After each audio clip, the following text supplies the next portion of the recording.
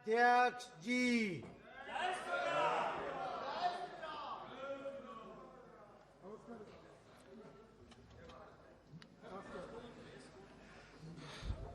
प्रश्नकाल सभी माननीय सदस्यों से आग्रह है कि आज पूरी लिस्ट 20 की होगी, इसलिए ब्रीफ में क्वेश्चन पूछे, ब्रीफ में माननीय मंत्री जी ब्रीफ में जवाब दें। माननीय मंत्री जी उत्तर देते समय ब्रीफ में उत्तर दें। 121 श्री ढाल सिंह बिसेन। क्वेश्चन नंबर 121 माननीय मंत्री जी उत्तर सभा पटल पर रख दिया गया है। माननीय सदस्य अध्यक्ष महोदय, मैं आफ्टर क्वेश्चन अवर जी क्वेश्चन अवर नो डिस्टर्बेंस, क्वेश्चन अवर नो डिस्टर्बेंस, क्वेश्चन में नो अलाउ। अध्यक्ष महोदय, पहले तो मैं माननीय आपको और मंत्री सदस्य जी को पूछना नहीं पूछना, जी, आप पूछना नहीं, पूछना चाह रहा हूं कि जो मंत्री जी ने उत्तर दिया है मेरे एमएसएमई के अंतर्गत, तो इन्होंने जो स्वीकृत ऋण की राशि दिखाई है सिवनी और बालाघाट के लिए 1154 करोड़ और देना केवल 28 लाख और 30 लाख, तो थोड़ा इसको स्पष्ट करेंगे कि ये वस्तु स्थिति है क्या? ओके, माननीय मंत्री जी। माननीय अध्यक्ष महोदय, हमने जो पीएमईजीपी योजना के अंतर्गत जो बालाघाट और सिवनी को जो दिया है 3 साल में 19, 20, 21 में, विशेष रूप से क्वेश्चन नो डिस्टर्बेंस जी, हर तरफ में 2175 उस सदन की बात इस सदन में नहीं की जाती। माननीय मंत्री जी जवाब देते रहे। 940 सर, ये मध्य प्रदेश में पीएमईजीपी के तहत स्थापित की गई हैं जिलेवार इकाइयां जो दिलपत की हैं, जो इन्होंने दिया वो सभा पटल पर रख दिया गया था। माननीय मेंबर अध्यक्ष महोदय, मैं यहाँ जो उन्होंने संवितरित जो राशि की है वो अत्यंत अल्प है। अध्यक्ष महोदय, क्या है कि उद्योग लगभग 62,000 पूरे प्रदेश में लगे और उसका जो परसेंटेज है यदि देखेंगे तो केवल 6% लगे। मैं यदि पर्टिकुलर अपने जिले की बात कर रहा हूं तो केवल 3% और बालाघाट जिले में केवल 8% उद्योग लगे हैं। तो अब इनमें इन्होंने कितनी राशि स्वीकृत की और कितना अनुदान दिया, अब यही पर्टिकुलर केवल मेरे क्षेत्र का ही बता दें, पूरे प्रदेश का ना बता के। माननीय अध्यक्ष महोदय, विशेष रूप से जो हमारा बालाघाट और सिवनी क्षेत्र के लिए इन्होंने जो बताया है, जो हमारा पीएमईजीपी के अंतर्गत जो यूनिटें लगी हुई हैं, उसके अंतर्गत 3 साल में पहले तो बालाघाट में 2019-20 में 82 यूनिटें लगी हैं, 20-21 में 209 लगी हैं और 21-22 में 151 लगी हैं। इसके बाद इसी हिसाब से सिवनी में 26 लगी हैं और इसके बाद 2021 में 58 लगी हैं और इसके बाद 2021-22 में 40 लगी हैं। इस हिसाब से ये यूनिटें लगी हुई हैं और विशेष रूप से इन पे जो धन स्वीकृत किया गया है, माननीय अध्यक्ष महोदय, जो जितने भी धन स्वीकृत किया गया है। चलो माननीय मंत्री जी हो गया जवाब। अब कागज ही समेटते रहते बहुत देर तक। सेकेंड क्वेश्चन पूछ लिया उन्होंने। लाओ Shri Krishna. Sir, thank you, sir. There are reports that MSMEs are owed almost to the tune of 5 lakh crores. These are the numbers that was swirling around for the last 2 years, and it has been mentioned by none other than Nitin Gadkari ji. So, in the last 2 years, how much of these 5 lakh crores has been cleared to these MSMEs by PSUs or government agencies which owe this amount to them? So, if the minister can answer that, thank you. Good question, sir. माननीय मंत्री जी, माननीय अध्यक्ष, पिछले 2 साल में अध्यक्ष महोदय, पिछले 2 साल में 2,80,000 करोड़ रुपए अब तक खर्च किए गए। Question number 122 Prajwal Revanna. 122 sir. माननीय मंत्री महोदय। माननीय अध्यक्ष जी, उत्तर सभा पटल पर रख दिया गया। माननीय सदस्य। Sir, thank you, Chairman, sir, for giving me an opportunity to talk. Speaker. And Speaker, and firstly, I want to congratulate the Minister for giving an approval for the UBP project, which is Upper Bhadra project. And I want to ask you the question is, what is the latest estimated cost of the UBP project and up-to-date expenditure? What is the balance cost, sir?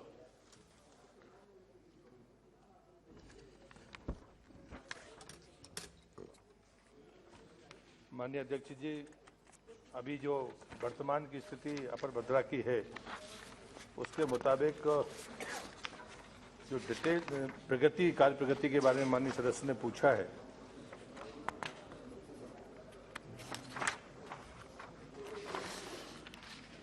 इसके पूरे जो तुंगा से भद्रा के बीच में पानी पहुंचाने की प्रक्रिया थी वो पूरी हुई है। आगे जाकर जो टनल कंप्लीट होना था वो काम भी पूरा हुआ है और नहरों के काम में भी काफी अच्छी प्रगति है। Honorable member supplementary. They didn't get the answer. Sir, we didn't get the answer, sir, about the first question. Second, you can ask you. Okay. Second question, sir, I want to ask you the second question, sir. National project guidelines provides for funding pattern is 90:10, sir, which is center and state. And I want to know whether Government of India would be providing the central funds for the balance cost or the total cost of the whole project, sir. अध्यक्ष जी, जब मैंने उनको कहा था तो मैंने तथ्यात्मक बात ही कही है, लेकिन जो दूसरी बात उन्होंने पूछी है कि राष्ट्रीय परियोजना के मामले में जो हाई पावर कमेटी है उसने अपनी बैठक की थी और जहां तक सवाल 90 और 10 का है, कर्नाटक में राष्ट्रीय परियोजना भी वो घोषित नहीं हुई है। अगर घोषित होती है तो उसका रेशो 60-40 ही होगा और राष्ट्रीय परियोजना का जो प्रस्ताव है वो जून 2021 में प्राप्त हुआ था और इसकी अगली बैठक अभी प्रस्तावित है, संभवतः इसी महीने के अंत तक होनी चाहिए। Shri Pratap Rao Yadav. Question number 1 to 3 Shri Sumedhanand Saraswati ji, Shri Balaknath ji, Pratap Rao Yadav. Question number 1 to 3 Shri Sumedhanand Saraswati ji, Shri Balaknath ji, माननीय मंत्री जी। Sir, the answer is laid on the table of the House. Question number 1 to 4 doctor Sujay Vikhe Patil. Question number 1 to 4. Laid on the table of the House. माननीय member. Thank you, Speaker, sir. Sir, biogas is one of the prominent methods of converting waste to energy. The ministry was providing central financial assistance for setting up of compressed biogas plants. However, the government has withdrawn all kinds of subsidy to biogas plants, which will impact almost 15 million farmers looking for energy security and natural farming.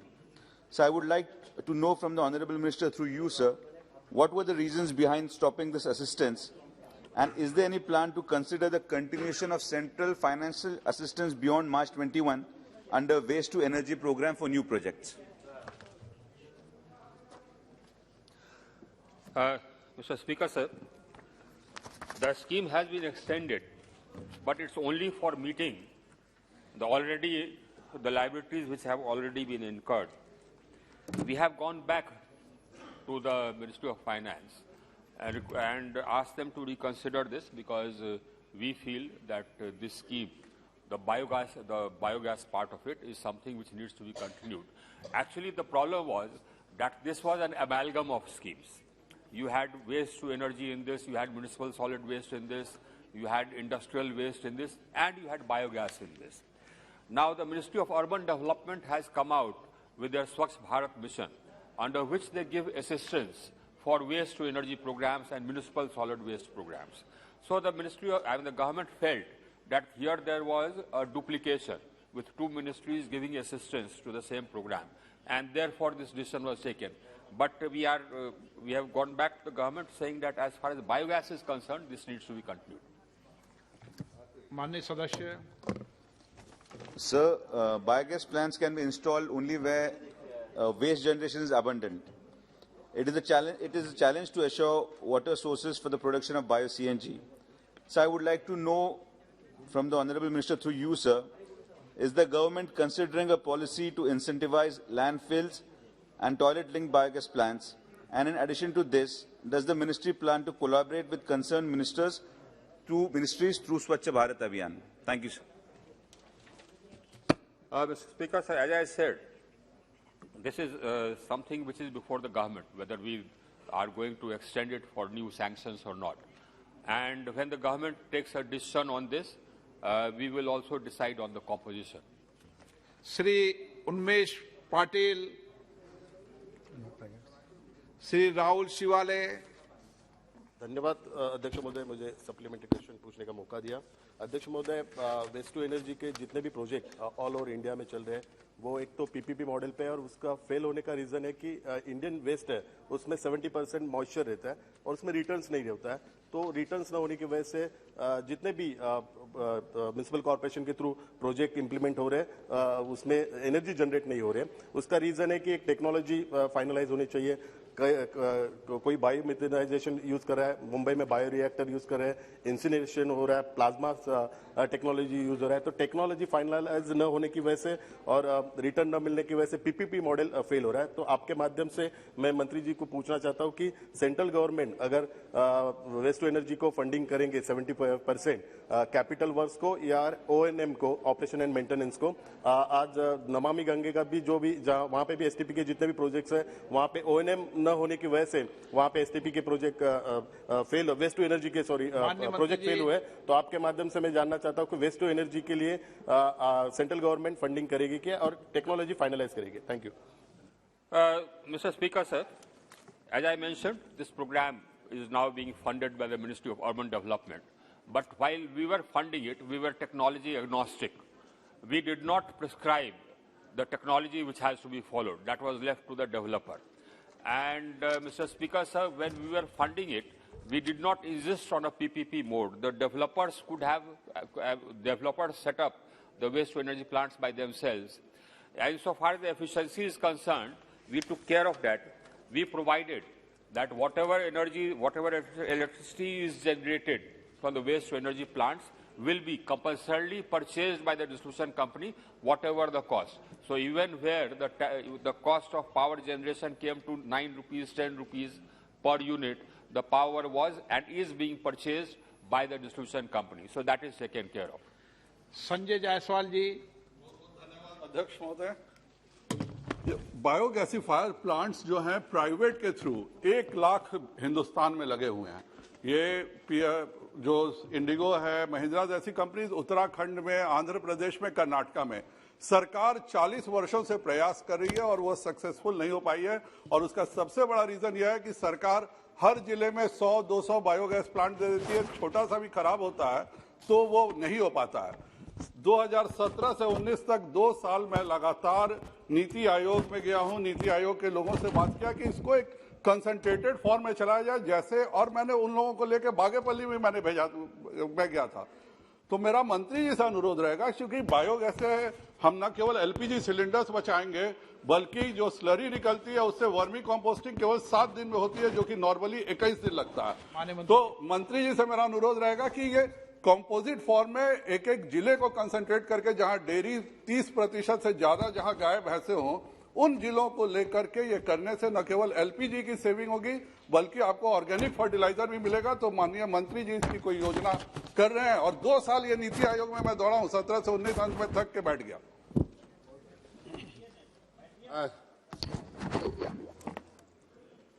अध्यक्ष महोदय, जैसे कि हमने कहा कि ये scheme अभी तत्काल तो स्थिति यह है कि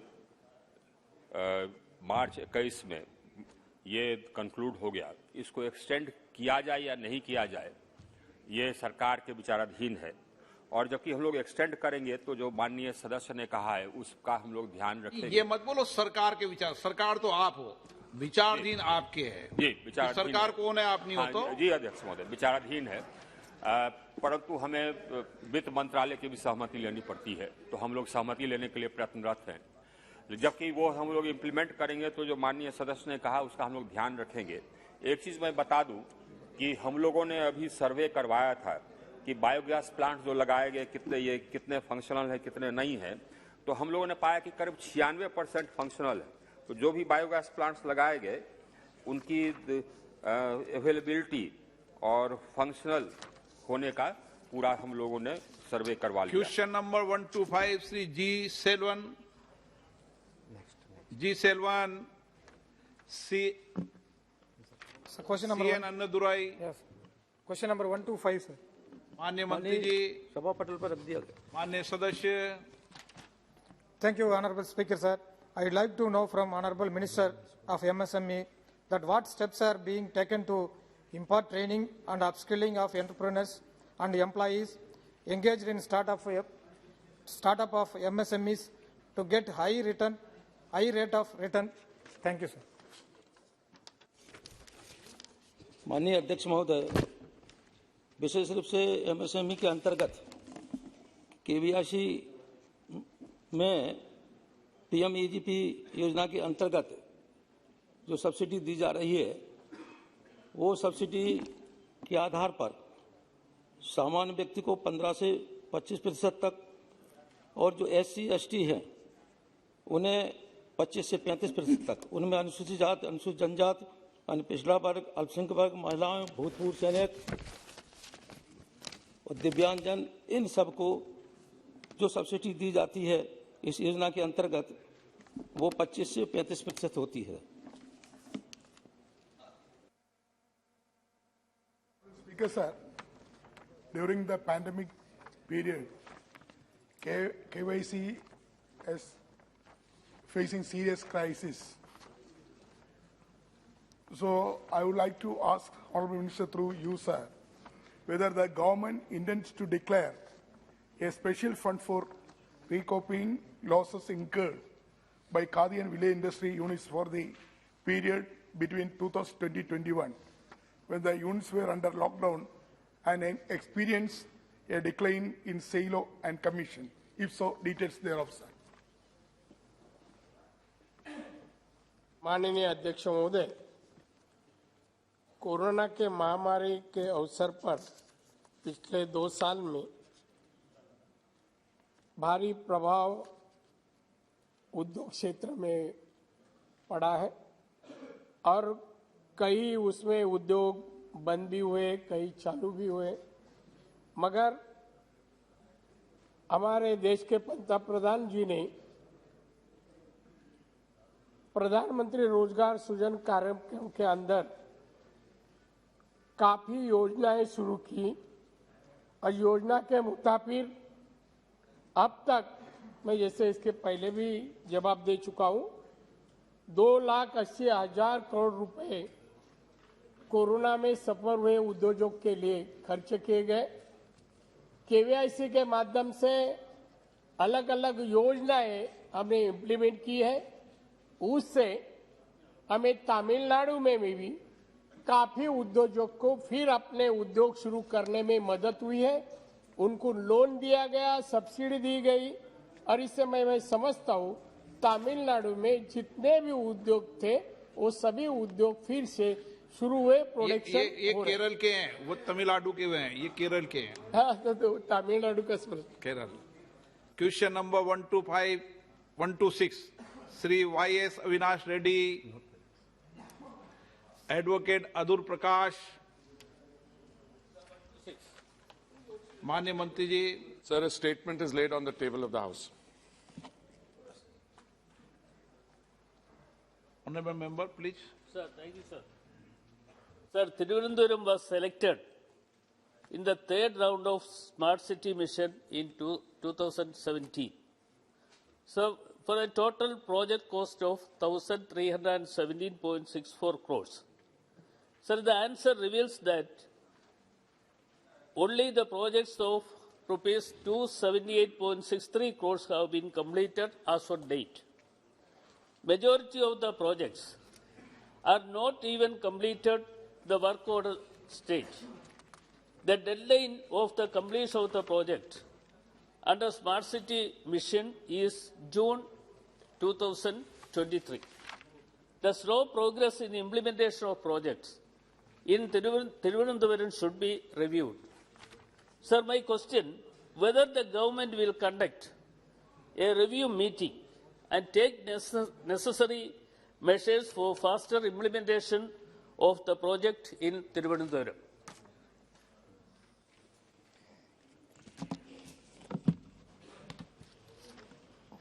So the Smart City Mission was conceived and implemented in 2015 June. 100 cities were selected through a process of projects being offered and a system of selection and election in 4 rounds, which started in January 2016. Typically, the period for completion of a smart city project is 5 years. Out of the 100 smart cities, sir, today 75 of them have functioning integrated command and control centers. Cities which were selected in January 2016 are at a more advanced stage of implementation. I can read out to you, sir, the rate at which the overall Smart City project is being implemented. Work tenders have been issued for 6,721 projects, and the project cost of the tenders issued is 1,88,507 crores, which is 92% of the total tenders to be issued. The work orders issued have been for 6,124 projects, 1,62,988 crores, which is 79%, and the work completed is 29%. But if the project has been tendered and work orders issued, that means they are at advanced stages of implementation. Now, insofar as Thiruvananthapuram is concerned, sir, this is a project whose completion date is June 2023, which means we still have a year and 2 months. All the smart city projects, sir, are being implemented through what is called a special purposes vehicle, which has been specifically set up for that purpose. And the special purpose vehicle is also monitoring the projects. It has an advisory committee attached to it. Sir, I must say, last time when I was answering a question here, a lot of my distinguished colleagues and the people who should be attending the advisory council meetings of the smart city were up on their feet to say it has not been held, it's only a name. I wrote a letter to each one of them, reminding them, I'm so happy to hear that how many meetings were held and how many they had attended. Now I've come armed with all the 100 smart cities. Therefore, if someone turns around and said the advisory committee meeting has not been held, I would be able to tell you here, I won't have to write a letter later. Sir, all the work orders in respect of Thiruvananthapuram are being done by March 2022. So once the work order is issued, it's a question of the project being completed. And sir, typically a smart city project overall has a number of... I can say that the work order stage is at 73%, work completed is 21%, but I have no doubt that this and the others which have to be completed by March 2023, we will review them both here and ensure that they are on the timely completion.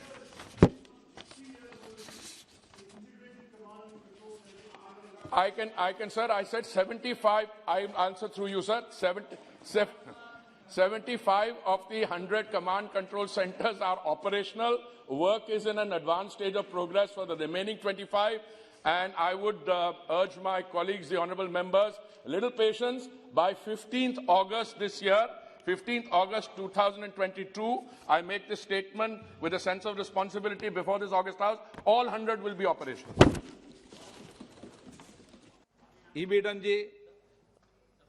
Second, no supplement. Sir, Smart City is a very innovative project by the central government of India. We appreciate this project. We are all taking part in many of the meetings of these projects. Sir, Kochi was the first selected in the first phase among the first 20 cities, which was ranked as number 5. Sir, as you rightly mentioned, I had certain queries regarding the meetings, and you had sent a detailed letter regarding this. And you have mentioned in that I have attended the 10 out of 10 meetings in the city level advisory forum, in which the members of parliament and members of the legislative assemblies are called for meetings. I totally appreciate the system. But sir, unfortunately, the proposals are mooted in the city level advisory forums, CLAF meetings. In the state, there is a smart city director board in which the chief secretary is heading this, in which a lot of bureaucrats are there, and the concerned mayor is also there. Sir, this is a central government project where 50% of the project cost, around 500 crore, more than 500 crore, are being mooted by the central government. Sir, it is the sir, पूरा हो गया sir, पूरा हो गया sir, उसमें sir निवेदन बेटो एक मिनट बात मैं कह रहा हूं, बेटो मैं व्यवस्था दे रहा हूं, बैठो आप माननीय मंत्री महोदय, माननीय सांसद गण को न तो आपकी सलाहकार समिति में बुलाते, न स्मार्ट सिटी के उस बैठक में बुलाते। उनकी जो वेदना है ना, वो सभी सांसदों की वेदना है। Sir, I'm sorry, I disrespectfully state, they are the honorable members are members of the advisory committee, and the honorable member who just spoke has attended all 10 meetings. He is asking to be involved, for the members to be involved in something else. So I respectfully, sir, I must submit to the chair that the scheme has membership. नहीं मंत्री जी, आप पूछ सकते हैं कि कितने लोगों को सलाहकार समिति बुलाते हैं। Advisory करा दें आपका, बुलाते हैं आपको सबको।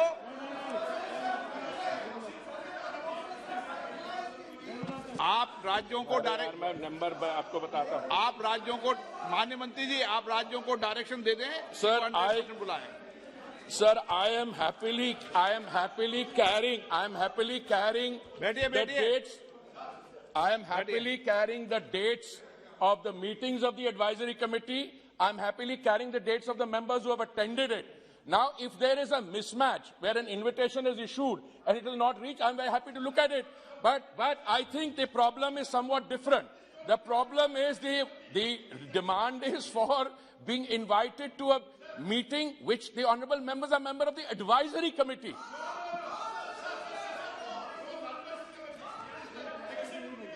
अरे यार, ये यहाँ के कहने का हम बता रहे हैं, हमका नाम बता देंगे, ये जगह कहने की।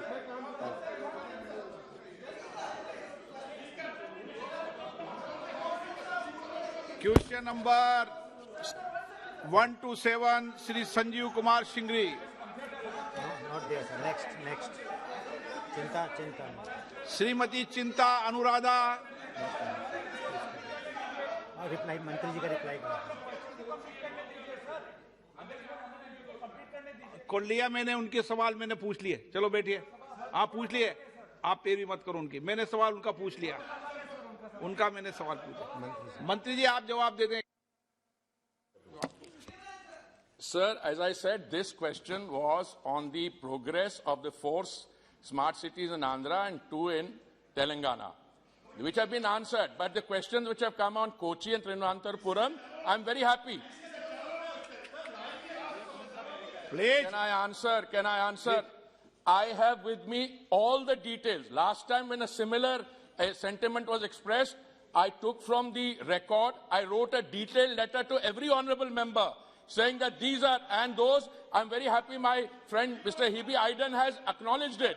And I also said, I'm very happy you've attended all the 10 meetings. Now, if the issue is to be consulted on something else, I'm very happy to talk to you about it. But the scheme provides...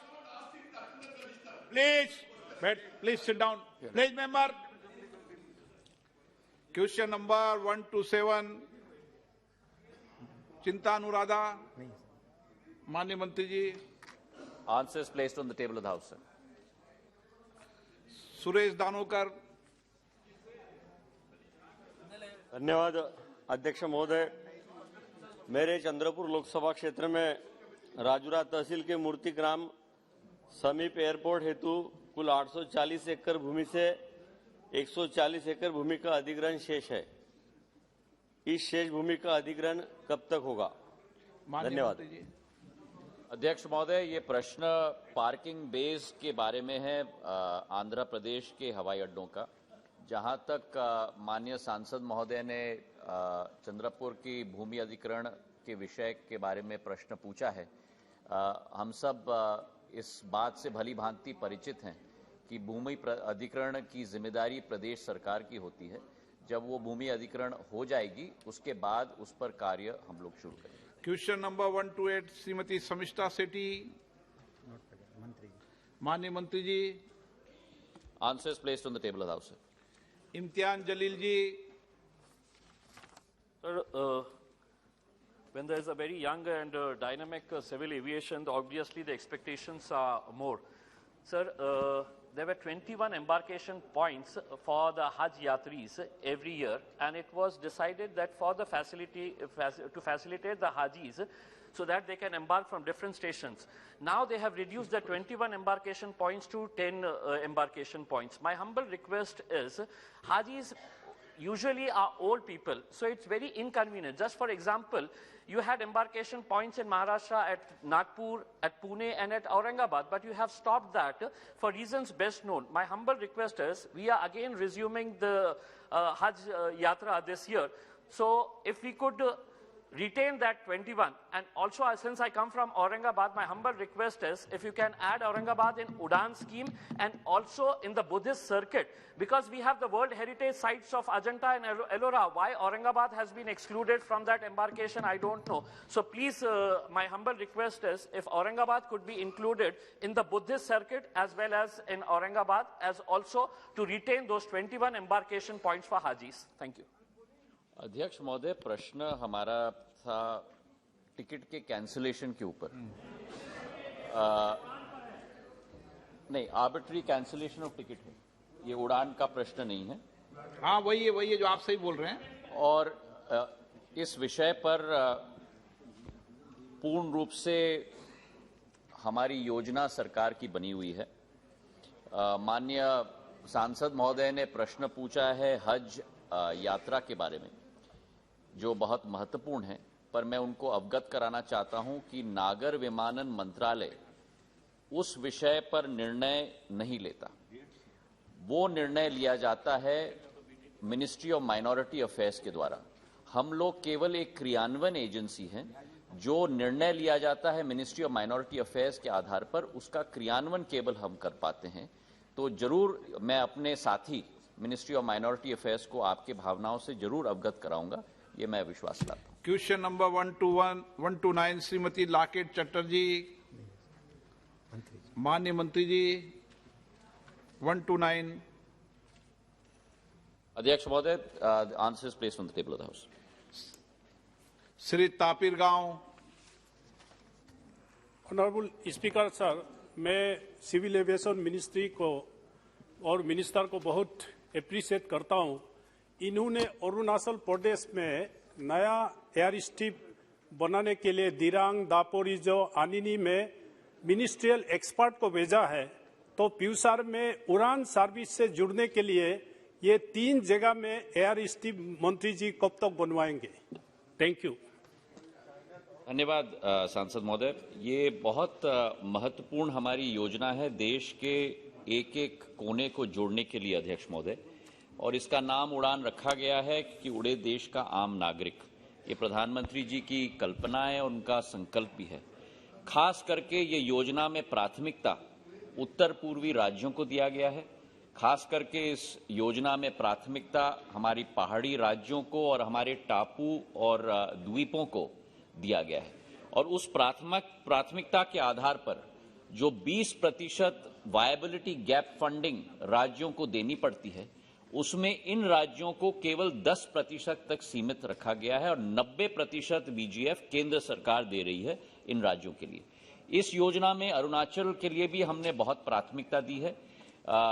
3 advance landing grounds की भी हम लोग तैयारी कर रहे हैं। DPR उनकी हो चुकी है और रिपोर्ट भी हमने राज्य को भेज दिया है। हम राज्य से इंतजार कर रहे हैं, जब जवाब आएगा तब तीव्र गति से हम लोग क्रियान्वयन जरूर करेंगे। क्वेश्चन नंबर 130 श्री TR बालू जी। एक बार देंगे, लास्ट बुलाएंगे आपको, मौका देंगे आपको। TR बालू जी। माननीय मंत्री जी। Sir, a statement is laid on the table of the House. Shri NK Premachandran ji. Sir, thank you very much sir. Sir, integrated urban planning is highly essential for preparing a master plan of the cities. I would like to know from the Honorable Minister, because 456 towns have already been selected from 35 states and union territories. I would like, a part of my question is, whether all these 456 towns, including my town, Kollam municipal town, whether all these towns have been declared or they have submitted the comprehensive master plan so as to have the integrated development of the city. Because a comprehensive master plan is highly essential. Mere planning is not required to have a comprehensive master plan. Whether that comprehensive master plan has been submitted by all these municipal towns to the government of India. And B part of my question is, non-expenditure of the allocated amount, whether it will adversely affect in the future allocation of the fund. That is B part of my question. Thank you very much, sir. Sada, I would like to thank the honourable member for raising a question which actually lies at the very heart of the direction in which we are moving in urbanization. So I would like to recall that in 1947, when we gained our independence, and our first census, if I remember, is of 1951, our urban population then, sir, was about 17%. The last census that we have, which is of 2011, there the urban population is very much on the rise, and we are now working against a possibility of 600 million people living in urban areas by the year 2030, when the Sustainable Development Goals. And it is entirely possible that by the year 2051, half of our population, or as much as 80 crores or 800 million, will be living. Most of our urbanization, sir, has hitherto taken place in an autonomous and somewhat unstructured manner, because every citizen of India has the right to go for education, go for looking for work to any part of the country. So as a result of what has happened is there has been a very marked and significant demographic shift to urban centers. And the urban centers today already provide, I think, something like 60% of our GDP. And when the urban population increases, about 75 to 80%.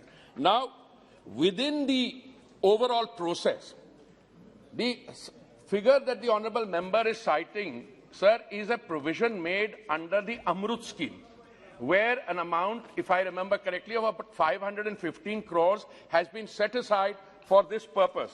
Now, the figures which have been cited by the honourable members, according to this, the ministry has already approved, out of that 515 crore provision, we have already approved 412 crores and 412.52 crores, and the amount released is about 151.27 crores. Sir, this is, Amrut is a programmatic intervention of the central government. Land is a state subject, and the states have to do it. But since the honourable members asked, I can confirm to him that Kollam draft master plan has been done. And also, sir, the support will be continued. Now, Amrut, the program under which this provision has been made, sir, this was a scheme introduced in June 2015.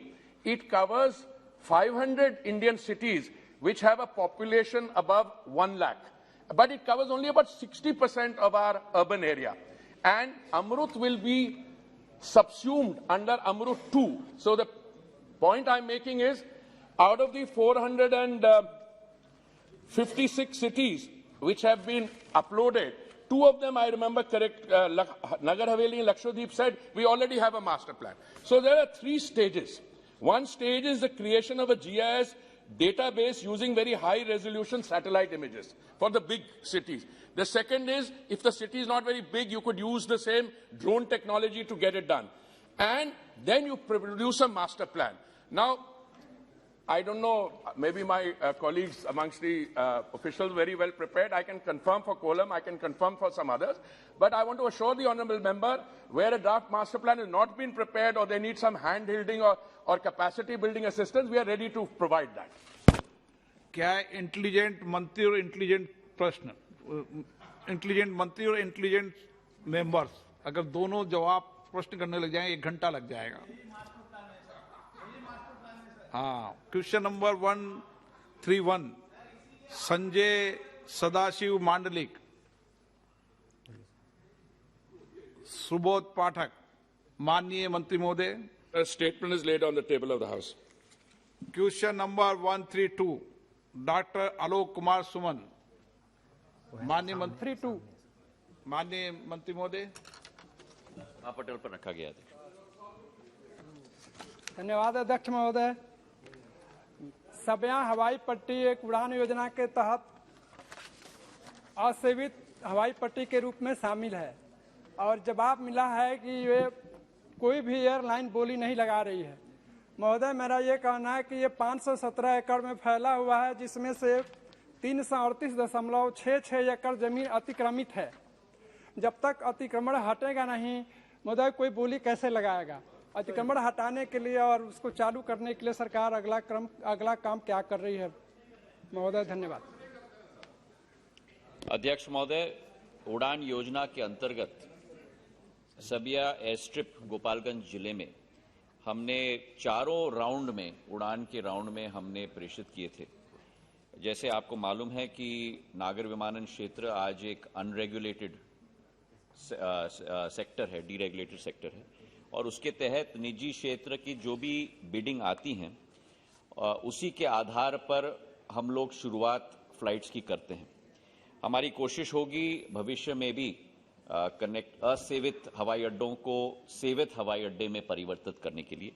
लेकिन जैसे माननीय सांसद महोदय ने बताया कि ये राज्य सरकार का हवाई अड्डा है और अतिक्रमण हटाना भी राज्य सरकार की जिम्मेदारी है। मैं उनसे भी निवेदन करूंगा कि वे भी राज्य सरकार से जल्द चर्चा करें ताकि वो अतिक्रमण हट पाए और उसके आधार पर हम आगे का कार्रवाई कर पाए। ऑनरेबल मेंबर, ये हवाई अड्डा महोदय रक्षा मंत्रालय का है, न कि राज्य सरकार का। आपका क्वेश्चन क्या है? सर, ये रक्षा मंत्रालय की हवाई पट्टी है तो राज्य सरकार इसको कैसे हटाएगी? माननीय मंत्री जी, रक्षा मंत्रालय को पत्र लिख देना आप। जी जी, ठीक है ना। क्वेश्चन नंबर 132 अधीर रंजन चौधरी जी। महाराज आपको मैंने इजाजत दी थी। अच्छा, बात यह कि हमारे एक महाराज तो मंत्री है, दूसरे महाराज एयर इंडिया वो अभी प्राइवेटाइजेशन हो रहे हैं। तो आज ये देखा जा रहा है कि हिंदुस्तान में एक डिओपोली की स्थिति पैदा हो गई है। डिओपोली जैसे कि 42% शेयर आ गया टाटा के साथ, मतलब टाटा, बिस्तरा, एयर एशिया लेकर, और बाकी 37% आ गया इंडिको के साथ। तो ये डिओपोली के रेजिम बन गए हैं। तो आप कह रहे हैं कि उड़ान की चलते ये अनरेगुलेटेड हो गए हैं। तो ये उड़ान की चलते हमारा बंगाल में बहुत सारे प्रोजेक्ट है, जैसे कि औंडल एक विमान एक एयरपोर्ट बन के रह गई है औंडल, उसके साथ कूच बिहार, बालूरघाट, मालदा। तो इसका नतीजा क्या होगा? क्योंकि अभी डिओपोली चल रहे हैं। तो ये आप इन लोगों को इंसेंटिवाइज करके इस जगह में उड़ान की जो मकसद है, ये मकसद पूरा करने के लिए नया कोई योजना आप सोचते हैं, ये बनाते हैं? अध्यक्ष महोदय, मैं आपके द्वारा माननीय सांसद महोदय और कांग्रेस पार्टी के नेता को धन्यवाद अर्पित करना चाहता हूं, पर उनको ये सूचित करना चाहता हूं कि मेरा नाम ज्योतिरादित्य सिंधिया है। शायद वो कुछ गलतफहमी में हो और मेरे अतीत के बारे में बार बार चर्चा करते रहते हैं, पर मैं उनको सूचित करना चाहूँगा। जहाँ तक इन्होंने बात की नागर विमानन क्षेत्र की, जैसे आपके द्वारा मैंने सूचित किया है, ये एक डीरेगुलेटेड सेक्टर है और एक कंपेटिटिव सेक्टर है और एक ऐसा सेक्टर है जिसमें कोरोना के वातावरण में सबसे ज्यादा कठिनाई का सामना इस सेक्टर ने किया है। लेकिन इस मुद्दे को नजर रखते हुए भी उड़ान योजना के तहत पिछले 4 राउंड्स में 948 नए रूट्स जिन शहरों को आज तक देश में कभी जोड़ा नहीं गया था और कल्पना भी नहीं की थी, प्रधानमंत्री जी की कल्पना की उड़े देश का आम नागरिक और हवाई चप्पल वाला हवाई जहाज में जाए, उसके तहत 48 नए रूट्स अवार्ड किए गए हैं, जिसके आधार पर ऐसे छोटे शहर जुड़े गए हैं जिसकी कल्पना कभी की नहीं गई थी। झरसुगुड़ा से करीब 3 लाख यात्री प्रतिवर्ष जाते हैं अध्यक्ष महोदय। दरभंगा से करीब 3.5 लाख यात्री जाते हैं। जिन एयरपोर्ट्स को द्वितीय विश्व युद्ध के बाद नागर विमानन क्षेत्र के मानचित्र से उड़ाया गया था, ऐसे क्षेत्रों को जोड़ा गया है। मैं विश्वास दिलाना चाहता हूं कांग्रेस के नेता को कि उड़ान योजना के तहत जो हमारी कल्पना है कि 100 एयरपोर्ट्स 2025 तक और 1000 नए रूट्स 2025 तक हम लोग प्रचलित करेंगे, उस पर हम लोग पूर्ण रूप से उनको विश्वास दिलाते हैं। मैं उसका उत्तर देना चाहता हूं अध्यक्ष महोदय कि बंगाल का मुद्दा उन्होंने उठाया है। फिर एक बार रुक जाएं, आप भी बंगाल के, इनको पूछ लें तो एक साथ जवाब देना। दोनों पूछेंगे विपरीत आपस में। Sir, Honorable Minister visited Calcutta just 1 week back, I think.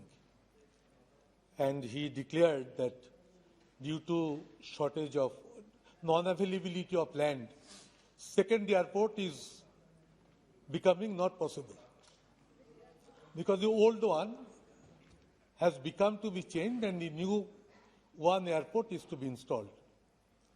Our Chief Minister proposed to take the land at Ondal Airport, which few minutes back Adhir Ranjan also mentioned. So I just want to know from Honorable Minister that why you are not taking Ondal as the second alternative which state government proposed to you, and what is the difficulties to implement the project of your dream of second airport in West Bengal, and why it is not being implemented? माननीय मंत्री जी। So I'd like to thank Da through you for asking this very important question. But prior to answering his question, I'd like to take up the issue which the leader of the Congress party raised. Durgapur Airport, which is Andal, the connectivity is already provided under Udan routes. There are connectivity to Chennai and to Mumbai. There are close to about 20 flights per week, and that airport is today connected. As far as the question that Da raised, it is very true that our government is extremely committed to increasing both the number of airports in our country, and just as a data point, I'd like to put before you, sir, that India had 74 airports prior to 2014. Today, we have 140 airports in India. 66 airports have been added in the last 7 years alone, almost doubling our capacity over the last 7 years. ये वृद्धि, ये प्रगति हम लोग नागर विमानन क्षेत्र में ला पाए हैं। पश्चिम Bengal, we are extremely desirous to bring about development in the civil aviation sector, Sudhita. And please understand that today, civil aviation has become the backbone of transportation across the world. If you do not have connectivity, if you do not have infrastructure, not only is this sector affected, but your economic progress, your economic future, tourism, all of those sectors get affected by civil aviation. Which is why, through that press conference, I urged both respected Mamta Di and your government that please come forward, work together with us to make sure that we raise development and progress in West Bengal. There are a number of airports where I have, over the last 7 months, written at least 5 times to the Chief Minister saying, please come forward, please give us the land, because unless you give us the land, we cannot progress it. And I'd like to put this on the record of the House. As far as Bagdogra is concerned, we are still waiting for the handover of almost 98 acres out of the 104 acres from the state government side. As far as Behala is concerned, almost 40 acres is still pending to be handed over for the extension of the runway. If you don't extend your runway, we cannot land Code E aircraft, Code D aircraft into West Bengal. As far as Hasimara airport is concerned, we're waiting for almost 38 acres to be handed over. Same is the story with Kalaikunda airport. 38 acres, today only 80 are land. We want to land Airbuses there. Sir, this is very important that I put this on the record of the House. Malda Airport, the same situation, where we want to ensure we increase connectivity. The final part of Das question was, why are we not taking Durgapur Airport and Andal Airport as the second airport for Kolkata? We have great plans for Kolkata. Please understand, in terms of connectivity, we cannot expect passengers to travel 180 kilometers away from Kolkata for the second airport in Kolkata. The second airport has to be close to Kolkata. It cannot be 180 kilometers away. No. Let me answer one honourable member at a time. No, so therefore, this positioning of Durgapur or Andal as the alternative airport for Kolkata as a second airport, please understand, is not possible because no passenger, neither will you travel 180 kilometers away to catch a flight for the second airport of Kolkata. मैं पुनः माननीय मंत्री महोदयों से निवेदन करना चाहता हूं, आप अनुभवी हैं सब, लेकिन आज संक्षिप्त में जवाब दें, ब्रीफ में उत्तर दें. हाँ. We are opposed to forceful occupancy of the land. We will not do it. In between, you'll have to implement your project. I am with you, sir, on that, and let us work together. We did not allow Tata to implement. No. But you are missing the point. The point is not to take forceful occupation.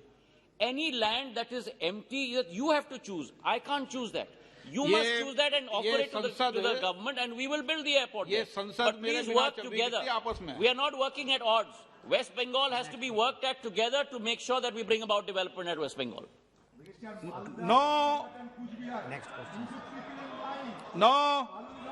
Sir, please. No. Question number 133. कभी भी माननीय सदस्य और मंत्री आपस में प्रश्न शुद्ध का जवाब नहीं, मेरी बिना परमिशन के. Sir, 133.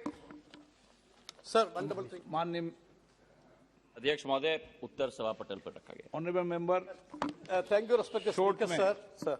Short में, brief में. Yes, sir.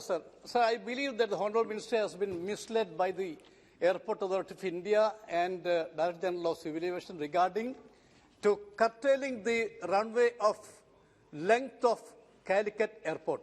Sir, recently Honourable Minister has convened a meeting in his office. Honourable Minister Muralidharanji and other 6 MPs are participating in that meeting. Officers are also participating in that meeting.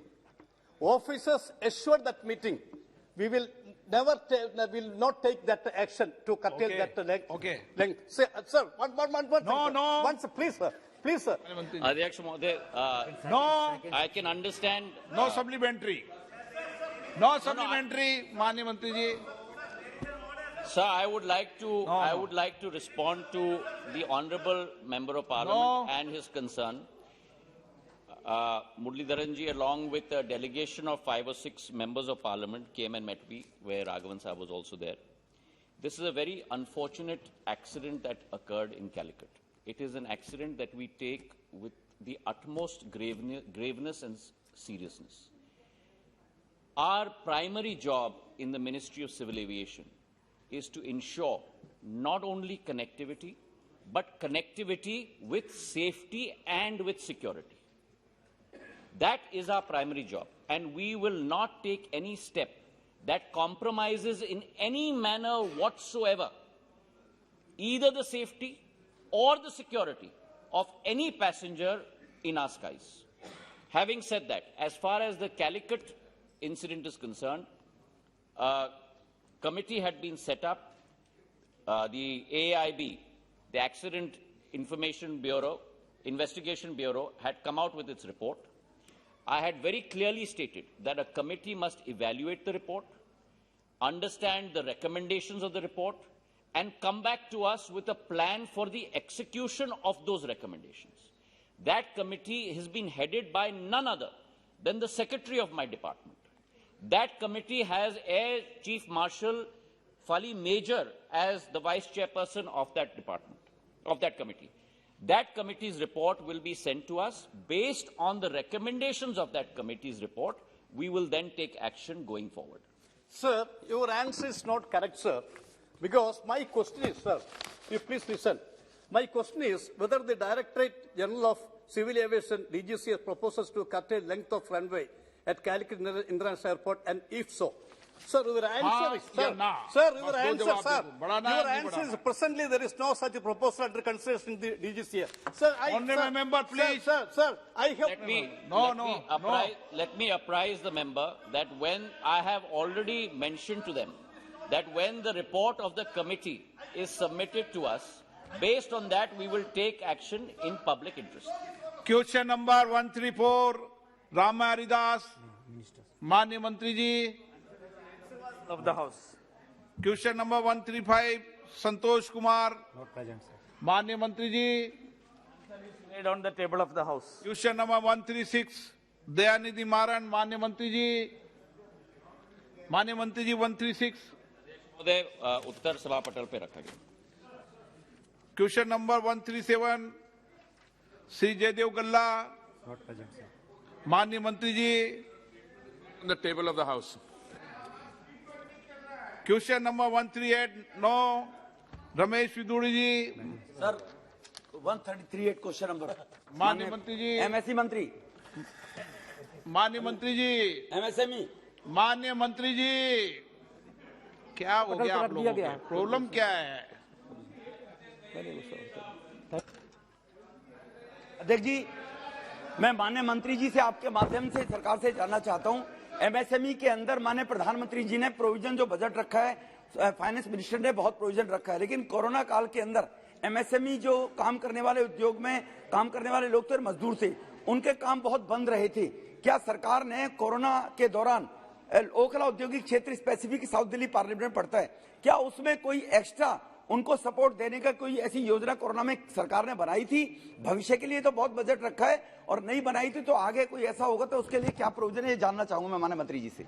आप पूरा मत बता देना, आप तो कहते हो ओखला के लिए वो तो विशेष बता दो, नहीं तो पूरा तो उनको पता है। नहीं, माननीय अध्यक्ष महोदय, जो लोग कोरोना के कार्यकाल में गरीब लोग अपने जॉब से उनको जॉब से निकाला गया या फैक्ट्री बंद हुई, ऐसे लोगों के लिए मदद करने के लिए माननीय पंतप्रधान जी ने वो 5 लाख करोड़ रुपया उसी स्कीम के लिए दिया है कि उनके लिए मदद की जाए और उनको रोजगार प्राप्त हो जाए, इस कोशिश के लिए दिया गया। 139 श्रीमती भावना गावित, नो सप्लीमेंट्री। प्रश्न संख्या 139 सर। माननीय मंत्री जी पुरी साहब, of the House. अध्यक्ष जी, मुझे उत्तर में यहाँ पर बी में बताया गया है, दिखाया है कि आयात निर्भरता हमारी जो है वो 85.1% है, और एफ के उत्तर में इन्होंने दिया हुआ है कि 21-22 तक ऊर्जा आयात निर्यात को 10% तक कम करने के लिए एक रोड मैप तैयार करने के उद्देश्य से एक समिति का गठन किया गया है, और उसमें व्यापक तौर पर तेल और गैस का घरेलू उत्पादन बढ़ाना, ऊर्जा क्षमता और संरक्षण उपायों को बढ़ाना, मांग प्रतिस्थापना का पर जोर देना जैसे 5 आयामी कार्यक्रमों की परिकल्पना की गई है। प्रश्न क्या मैं आपका? सप्लीमेंट्री और प्रश्न एक ही पूछ रही हूँ, क्योंकि ये 20 प्रश्न पूछने का आपने मौका दिया, इसमें मेरा नंबर लगा है ये। हाँ। तो मैं धन्यवाद देती हूँ। मेरा सीधा प्रश्न ये है कि ये आपने 5 कार्यान्वित नीति के माध्यम से तेल और गैस की जो आपूर्ति के लिए बोला है, तो इसमें कितनी आपूर्ति हुई है और कितना घरेलू उत्पादन बढ़ा है, इसकी हम यहाँ पर आपने तो दिया है कि हमारी आयात निर्भरता है 85%, तो इसमें हमारा आंकड़ा कुछ भी आपने दिया नहीं, उत्तर में तो बताने की कोशिश करें। Sir, I think the honourable member is right. A committee was indeed established, and the committee recommended, it's a recommendation of a committee, that by the time we reach the present period, our import dependence should decline by 10%. That was a recommendation. But what happened on the ground is entirely different. Today, sir, we are in a situation where our consumption of energy, both petroleum, diesel, gas, is way beyond pre-COVID levels. Our consumption in India is 1/3 of the global average. But if the economy is growing at 9.2%, obviously consumption is going. So we have taken other steps, including ethanol blending up to 20%, various other steps to increase the area under exploration and production. But so there is no inconsistency. A committee has, if you ask me, my recommendation should be we should bring import dependence down from 85 to 55. But It's one thing to do that, and the other thing to have the Question number systems in place to 140. be able to. 140, 20 हो गए. राहुल शिवाले. धन्यवाद अध्यक्ष महोदय, मुझे supplementary question पूछने का मौका दिया। अध्यक्ष महोदय, अमृत के माध्यम से, स्कीम के माध्यम से महाराष्ट्र को 7,759 करोड़ की पूरी राशि मिली है, लेकिन मुंबई के जितने भी प्रोजेक्ट है, सीवरेज से लेके सॉलिड वेस्ट मैनेजमेंट हो या वाटर सप्लाई के, उनकी कॉस्टिंग 5,000 के ऊपर 10,000 करोड़ तक उसकी कॉस्टिंग होती है। तो हर बार मुंबई का जो मुंबई को एक फंड मिलना चाहिए, फंड नहीं मिलता है। तो मेरा मंत्री जी से अनुरोध है कि मुंबई को एक स्पेशल कैटेगरी में लिया जाए और मुंबई को स्पेशल फंड अमृत के माध्यम से प्रोवाइड किया जाए, क्योंकि मुंबई फाइनेंशियल कैपिटल है और हर बार मुंबई को अन्याय हो रहा है। तो मुंबई को अमृत का स्पेशल फंड मिलना चाहिए। Sir, statement is already been laid on the table of the House. I would like to inform the honourable member that Amrut is a scheme, total outlay of 77,000 crores, where in the first 3 years itself, whatever is available in the state annual action plan is given. There is no provision in the scheme to provide special packages. But if the honourable member has any other issues, you know, there is an Amrut 2 scheme which is coming into being, which will subsume Amrut 1. I'm very happy to exchange ideas with him and as to how we can look at these. But the Amrut 1 scheme does not have any provision for any additional packages beyond that original 77,000 crores. प्रश्नकाल समाप्त. सारे 20 प्रश्न ले लिए और राहुल शिवाले को एक दिन में 2 बार नंबर आ गया.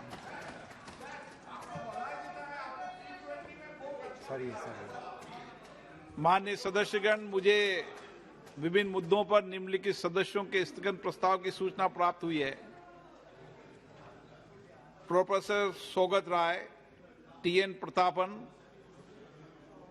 Abdul Majeed Arif, Hanuman Beniwal, Manik Tagore, VK Sreekandan, Hibi Eden, advocate Dean Kuriakose, Adhir Ranjan Chowdhury, Benny Behanan, K Suresh ji, M सिलवाज. कई मान्य सदस्य, 1 मिनट बैठे हैं, कई मान्य सदस्य तो बहुत गंभीर हैं कि रोज ही स्थगन लगाते हैं. स्थगन लगाने की एक व्यवस्था है. जब देश में विशेष घटना घट रही हो, आपातकालीन घटना रखती हो, जब लगाया जाता है. आप तो कई मान्य सदस्य तो रोज ही नियमित देर से स्थगन लगाता हूं. आज तो उनका नाम पढ़ रहा हूं, जो रोज लगाएंगे उनका नाम भी नहीं पढ़ूंगा. फिर सभा पटल पर रखे जाने वाले पत्र,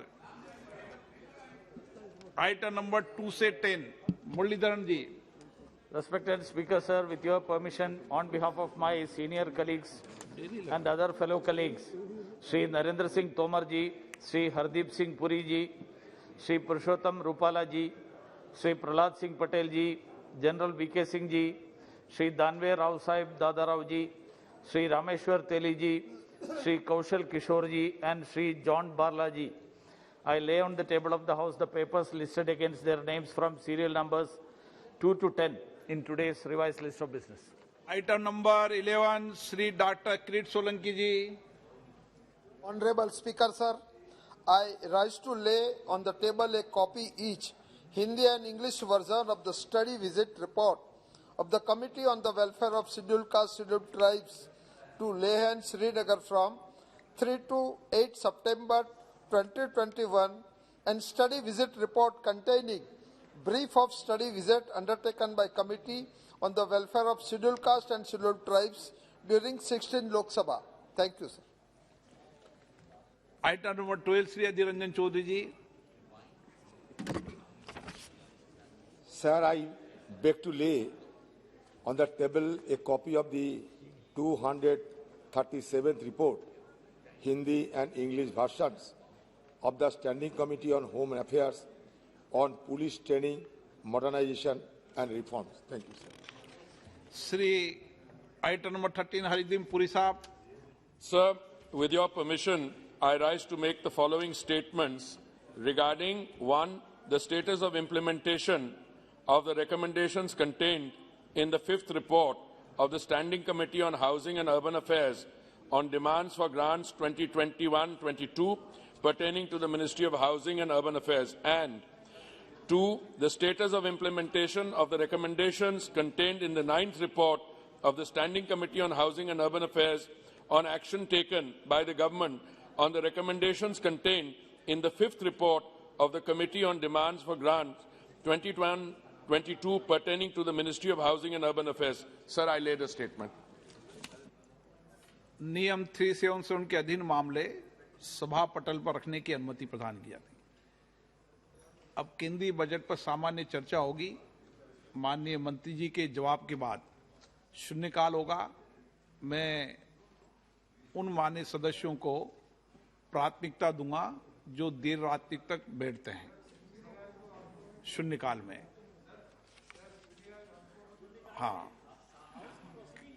हाँ, जो हाउस की प्रोसीडिंग में भी और जो बैठते हैं उनको शून्यकाल में अतिरिक्त प्राथमिकता दी जाएगी।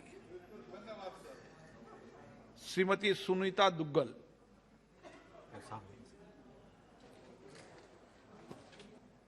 बहुत धन्यवाद अध्यक्ष महोदय। हमारी अब की बार की जो बजट है, मुझे लगता है कि ये आत्मनिर्भर अर्थव्यवस्था के लिए जो माननीय वित्त मंत्री जी ने और जो माननीय प्रधानमंत्री जी ने एक सोच रखी है कि किस तरह से हम आत्मनिर्भर भारत को आधुनिक भारत की तरफ बढ़ाने की तरफ हमारे कदम हैं, ये बजट उस दिशा में प्रस्तुत किया गया है। आदरणीय अध्यक्ष जी, मैं कहना चाहूंगी कि जब ये बजट प्रस्तुत किया गया तो 5 राज्यों में चुनाव होने थे और हमारी सरकार उसका भरपूर फायदा उठाकर और उन राज्यों के लिए बजट प्रस्तुत कर सकती थी। लेकिन माननीय प्रधानमंत्री जी की सोच ये है कि हमारा देश जो है वो आगे बढ़ना चाहिए। हमें क्षणिक लाभ लेने का किसी तरह का कोई हमारे दिमाग में इस बात का कोई हमारे मन में नहीं है कि हम क्षणिक लाभ लें। हमारा देश आगे कैसे बढ़े, आधुनिक कैसे बने, इस सोच को लेकर ये बजट जो है प्रस्तुत किया गया है। तो माननीय सभापति महोदय, मैं कहना चाहूंगी कि वित्त मंत्री जी ने जो दूरदर्शिता दिखाई है उसके तहत अगर हम देखें तो सबसे पहले मैं रेलवे के बारे में बात करना चाहूंगी।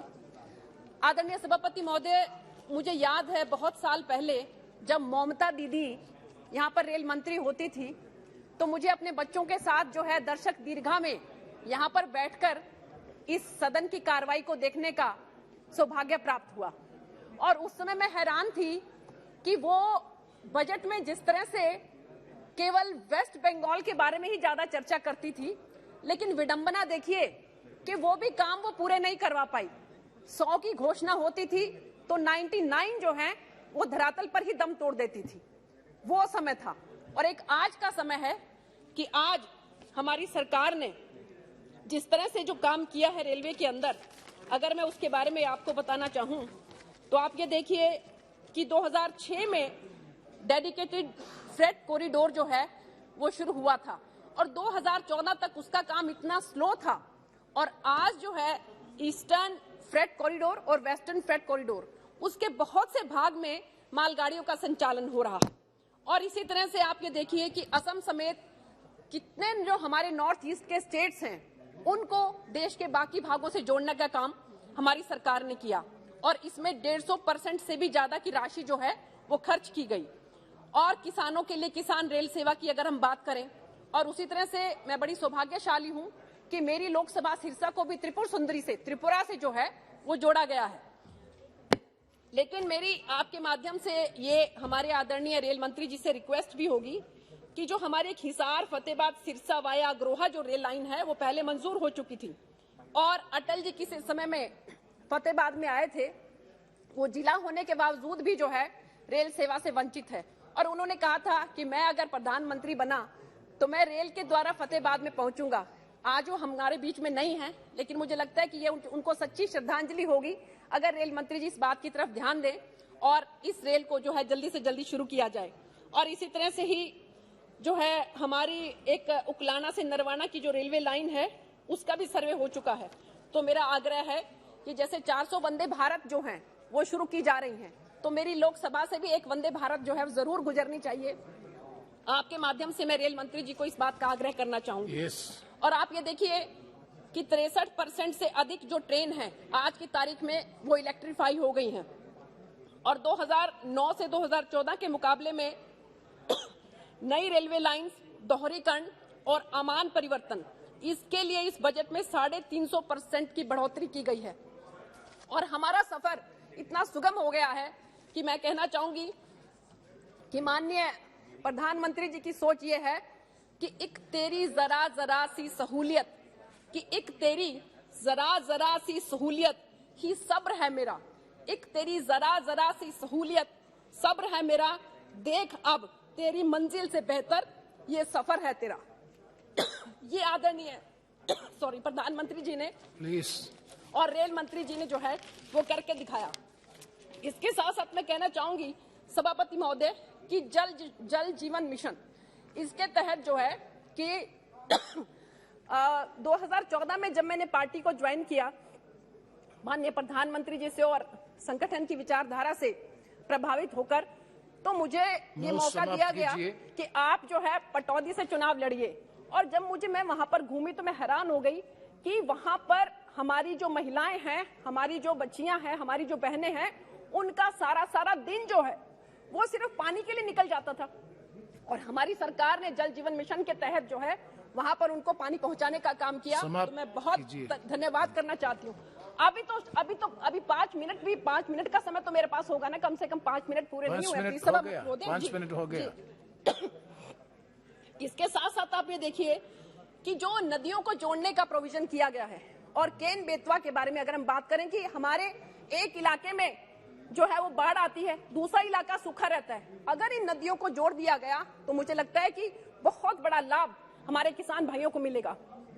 सरकार की तरफ से जो गंगा के दोनों तरफ 5-5 किलोमीटर का, 10 किलोमीटर का जो एक कॉरिडोर बनाने का जो एक योजना है, मुझे लगता है कि उससे भी हमारे किसान भाइयों को बहुत बहुत लाभ मिलने वाला है।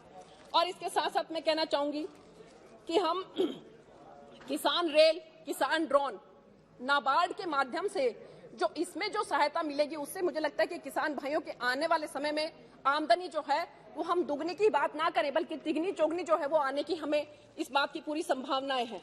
और इसके साथ साथ सभापति महोदय, मैं कहना चाहूंगी कि चाहे हम मिलेट्स की बात करें, धन्यवाद, मोटे अनाज की बात करें, धन्यवाद, तो ये इंटरनेशनल जो मिलेट्स ईयर जो है वो घोषित किया गया है। और मुझे पूरी उम्मीद है जी बस आधा मिनट और, कि उससे जो है हमारे छोटे किसान को जो कि 80 से 85% के करीब है, उसको बहुत बहुत लाभ मिलने वाला है। धन्यवाद श्री महबूब सभापति महोदय, अंत में युवाओं के लिए जो हमारी सरकार ने किया, उसमें मैं कहना चाहूंगी कि सीमावर्ती इलाकों में सशक्त करने के लिए जो प्रावधान किया गया है, एनसीसी को जो सीमावर्ती इलाकों में हमारे युवाओं के लिए जो केंद्र खोलने की बात कही गई है, उससे जो है हमारे नवयुवकों को बहुत लाभ मिलेगा। प्लीज अंत में मैं सिर्फ ये कहना चाहूंगी कि जो हमारे युवा हैं वो बहुत आगे बढ़े। माननीय प्रधानमंत्री जी की ये सोच है, और इसीलिए मैं अंत में सिर्फ ये बात कहना चाहती हूँ कि प्रधानमंत्री जी युवाओं का आह्वान करते हुए क्या कहते हैं कि बस तू एक ख्वाब देखना मत छोड़ना, कि बस तू एक ख्वाब देखना मत छोड़ना, मेरी आंखों में इसकी तदबीर के हजारों सपने हैं। धन्यवाद। तो आदरणीय सभापति महोदय, बहुत बहुत धन्यवाद। Thank you so very much. Thank you very much. I thank you, Honourable Deputy Speaker, sir, for the time given to me to speak on the budget 2022-23 on behalf of my party. I compliment the Finance Minister for presenting a forward-looking and growth-oriented budget that strengthens the drivers of long-term development. It builds on last year's budget and scores high on several counts: consistency, COPEX-led growth, transparency in numbers, energizing many of the stressed sectors, and continues the focus on simplifying taxation policies. The budget provides a blueprint for steering the economy towards a sustained high-growth trajectory and aims to lay a strong foundation to steer the Indian economy towards Amrit Kal for the next 25 years, from India at 75 to India at 100. The Finance Minister has highlighted a framework for growth by focusing on 4 key themes. 1. Public investment for building modern infrastructure under PM Gati Shakti. 2. Inclusive development. 3. Productivity and investment. sunrise opportunities, energy transition and climate action. And 4, financing of investments.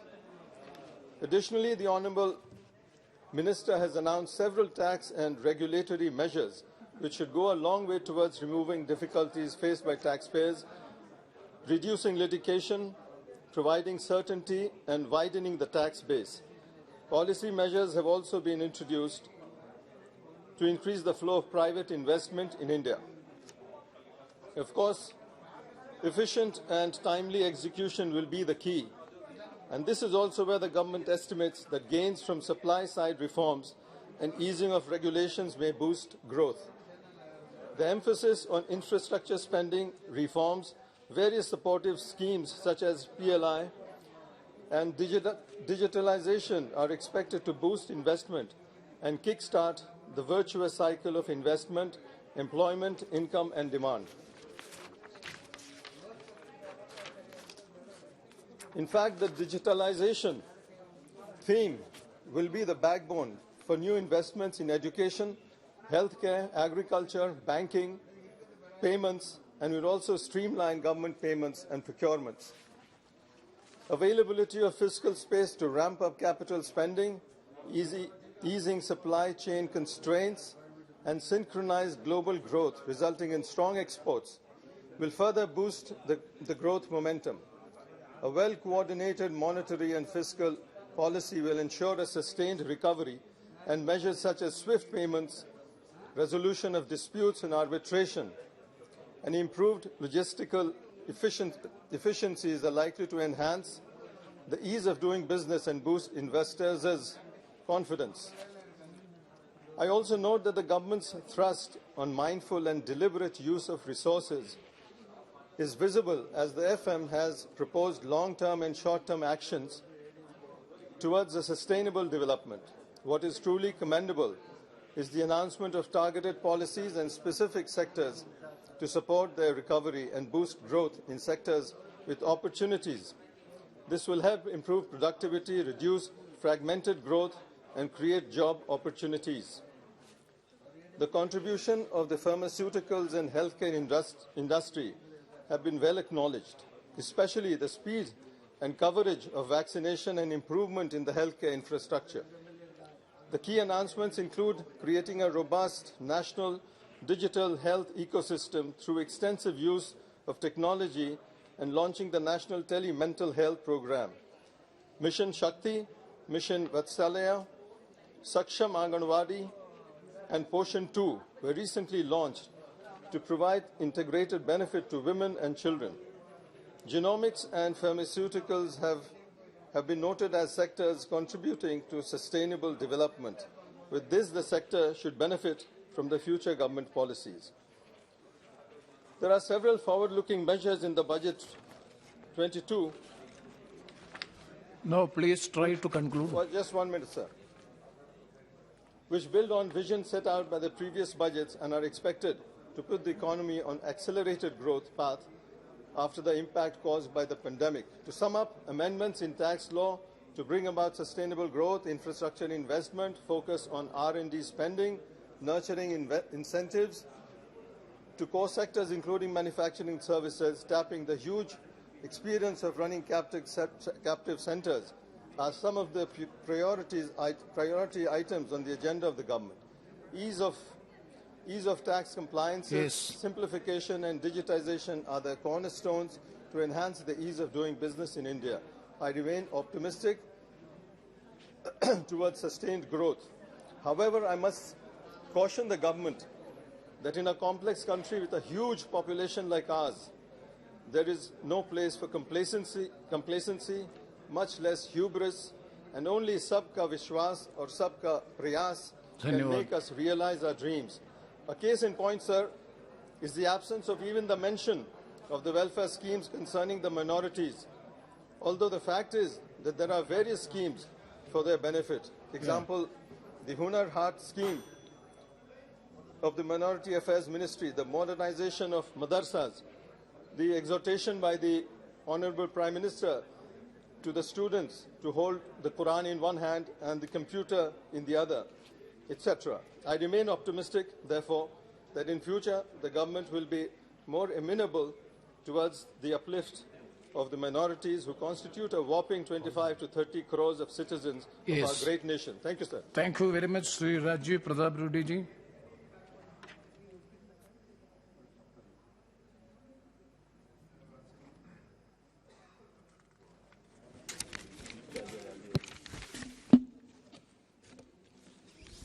इस बार का budget जब मैं देख रहा था, कई बार पिछले 20-25 साल से दोनों सदनों में बैठने का हमें मौका मिलता रहा और बजट को देखने का मौका हमेशा मिलता रहा और हर बार बजट मिलता था, शाम के टीवी इंटरव्यू पर जाते थे और उसके बारे में चर्चा करते थे।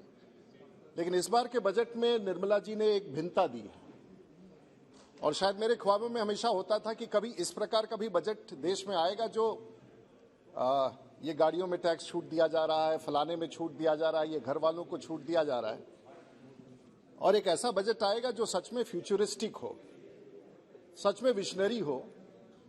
ऐसा नहीं है कि पिछली बजटों में ऐसा कुछ नहीं था, लेकिन इस बार के बजट में मुझे निश्चित रूप से लगा कि एक देश के प्रधानमंत्री के नेतृत्व में एक नेशनल मास्टर प्लान मुझे इस बजट में दिखा।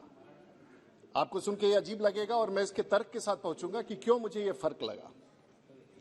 हम औसतन इंक्लूसिवनेस की बात करते हैं, प्रोडक्टिविटी की बात करते हैं, सनराइज अपॉर्चुनिटीज की बात करते हैं, क्लाइमेट एक्शन की बात करते हैं, फाइनेंसिंग और इन्वेस्टमेंट की बात करते हैं, और बजट में लगभग पूरे बजट डॉक्यूमेंट को देखा जाए तो 100, 150, 200 चीजें हैं, 200 विभागे हैं। लेकिन अगर मैं मात्र इसमें 3 विषयों पर आज बोलूंगा, और ये 3 विषय महोदय अगर आप मुझे समय देंगे तो इस बार चर्चा की गई गति की। 5 minutes. 3 into 5, 15 minutes. 15 minutes, 5 minutes. Whenever you ask me, I'll sit down. Lekin you are Prem and Chandran, so you can't be so crude and harsh to me. So I've just started. That is not to be included. अभी सर्वानंद सोनोवाल साहब गए थे, उन्होंने एक उद्घाटन किया अभी 6 दिन पहले, पिछले रविवार को, 4-5 दिन पहले, और एक कल्लू घाट नाम का एक टर्मिनल है जो गंगा पर था।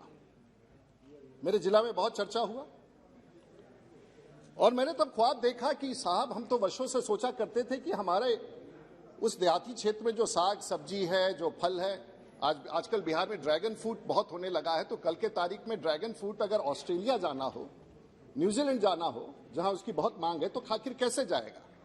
तो उस गंगा किनारे कल्लू घाट के टर्मिनल से निकलेगा, वहां से होते हुए गंगा का बंदरगाह कलकत्ता तक जाएगा, वहां बड़े जहाजों में लद करके, रेफ्रिजरेटेड जहाजों में लद करके ऑस्ट्रेलिया और न्यूजीलैंड जाएगा। तो ये बड़ा अजीब सा सपना पहले होता था, लेकिन देश की सरकार ने इस प्रकार की रचना की है कि ये सच होता दिख रहा है और उसी का परिणाम है कि इस प्रकार के निर्णय हो रहे हैं। कई लोगों ने बैठ के यहां समझाने की कोशिश किया रोजगार के बारे में, तो पता नहीं सब लोग अपने अपने से अर्थव्यवस्था का अध्ययन करते हैं, ज्ञान दिखाते हैं या ज्ञान की बात करते हैं। बजट है 39 लाख करोड़ का, जीडीपी का बढ़त है 9.2%, फॉरेन रिजर्व्स है 634 बिलियन US डॉलर्स, और चौथा दुनिया का सबसे बड़ा रिजर्व हमारे भारत में, एक्सपोर्ट 650 बिलियन का है। लेकिन ये सब मानक होने के बाद भी जो अर्थशास्त्री को ये कहे कि इसमें रोजगार उत्पन्न नहीं हो रहा है, तो पता नहीं कहां से उन्होंने अर्थशास्त्र का अध्ययन किया और कहां के अर्थशास्त्री हैं, ये मेरे समझ के बाहर हो जाता है। अगर मैं इसी छोटे से घाट की बात करूं और देश की सरकार की चिंता के बारे में बात करूं, तो भारत में जो गंगा नदी है वो 2500 किलोमीटर के आसपास है, और तुलनात्मक तौर पर अगर राइन जो यूरोप का नदी है जिसकी 1200 किलोमीटर दूरी है, और गंगा 2590 किलोमीटर है, और 1815 में किसी ने एक संधि किया जिसे ट्रीटी ऑफ वेना कहते हैं, और राइन रिवर पर आज नेपोलियन जिस समय फ्रांस में जब डिफीट हुआ था उसके बाद यह संधि हुई, और गंगा का तो catchment area 8 lakh square kilometre, Rhine का 2 लाख स्क्वायर किलोमीटर है। और महोदय, इस राइन नदी में, गंगा में तो मुश्किल से 100-200 बोट या टग बोट चलते होंगे, राइन में जो इन 4 देशों में स्विट्जरलैंड, जर्मनी, फ्रांस, इसके बीच का एक राइन है जो गंगा से भी छोटी नदी है, उसमें एक वर्ष में 7000 वेसल्स चलते हैं, जिसमें बार्जेस चलते हैं, और भारत के सभी पोर्टों की कैपेसिटी 610 मिलियन टन है जो समुद्र से सामान उतरता है, और इस नदियों से सामान पहुंचाने की कैपेसिटी 310 बिलियन टन है। तो किसी ने उस समय सोचा था, दूरदृष्टि थी, और आज की सरकार भी जब हमारी बात करती है तो इसी प्रकार की बात करती है। मैं इसको आगे अगर बढ़ाना चाहूंगा तो इस बार के बजट में निर्मला जी ने सस्टेनेबल डेवलपमेंट की बात की और पूरी दुनिया आजकल सस्टेनेबल डेवलपमेंट की बात कर रही है। मैं बहुत सारे विषयों को छोड़ देता हूं, लेकिन अगर राष्ट्रीय उच्च पथ में अगर 25,000 किलोमीटर सड़क की बात कही गई है तो राष्ट्रीय उच्च पथ का तो निर्माण होता है, लेकिन देश में कभी किसी ने नहीं सोचा था कि इस राष्ट्रीय उच्च पथ का निर्माण होगा तो उसके ऊपर एक पुल होगा, इतना बड़ा बड़ा पुल होगा। और उसका उदाहरण भारत में देहरादून से हरिद्वार के बीच में अगर आप यात्रा करेंगे तो नीचे नदी नहीं है, लेकिन फिर भी बहुत बड़ा बड़ा पुल है। तो मैंने पूछा कि भाई क्यों है, तो कहा कि राजाजी नेशनल पार्क में दोनों तरफ जंगलों में जाने के लिए हाथियों का रास्ता छोड़ा गया है। देश की सरकार सड़क बनाते समय हाथियों के भी रास्ता का मार्ग छोड़ती है। यह है सस्टेनेबल डेवलपमेंट जिसमें देश के प्रधानमंत्री बात करते हैं। मैं आगे बढ़ना चाहूंगा। हर बार हम लोगों का डेट बढ़ता जा रहा था रोड बनाने में, और 2014 से लेकर के अभी तक 14 गुना हमारा डेट हो गया राष्ट्रीय उच्च पथ के निर्माण में। लेकिन हमारे बोरिंग इस बार सरकार ने क्या किया, बजटरी सपोर्ट 65,000 करोड़ का दिया और 65,000 करोड़ रुपया माफ कर दिया, पूरा 100% देश की सरकार। और जो कैपिटल इन्वेस्टमेंट की बात करती है, क्योंकि अगर भारत की सरकार इन्वेस्टमेंट करती है तो उसका मल्टीप्लायर इफेक्ट 2.45% है, अगर राज्य सरकार करती है तो 2% है, ट्वाइस है। और अगर रेवेन्यू से हम कहते हैं, सैलरी से करते हैं तो इट इज 0.99। तो पहली बार भारत की सरकार ने, और इसीलिए निर्मला जी आपने जब बैठ करके निर्णय लिया होगा तो जब चुनाव हो रहे होंगे तो ये बड़ा कठिन निर्णय था। 2020-21 में 4 लाख करोड़, 21-22 में 5.5, और इस पर 7.5 लाख करोड़ कैपिटल इन्वेस्टमेंट। भारत ने इतना बड़ा कैपिटल इन्वेस्टमेंट कभी नहीं देखा था। और मैं बधाई देना चाहूंगा देश के प्रधानमंत्री की हिम्मत करके देश में अगले 100 साल के लिए आपने इतना बड़ा निर्णय लिया। तो कई लोगों ने टिप्पणी की विजन तो इस वर्ष 25 साल का है। साहब मैं विजन पर ही बात करके अपनी बात समाप्त करता हूं। विजन क्या होता है और देश चलाने वाले का विजन क्या होता है, मैं इतना ही पर आपको संतुलित करूंगा। इसमें एक छोटी सी चर्चा आई रोपवेज के बारे में। अब रोपवे तो हम लोग बचपन से देखते हैं, कहीं के बड़ा अच्छा होता है कि झूले पर चढ़ के कहीं पहुंच गए। और देश के प्रधानमंत्री के पास जामनगर में, जूनागढ़ में, गुजरात में गिरनार है, वहां अंबा देवी टेम्पल में जाने के लिए रोपवे लगा, जहां प्रत्येक दिन 8,000 लोग उस रोपवे से जाते हैं। कहीं ना कहीं उन्होंने देखा, समझा। और चाहे वो सबरीमाला का रोपवे हो, ब्रह्मपुत्र नदी के ऊपर रोपवे हो, आज उन्होंने कहा कि 8 रोपवे बनाएंगे। लेकिन ये इकोलॉजिकली सेंसिटिव विषय है। अगर केदारनाथ में उत्तराखंड की सरकार केदारनाथ जाने में जो 16 किलोमीटर का रास्ता था, जो ट्रैक करने में समय लगता था, वो 60 मिनट में हम उस रोपवे से पहुंच जाएंगे, तो ना पहाड़ तोड़ा जाएगा, ना उत्सर्जन होगा कार्बन का, ना पर्यावरण का नुकसान होगा। तो कहीं ना कहीं आप वो छोड़ दीजिए। अगर लैटिन अमेरिका में सबसे बड़ा उदाहरण है दुनिया के रोपवेज का, और जो गरीब क्षेत्र है, जो कमजोर क्षेत्र है, जहां सड़कों का निर्माण नहीं हो सकता, जहां रास्ता नहीं है, वहां रोपवे तो पहली बार भारत के इतिहास में किसी देश के प्रधानमंत्री ने तय किया है कि अब हम रोपवे से जहां कोई नहीं पहुंच सकता है वहां पहुंचने का रोपवे से हम व्यवस्था कर रहे हैं। क्यों नहीं सोचा अगले पिछले 100 साल में? और अब हम बड़े पैमाने पर पूरे भारतवर्ष में, ये तो शुरुआत है। और आपको कोलंबिया में एक सिटी है जिसका नाम है मिडल एक्स।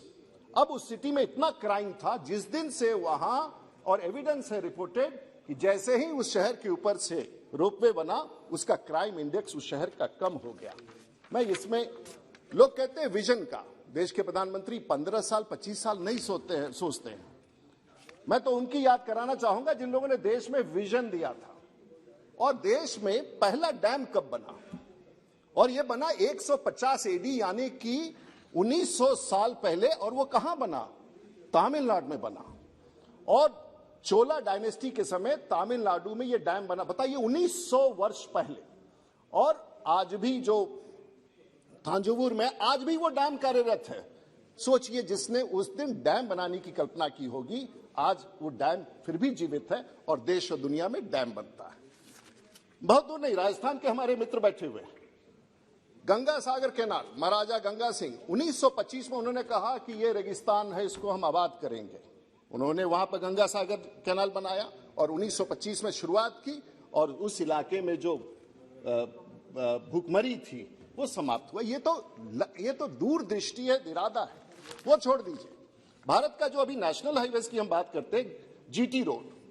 अब ये जीटी रोड, NH-19 और NH-44 क्या था? एक याद कीजिए, ये उस समय का था जब कलकत्ता से काबुल तक एक ही सड़क था पूरे भारत में, और वो था नेशनल हाईवे ग्रैंड ट्रंक उस समय कहा जाता था, जिसे जीटी रोड हम लोग बाद में कहते थे। उसके बाद नहीं, चंद्रगुप्त मौर्य ने इस रोड को बनाया। सोचिए कितना पुराना बात है। महाभारत में भी इसको उत्तर पथ की चर्चा की गई थी। ये था सड़क। और जीटी रोड, रुडियार्ड किपलिंग ने क्या किया? रुडियार्ड किपलिंग, रूडी तो मैं यहां हूं, लेकिन रुडियार्ड किपलिंग ने कहा किया। और आप वो कब कहा? आज से 100-150 वर्ष पहले कहा। Truly the Grand Trunk Road is a wonderful spectacle. It runs straight without crowding India, traffic for 1500 miles. Such a river of life exists in the world, which is nowhere in the world. ये Rudyard Kipling ने, वहां की भी आ रहे हैं। आप Panama canal को देखिए। विजन देश के प्रधानमंत्री छोटा नहीं सोच रहे हैं।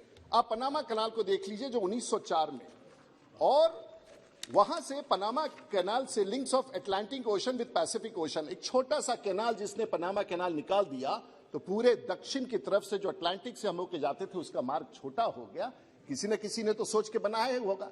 विजन इसी को कहते हैं जो 100-200, यहां तो 25 साल की बात पर तो लोग हैरान हो रहे थे। देश के प्रधानमंत्री तो आने वाली पीढ़ियों के लिए और 100,000 वर्ष के बारे में बात करते हैं। स्विस कैनाल, और स्विस कैनाल में एक जहाज फंस जाता है जिसका नाम एवर गिवन था, जो हर वर्ल्ड में सबसे बड़ा ट्रैफिक का स्रोत है। जो स्विस कैनाल इजिप्ट और मेडिटेरेनियन सी के बीच से रेड सी को जोड़ता है, एक दिन अगर बंद हो गया था, 1 महीने तक बंद रहा, तो पूरे दुनिया का दाम बढ़ गया, भारत में आने वाली चीजों का सामान बढ़ गया। लेकिन वो विजन कैसा था जिसने वो स्विस कैनाल बनाया? तो देश के प्रधानमंत्री विजन के साथ चलते हैं। और इसीलिए मैं कहता हूं, आप एयरपोर्ट्स की बात करें, अभी बहुत एयरपोर्ट्स की बात हो रही थी, मैं नहीं कहना चाहता हूं। देश के प्रधानमंत्री और उस समय अटल बिहारी वाजपेयी जी जब थे, उन्होंने तय किया था कि भारत में हम वर्ल्ड क्लास एयरपोर्ट्स बनाएंगे, और मुंबई और दिल्ली एयरपोर्ट के प्राइवेटाइजेशन की बात हुई, एयरपोर्ट अथॉरिटी का एक्ट अमेंड किया गया। और आज जो आप दिल्ली और मुंबई एयरपोर्ट देख रहे हैं, या शमशाबाद या हैदराबाद देख रहे हैं, देवनाली देख रहे हैं, बैंगलोर देख रहे हैं, तो इसी सरकार के एक नेता ने तब प्रारंभ किया था। और आज देश में, पूरे भारतवर्ष में, सौभाग्य से उस समय मैं इस देश का सिविल एविएशन मिनिस्टर था, मुझे मौका मिला इतना बड़ा रिफॉर्म्स करने का, और पूरे भारत में इसकी चित्र को हम लोग देख सकते हैं। लेकिन हम अभी भी कहां? आज दिल्ली एयरपोर्ट जो दुनिया में आज उसका स्थान 16वां है। अब चाइना में दिल्ली से बड़े 8 हवाई अड्डे हैं, अमेरिका में 9 है, अटलांटा दुनिया का सबसे बिजिएस्ट है। तो अगर हम कल्पना कर रहे हैं, और इसीलिए अगर जेवर बन रहा है, मोपा बन रहा है, और उसी श्रेणी में बिहार में मैं एक और ग्रीनफील्ड प्रोजेक्ट की मांग कर रहा हूं, मैं यहां उसकी चर्चा नहीं करना चाहूंगा, लेकिन 12 करोड़ की आबादी में देश की सरकार सहमत है कि बिहार में एक ग्रीनफील्ड प्रोजेक्ट बनना चाहिए। हम इंतजार कर रहे हैं राज्य सरकार की सहमति का, और जैसे ही राज्य सरकार की सहमति प्राप्त होगी, दक्षिण एशिया का सबसे बड़ा हवाई अड्डा बिहार में निर्मित होगा। लेकिन राज्य सरकार की सहमति की आवश्यकता है, और इसी प्रकार से देश के विकास की हम बात कर सकते हैं। महोदय, मैं थोड़ा और आगे बढ़ना चाहूंगा। दुबई अंतर्राष्ट्रीय हवाई अड्डा, जिसमें 32 बिलियन, किस तरह से निवेश और कैपिटल इन्वेस्टमेंट देश का और किसी देश का स्वरूप बदलता है। दुबई में आज $32 बिलियन का दुबई इंटरनेशनल एयरपोर्ट बना, और वो 21% दुबई का एम्प्लॉयमेंट देता है और 27% उस देश का जीडीपी। तो हवाई अड्डे के निर्माण से, और देश के प्रधानमंत्री इसी दिशा में सोचते हैं, और इस बार उन्होंने बहुत बड़ा, हमारे मित्र यहां कह रहे थे, और बार बार अधीर साहब ने भी कहा, और हमारे शिवसेना के मित्रों ने कहा, एयर इंडिया का डिसइन्वेस्टमेंट। मैं नहीं समझता हूं कि देश की कोई इतनी सरकार मजबूत हो सकती थी कि एयर इंडिया के डिसइन्वेस्टमेंट का काम कोविड के बाद भी उन्होंने पूरा कर दिया। कमाल है साहब, 20 करोड़ रुपया प्रत्येक दिन का नुकसान, 600 करोड़ रुपया प्रत्येक महीना, एक साल में 7,000 करोड़, और पिछले 50 वर्षों में 77,000 करोड़ का नुकसान, और वो राजस्व का नुकसान। तो ताकत तो है ऐसी सरकार का, जो निर्णय लेती है और कर दिखाती है। इसलिए मैं कहता हूं, हमें किसी और को कोसने की जरूरत नहीं है। देश के प्रधानमंत्री किसी को कोसना नहीं चाहते, लेकिन देश के प्रधानमंत्री इतना जरूर करना चाहते हैं कि अपनी लकीर इतनी लंबी खींच देना चाहते हैं, ताकि आपके सामने उनको किसी बात का परिणाम और परिश्रम करने की जरूरत ना पड़े। महोदय, मेरा समय सीमित है। आप कहते हैं कि पुरानी चीजों को हम समाप्त कर रहे हैं। एक एग्रीमेंट है ITER का, 2005 में हुआ, उस समय तो हम लोग नहीं थे, लेकिन ये एग्रीमेंट है देश दुनिया के 30 देशों का। 2 मिनट्स आई कम प्लीज।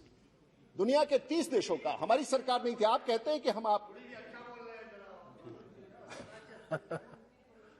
नहीं, बिल्कुल मैं ITER वो हमारा सहमति का नहीं है, वो आपकी सरकार थी, आपने बनाया। और हाइड्रोजन फ्यूजन जिस दिन, और ये प्रोजेक्ट चल रहा है 30 देशों का, हम सब उसके पार्ट है। हमने तो समाप्त नहीं किया क्योंकि वो विजन था। तब किसी नेतृत्व ने यह निर्णय लिया था कि जिस दिन भारत में हाइड्रोजन फ्यूजन हो जाएगा या दुनिया में ये साइंस प्रमाणित हो जाएगा तो पूरी दुनिया का परिवर्तन हो जाएगा। ये बिजली का संकट, ये पेट्रोल का संकट, ये महंगाई का संकट, और उसके हम पार्टनर हैं। तो कभी देश के प्रधानमंत्री ने जो योजनाएं देश के लिए अच्छी थी, हालांकि वो बहुत कम थी लेकिन देश के लिए अच्छी थी, उसको उन्होंने पूरा किया। इस प्रकार से निवेश की बात मैं और भी बहुत सारे विषयों पर कहना चाहूंगा, लेकिन महोदय मेरा समय सीमित है। मैं सिर्फ ये कहना चाहूंगा कि देश के प्रधानमंत्री ने इस बजट में एक विजन दिया है। निर्मला जी ने जो कैपिटल इन्वेस्टमेंट का, मैं सड़कों के बारे में और आगे बढ़ के नहीं बात करना चाहूंगा, मैं और विषयों पर नहीं जाना चाहूंगा, लेकिन इतना कहूंगा कि पहली बार एक फ्यूचरिस्टिक, एक विजनरी, एक दूरगामी बजट को भारत की सरकार ने पेश किया और मैं पूरी तौर से इस बजट का समर्थन करता हूं और मैंने अपने समय का पूरा अनुपालन किया है महोदय। इसके लिए भी आप सबको मैं आभार व्यक्त करना चाहता हूं। Thank you very much, Rajiv Pratap Rudy ji, for the informative speech. Next, Shri Adhir Ranjan Chaudhary ji.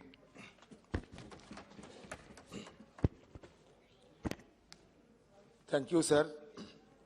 Our Honorable Finance Minister has displayed her inexhaustive patience of offering rapt attention to all the members deliberating on the budget.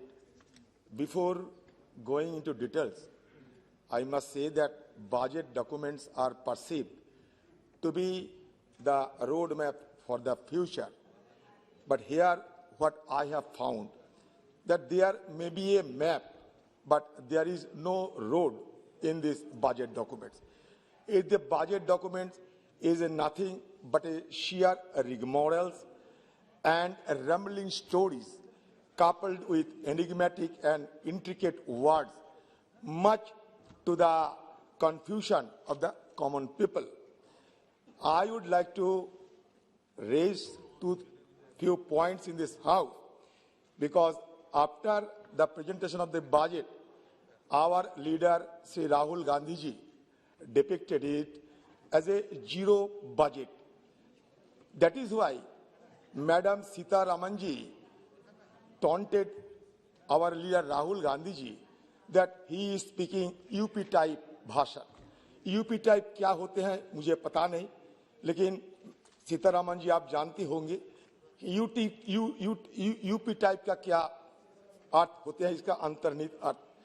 हमारे नेता राहुल गांधी जी ये बार बार कहते आ रहे हैं कि हमारे देश में नौकरी की सृजन होना चाहिए, हमारे देश में लोगों को और तरह और हर एक किस्म के सहूलियत देना चाहिए।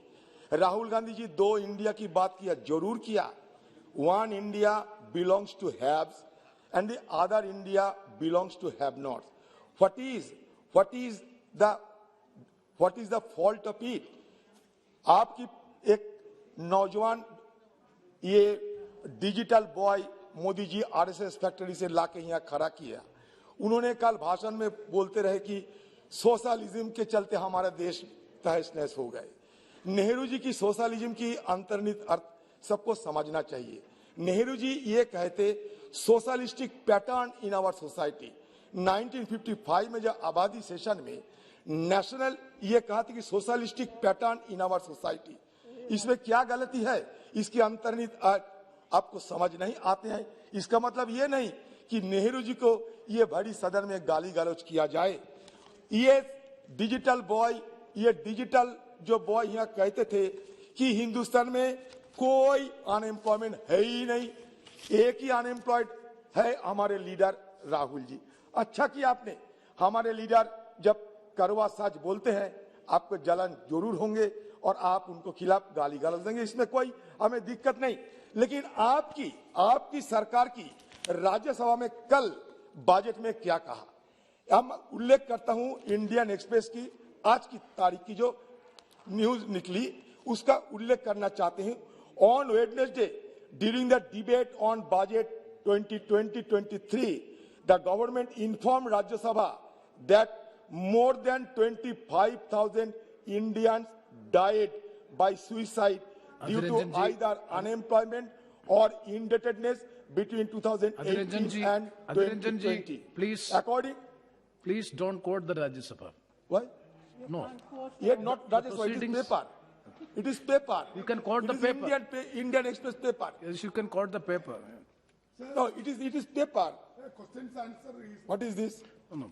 According to the data, suicide among the unemployed have been increasing and touched a high of 3,548 in 2020. The growing stress due to unemployment is in line with the persistently high levels of unemployment acknowledged even by the government's own, no Rajya Sabha, government's own annual surveys known as the Periodic Labor Force Survey. इसका मतलब क्या होता है? इस सदन में कहा जाता है कोई अनएम्प्लॉयमेंट नहीं है, दूसरी सदन में सरकार की अपनी सर्वे, मेरे सर्वे नहीं, सरकार की अपनी सर्वे कहते हैं कि हमारे देश में लेबर फोर्स पार्टिसिपेशन अभी कम है। मतलब हमारे निर्मला सीतारमण जी मुझसे ज्यादा इस विषय पे जरूर उनकी जानकारी होगी। तो मैं ये सलाह दूंगा ये सत्तापक्ष की सारे नेताओं को, सारे नुमाइंदे को कि एक कहावत है, एम्प्टी वेसल साउंड्स मच। आप बिना जानकारी लेते हुए, बिना समझते हुए आप नेहरू जी के खिलाफ बात कहते हैं, उनकी आलोचना करते हैं। ये हमारी जो गरिमा सदन की एक गरिमा को भूलुंठित करते हैं। मैं जरूर हमारी वित्त मंत्री जी से ये आशा करूंगा कि उन्होंने इस तरीके की बयानबाजी को कभी सराहना ना करे, क्योंकि कल जब देखता था कि उन्होंने टेबल थपथपाती थी तो मुझे बहुत बुरा लगी। ये ड्रेज एंड अमर्त्य सेन क्या कहे जानते हैं? ये ड्रेज एंड अमर्त्य सेन कहा है, the India now is looking more than the islands of California in the sea of sub Saharan Africa. तो हैव्स एंड हैव नॉट सिर्फ राहुल गांधी जी अकेले नहीं, ये दुनिया की बड़े बड़े लोग ये कहते हैं, और मैं आंकड़ों के साथ आपको ये बताने का जरूर कोशिश करेंगे। 60 लाख छोटे उद्योग खत्म हो गए, 84% घरों की आय टूट गई, प्रति व्यक्ति आय 1,08,000 से कम होकर 1,07,000 हो गई, प्रति व्यक्ति खर्च 62,000 से कम होकर 59,000 रह गए। 4,60,00,000 लोग गरीबी रेखा के नीचे धकेल दिए गए। पढ़ने वाले बच्चों का खास तौर से गरीब और ग्रामीण अंचल में उनका भविष्य अंधकार में चले गए। जिस प्रकार से कुपोषण की संदर्भ में देश 116 मुल्कों की सूची में 101 नंबर पहुंच गया, बेरोजगारी शहरों में 8% पार कर गई है और गांव में 6%, और जो मुद्रास्फीति है, महंगाई जो है वो 12% को पार कर गई, और कंज्यूमर प्राइस इन्फ्लेशन भी 6% को पार कर गई। इसलिए ये बजट का सार अगर देखे तो ये जरूर कहूंगा, it is the budget which may be summarised as a zilch. इसमें कुछ है ही नहीं, कोई सार नहीं है, हवाबाजी जरूर हुई है, लेकिन हकीकत कुछ अलग बयान देते हैं।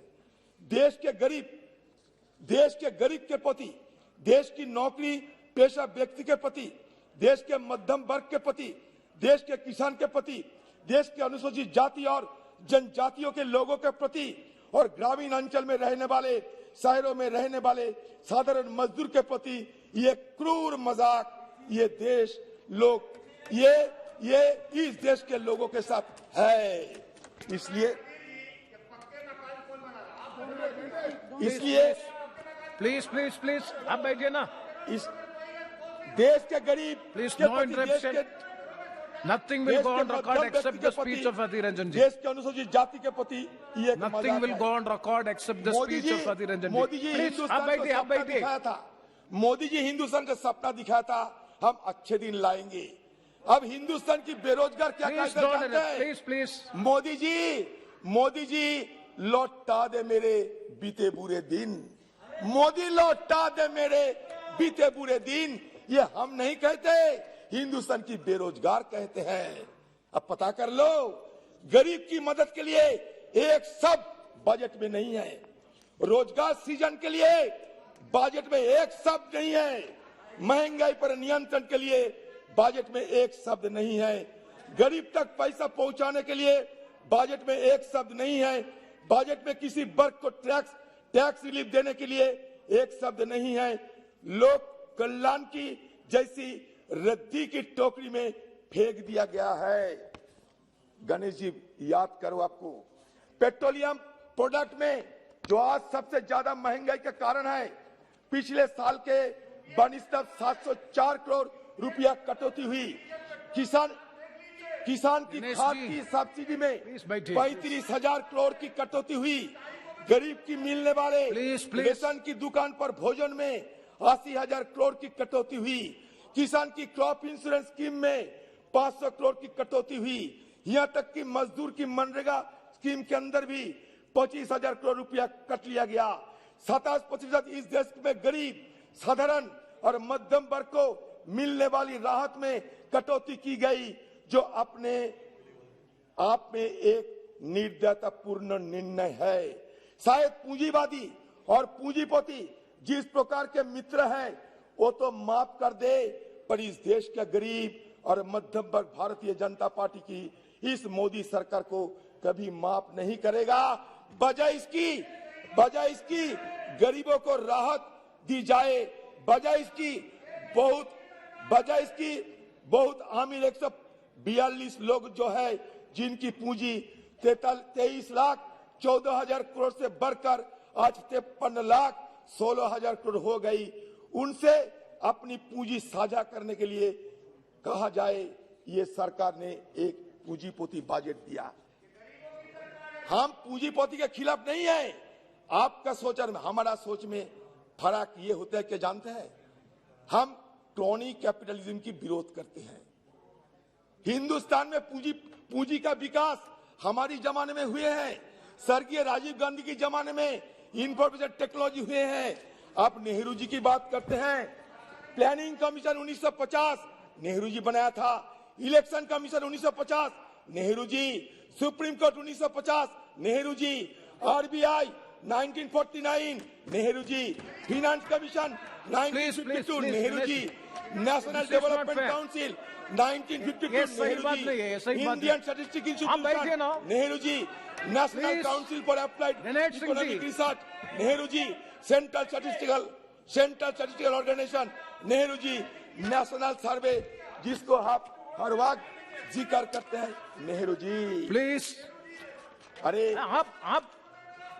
आपका स्पीकर्स काउंट करेगा, मिनिस्टर भी है रिप्लाई में। अरे आप बैठे ना, मंत्री जी सुनते हैं ना, मंत्री जी सुनते हैं। प्लीज इसलिए हमारे नेता राहुल जी कहा था कि ये budget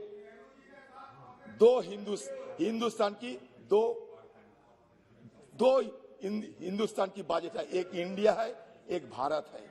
one belongs to have and another belongs to have not. इसमें क्या गलती है? अच्छा, बता रहे हैं आपको, चिंता ना करो।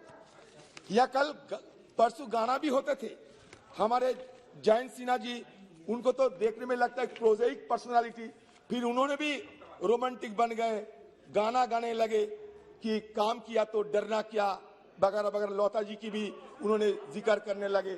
तो मैं ये जरूर कहूंगा, सजन रे झूठी मत बोलो, खुदा के पास जाना है, न हाथी है न घोड़ा है, पैदल ही वहां जाना है, ये भी थोड़ा याद कर लो। मैं ये कहता हूं, अब बताइए, सत्ता पे आने का समय मोदी जी ये नहीं कहा था कि 2 करोड़ महीने नौकरी देंगे? अभी इन 7 years, instead of creating 14 crore jobs, 12 crore 20 lakh jobs have been lost in last 2 years alone. मेरी ये नहीं, ऑक्सफैम रिपोर्ट है। Unemployment is at 7.9% in January 2022. Unemployment rate for those between the age bracket of 20 to 28 years is 28%. हमारे सीतारामन जी कहती है कि 2022-23 में 60 लाख नौकरी की इंतजाम करेंगे। मैं पूछ सकता हूं, ये क्या 2 करोड़ प्लस 60 लाख या 2 करोड़ माइनस 60 लाख और 2 करोड़ एकदम बाद सिर्फ 60 लाख, मुझे पता नहीं, क्योंकि ये कंफ्यूजन है इसमें। ये 2 करोड़ प्लस 60 लाख मतलब 2 करोड़ 60 लाख या नहीं, बताइए। आप कहते हैं कि 5 ट्रिलियन इकोनॉमी की बात तो सुनते आ रहे हैं, ये रोड मैप क्या है 5 ट्रिलियन इकोनॉमी की? आपके कहते हैं कि मैन्युफैक्चरिंग में 25% हम जीडीपी के हिस्सा बनाएंगे। ये 25% जीडीपी के मैन्युफैक्चरिंग में हिस्सा बनाने के लिए क्या का रोड मैप है, किसी को पता नहीं, किसी को पता नहीं। ये मोदी जी का विजन है, वो विजन को पता है, हमें किसी को पता नहीं। सिर्फ मोदी जी जानते हैं अगले दिन हिंदुस्तान में क्या होने वाला है, क्योंकि क्या क्या जुमला बनाने वाले हैं, क्या क्या जुमला बनाना चाहिए मोदी जी के अलावा हम कैसे इसको पता चलेगा। आप ये आइए किसान की डबल रोजगार की बात आपने कहा था, मैंने डबल इनकम, किसानों की डबल इनकम। आज 700 किसान की मौत हो गई, 700 किसान की मौत हो गई। 3 काले कानून मजबूरन वापस लेने पड़ी, दिल से नहीं मजबूरन लेने पड़ी, किसानों के प्यार से नहीं मजबूरन आपको लेने पड़ी। अच्छा गणेश सिंह जी, आपको क्या हुआ? आप प्लीज बैठिए ना। ये after 7 years, National Survey report of September 2021 has pointed out that the average income of farmer is mere 27 rupees per day, and the average debt of the farmer is 74,000. The double whammy is that the per hectare cost of farming has been increased by 25,000 per hectare per year. In 7 years, Modi government has fleeced the farmers of an additional 17,50,000 crore. कोई जवाब है इसका? कोई जवाब है? ये कृषि में हमारे किसान हर रोजाना 29 किसान खुदकुशी करते हैं, पता है हमारे सज्जनों को? अरे मोदी जी की बाबा करने वालों को पता है कि हिंदुस्तान में रोजाना 29 किसान खुदकुशी करते हैं, पता है? पर डे 29 किसान सुसाइड करते हैं। फार्मर्स के अंदर सालाना 5,579 और लेबर की सालाना 5,098 ये हमारे देश में खुदकुशी करते हैं। इसलिए किसान आप कहते हैं मोदी जी लौटा दे मुझे बीते बुरे दिन। मोदी जी आपका अच्छा दिन हमें जरूरत नहीं है, मोदी लौटा दे हमें बीते बुरे दिन। ऐसा तो हमारे हालात नहीं थे, आज जो जर्जर की हालत में हम गुजार रहे हैं। ये आपकी बजट में देखिए खाद में कटौती हुई है, देखिए 27% सब्सिडी में कटौती हुई है, किसके लिए? ये कैपिटलिस्ट की जय जागान है होते हैं। हम लोग मिक्स्ड इकोनॉमी की शुरुआत की थी, जवाहरलाल नेहरू जी की ये सपना था कि हिंदुस्तान में रेवोल्यूशन नहीं एवोल्यूशन होना चाहिए, रिफॉर्म के चलते हिंदुस्तान में बदलाव होना चाहिए। Without letting even a drop of blood हमारी सरकार ने हिंदुस्तान में क्रांति किया। आज जो बड़ी बड़ी बात करते हैं मोदी जी, 80% लोगों को हमने राशन दिया, ये क्या सोशलिज्म नहीं है तो क्या है? बताइए, ये सोशलिज्म नहीं है तो क्या है? हमारे नेत्री मैडम सोनिया गांधी, मनमोहन सिंह जी सब मिलकर फैसला किया था कि राइट टू फूड हमें देना चाहिए। ये सोशलिज्म नहीं तो क्या है? ये मनरेगा की सोशलिज्म की सोच में नहीं है। बताइए आप सोच क्या है? Right to information, right to forest, ये सोच तो सोशलिज्म के होते हैं। हाँ, राइट टू एजुकेशन सोशलिज्म की सोच है, राइट टू हेल्थ सोशलिज्म की सोच है। सोच किसका है ये आपको जानकारी नहीं है। हम जानते हैं मोदी जी को खुश करने के लिए आप लोग दिन रात मेहनत करते हैं, आम लोगों की सेवा करने के लिए मेहनत कीजिए। मोदी जी देश की सबसे बड़ा सेवक है, मानते हैं मोदी जी देश का सबसे बड़ा सेवक है। जिन सेवक को अपने हवाई जहाज के लिए 4,500 करोड़ रुपया खर्चा करना पड़ता, जिस सेवक को अपनी गाड़ी चढ़ने के लिए 16 करोड़ रुपया खरीद करके गाड़ी खरीदना पड़ता, ये सेवक है। हमारे जवान को लेकर बहुत बड़ा बात होते हैं। 1 रैंक 1 पेंशन चालू हुई, बताइए मैडम, बताइए आप 1 रैंक 1 पेंशन चालू हुई। 80 लाख ब्लैक मनी लौटाई आपने लौटाई? आपको पूछना चाहते हैं मैं, इसलिए कुछ कहने का पहले कुछ सोच के बताइए, अच्छा लगेगा। हम भी तर्क चाहते हैं, मैं छोटा सा एक मिसाल के तौर पर आपको कहना चाहते हैं। क्रूड ऑयल 2014 में $109 पर बैरल था। उस समय हिंदुस्तान में पर लीटर पेट्रोल की भाव था 68 रुपया।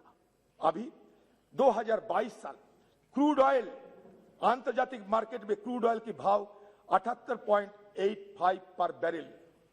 कितना वृद्धि हुई है? वृद्धि नहीं है, कम हुई है। हमारी तुलना कम हुई है 28%, लेकिन आप कितने दाम लेते हैं? 110 रुपया पर लीटर, मतलब दामों में इजाफा 62%। डीजल में दामों में इजाफा हमारी तुलना में 67%। एलपीजी में हमारी तुलना आपकी जमाने में इजाफा 117%। टमाटो में आज टमाटो हमारी जमाने में 18 रुपया किलो था, आज 35 रुपया किलो। कितना इजाफा? 84%। कैप्सिकम 150 रुपया पर लीटर, मतलब 105% इजाफा। कोकोनट ऑयल हमारी जमाने में थे 145 रुपया पर लीटर, अब हो गए 370 पर लीटर, 114% इसका इजाफा हुई। ग्राउंड नट 140 रुपया लीटर थी, आज हो गए 190 पर लीटर, 36% इजाफा हुई। वनस्पति, आप ज्यादा वेजिटेरियन होते हैं, वनस्पति ये जरूर खाते हैं। हमारी जमाने में आज 85 रुपया 1 किलो, अभी 138 रुपया 1 किलो, इजाफा 63%। तूर दाल 47% इजाफा हुई, उड़द दाल 34% इजाफा हुई, मसूर दाल 47% इजाफा हुई, ग्राम दाल 70% इजाफा हुई। क्या कहोगे आप? क्या कहोगे? इसलिए हिंदुस्तान के आम जनता कहते हैं, क्या कहते हैं? मोदी लौटा दे हमें बीते बुरे दिन, मोदी लौटा दे हमें बीते बुरे दिन। ये आज के आम जनता ये कहते हैं। आप ये बैंकिंग सेक्टर में क्या किया आपने? 5,35,000 करोड़ तो पिछले 7 साल और 6 महीना में बैंकिंग इंडस्ट्री से धोखाधड़ी हो चुकी है। मतलब लोग धोखा करके बैंकों का 5,35,000 करोड़ रुपया लेकर गायब हो चुके हैं। मतलब लोग गायब हो चुके हैं। और वो कौन है? वो है हमारे मेहुल भाई। वो कौन है? हमारे संदेशरा भाई। कौन है लोग? नीरव मोदी भाई। कौन है ये लोग?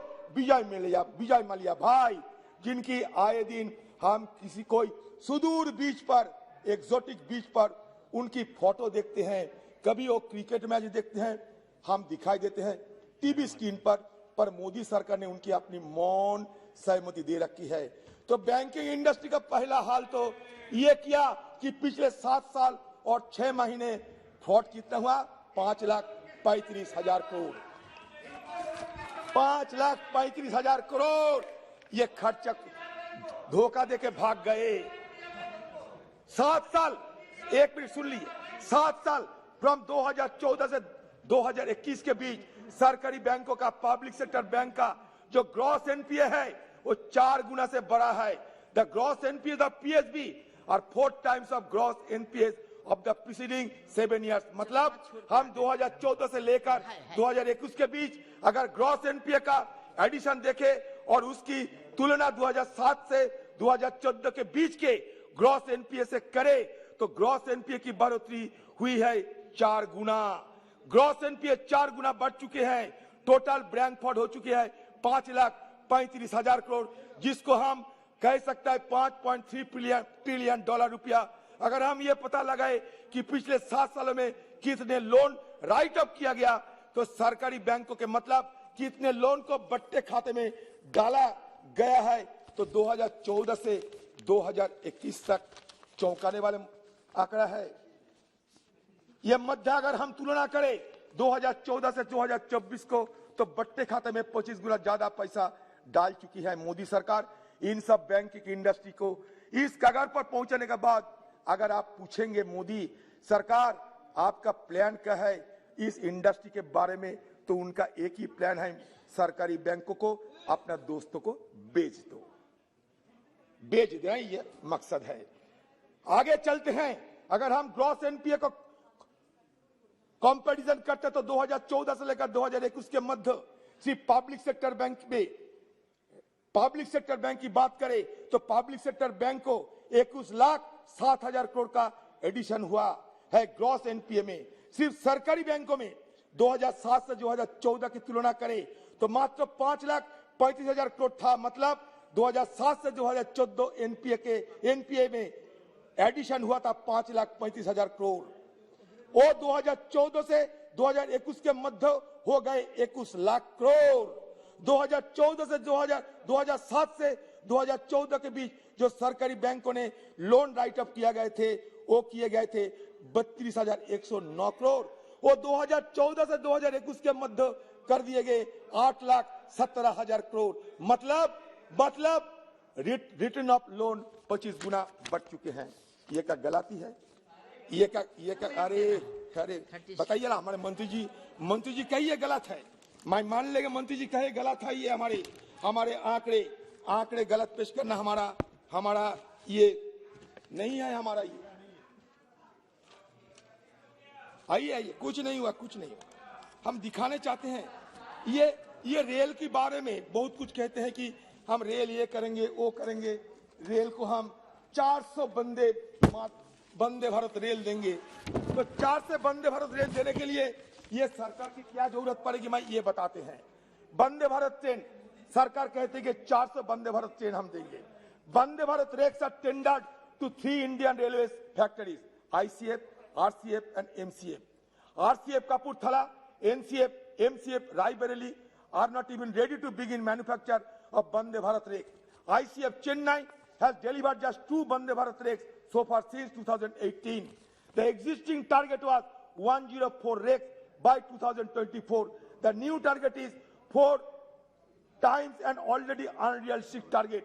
This new focus on Vande Bharat train service serves only to cover up for the fact that the project was in cold storage from 2018 to 2020. आप जानते हैं मैडम सीतारामन जी, 400 वंदे भारत ट्रेन बढ़ाने के लिए मतलब क्या होता है? 133 ट्रेन हर साल। आपने कहा कि 3 साल में मैं खत्म कर दूंगा 400 वंदे भारत। इसका मतलब 133 ट्रेन सालाना, हर महीना 11 ट्रेन, हर वीक 3 ट्रेन। आपको ये इंफ्रास्ट्रक्चर है? आप बताइए, आप ही बताइए, मैं नहीं बताऊंगा। हर हफ्ता 7 ट्रेन, हर हफ्ता 7 ट्रेन बनाने की आपका नहीं है। ये ऑपरेटिंग रेशियो, रेल का ऑपरेटिंग रेशियो सुनिए। The operating ratio of the railway was 98.36% in 2029-20 against the target of 95%. The CAG termed this the worst operating ratio in the last 10 years. Minus CAG. Operating ratio is a measure of efficiency and refers to the expenses for every rupees 100 earned. A higher operating ratio is therefore worse as it reflects the amount that has to be invested to earn a rupee of revenue.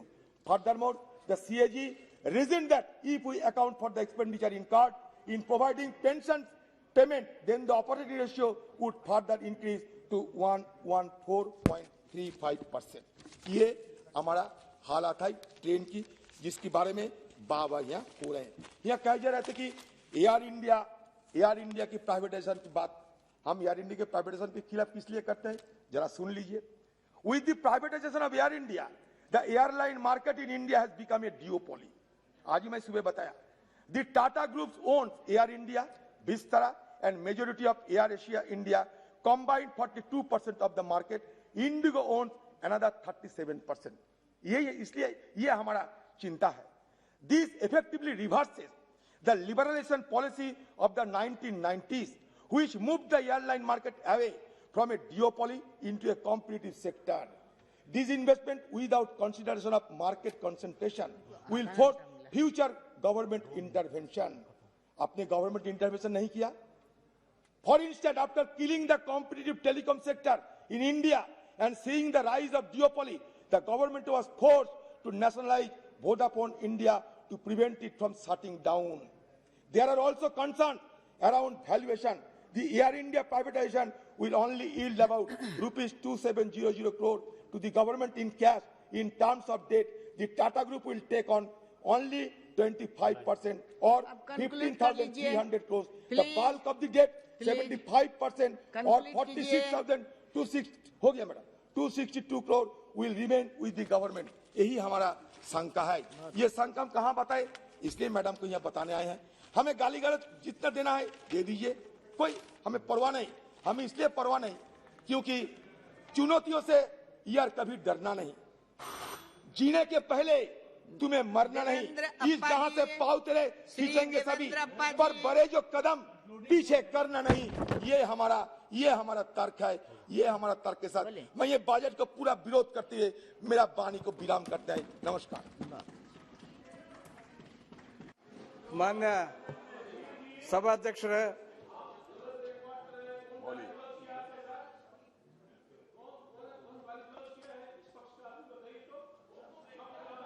उनका जाएगा record में। इनका time मत लीजिए, आप शुरू कीजिए, आपका टाइम चला जाएगा। हाँ प्लीज शुरू कीजिए। ಮಾನ್ಯ ಸಭಾಧ್ಯಕ್ಷರೇ, ಎಲ್ಲರಿಗೂ ಶರಣಾರ್ಥಿಯನ್ನ ಸಲ್ಲಿಸಿ ಈ ದಿವಸ ಕರ್ನಾಟಕ ರಾಜ್ಯದಿಂದ ಆಯ್ಕೆಯಾದಂಥ ನಿರ್ಮಲಾ ಸೀತಾರಾಮನ್ ಅವರು ಮಂಡಿಸಿದಂಥ 22-23ನೇ ಸಾಲಿನ ಸಾಮಾನ್ಯ ಬಜೆಟ್ ಮೇಲಿನ ಚರ್ಚೆಯಲ್ಲಿ ಭಾಗವಹಿಸಲು ನನಗೆ ಅವಕಾಶ ಮಾಡಿಕೊಟ್ಟಿದ್ದಕ್ಕಾಗಿ ಧನ್ಯವಾದಗಳನ್ನು ಸಲ್ಲಿಸ್ತಾ, ಬಜೆಟ್ ಎನ್ನುವುದು ಸರ್ಕಾರದ ವೆಚ್ಚ, ತೆರಿಗೆ ವಿಧಿಸಲು ಯೋಚಿಸಿರುವ ತೆರಿಗೆಗಳು ಮತ್ತು ನಾಗರಿಕ ಆರ್ಥಿಕ ಮತ್ತು ಜೀವನದ ಮೇಲೆ ಪರಿಣಾಮ ಬೀರುವ ಇತರ ವಹಿವಾಟುಗಳ ಮೇಲಿನ ನೀಲನಕ್ಷೆಯಾಗಿದೆ. ಸರ್ಕಾರ ಈ ವರ್ಷ 39,44,999 ಕೋಟಿ ಬಜೆಟ್ ಮಂಡಿಸಿದೆ. ಇದು 2021-22ರ ಪರಿಷ್ಕೃತ ಅಂದಾಜಿಗಿಂತ 4.6 ಹೆಚ್ಚಳವಾಗಿದೆ. ಈ ಬಜೆಟ್ ಅಮೃತ್ ಮಹೋತ್ಸವ ವರ್ಷದ ರೂಪುರೇಷೆಗಳ ಹಾಕಿಕೊಟ್ಟಿದೆ. ಇದರಿಂದ ನಮ್ಮ ಯುವಕರು, ಮಹಿಳೆಯರು, ರೈತರು, ಪರಿಶಿಷ್ಟ ಜಾತಿ ಮತ್ತು ಪರಿಶಿಷ್ಟ ಪಂಗಡದವರಿಗೆ ನೇರವಾಗಿ ಅನುಕೂಲವಾಗಲಿದೆ. ಆಧುನಿಕ ಮೂಲ ಸೌಕರ್ಯಕ್ಕಾಗಿ ದೊಡ್ಡ ಮಟ್ಟದ ಸಾರ್ವಜನಿಕ ಹೂಡಿಕೆ ಕ್ರಮ ಕೈಗೊಂಡಿದೆ. ಹಾಗಾಗಿ ನಮ್ಮ ಭವ್ಯ ಭಾರತದ ಭವಿಷ್ಯದ ದಾರಿಯನ್ನು ಸುಗಮಗೊಳಿಸುತ್ತದೆ ಎಂಬುದರಲ್ಲಿ ಯಾವುದೇ ಸಂಶಯವಿಲ್ಲ. ಇದನ್ನು ಪ್ರಧಾನಮಂತ್ರಿಯವರ ಮಾರ್ಗದರ್ಶನ ಮತ್ತು ಆಡಳಿತದಲ್ಲಿ ಕಿಸಾನ್ ಸನ್ಮಾನ್ ನಿಧಿ ದೇಶ ಪ್ರಗತಿಯಲ್ಲಿದ್ದು ಸುಮಾರು 11 ಕೋಟಿ ಹೆಚ್ಚು ರೈತ ಕುಟುಂಬಗಳಿಗೆ 1,80,000 ಕೋಟಿ ರೂಪಾಯಿಗಳನ್ನು ಕಿಸಾನ್ ಸನ್ಮಾನ್ ನಿಧಿ ಯೋಜನೆ ಮೂಲಕ ನೀಡಲಾಗಿದೆ.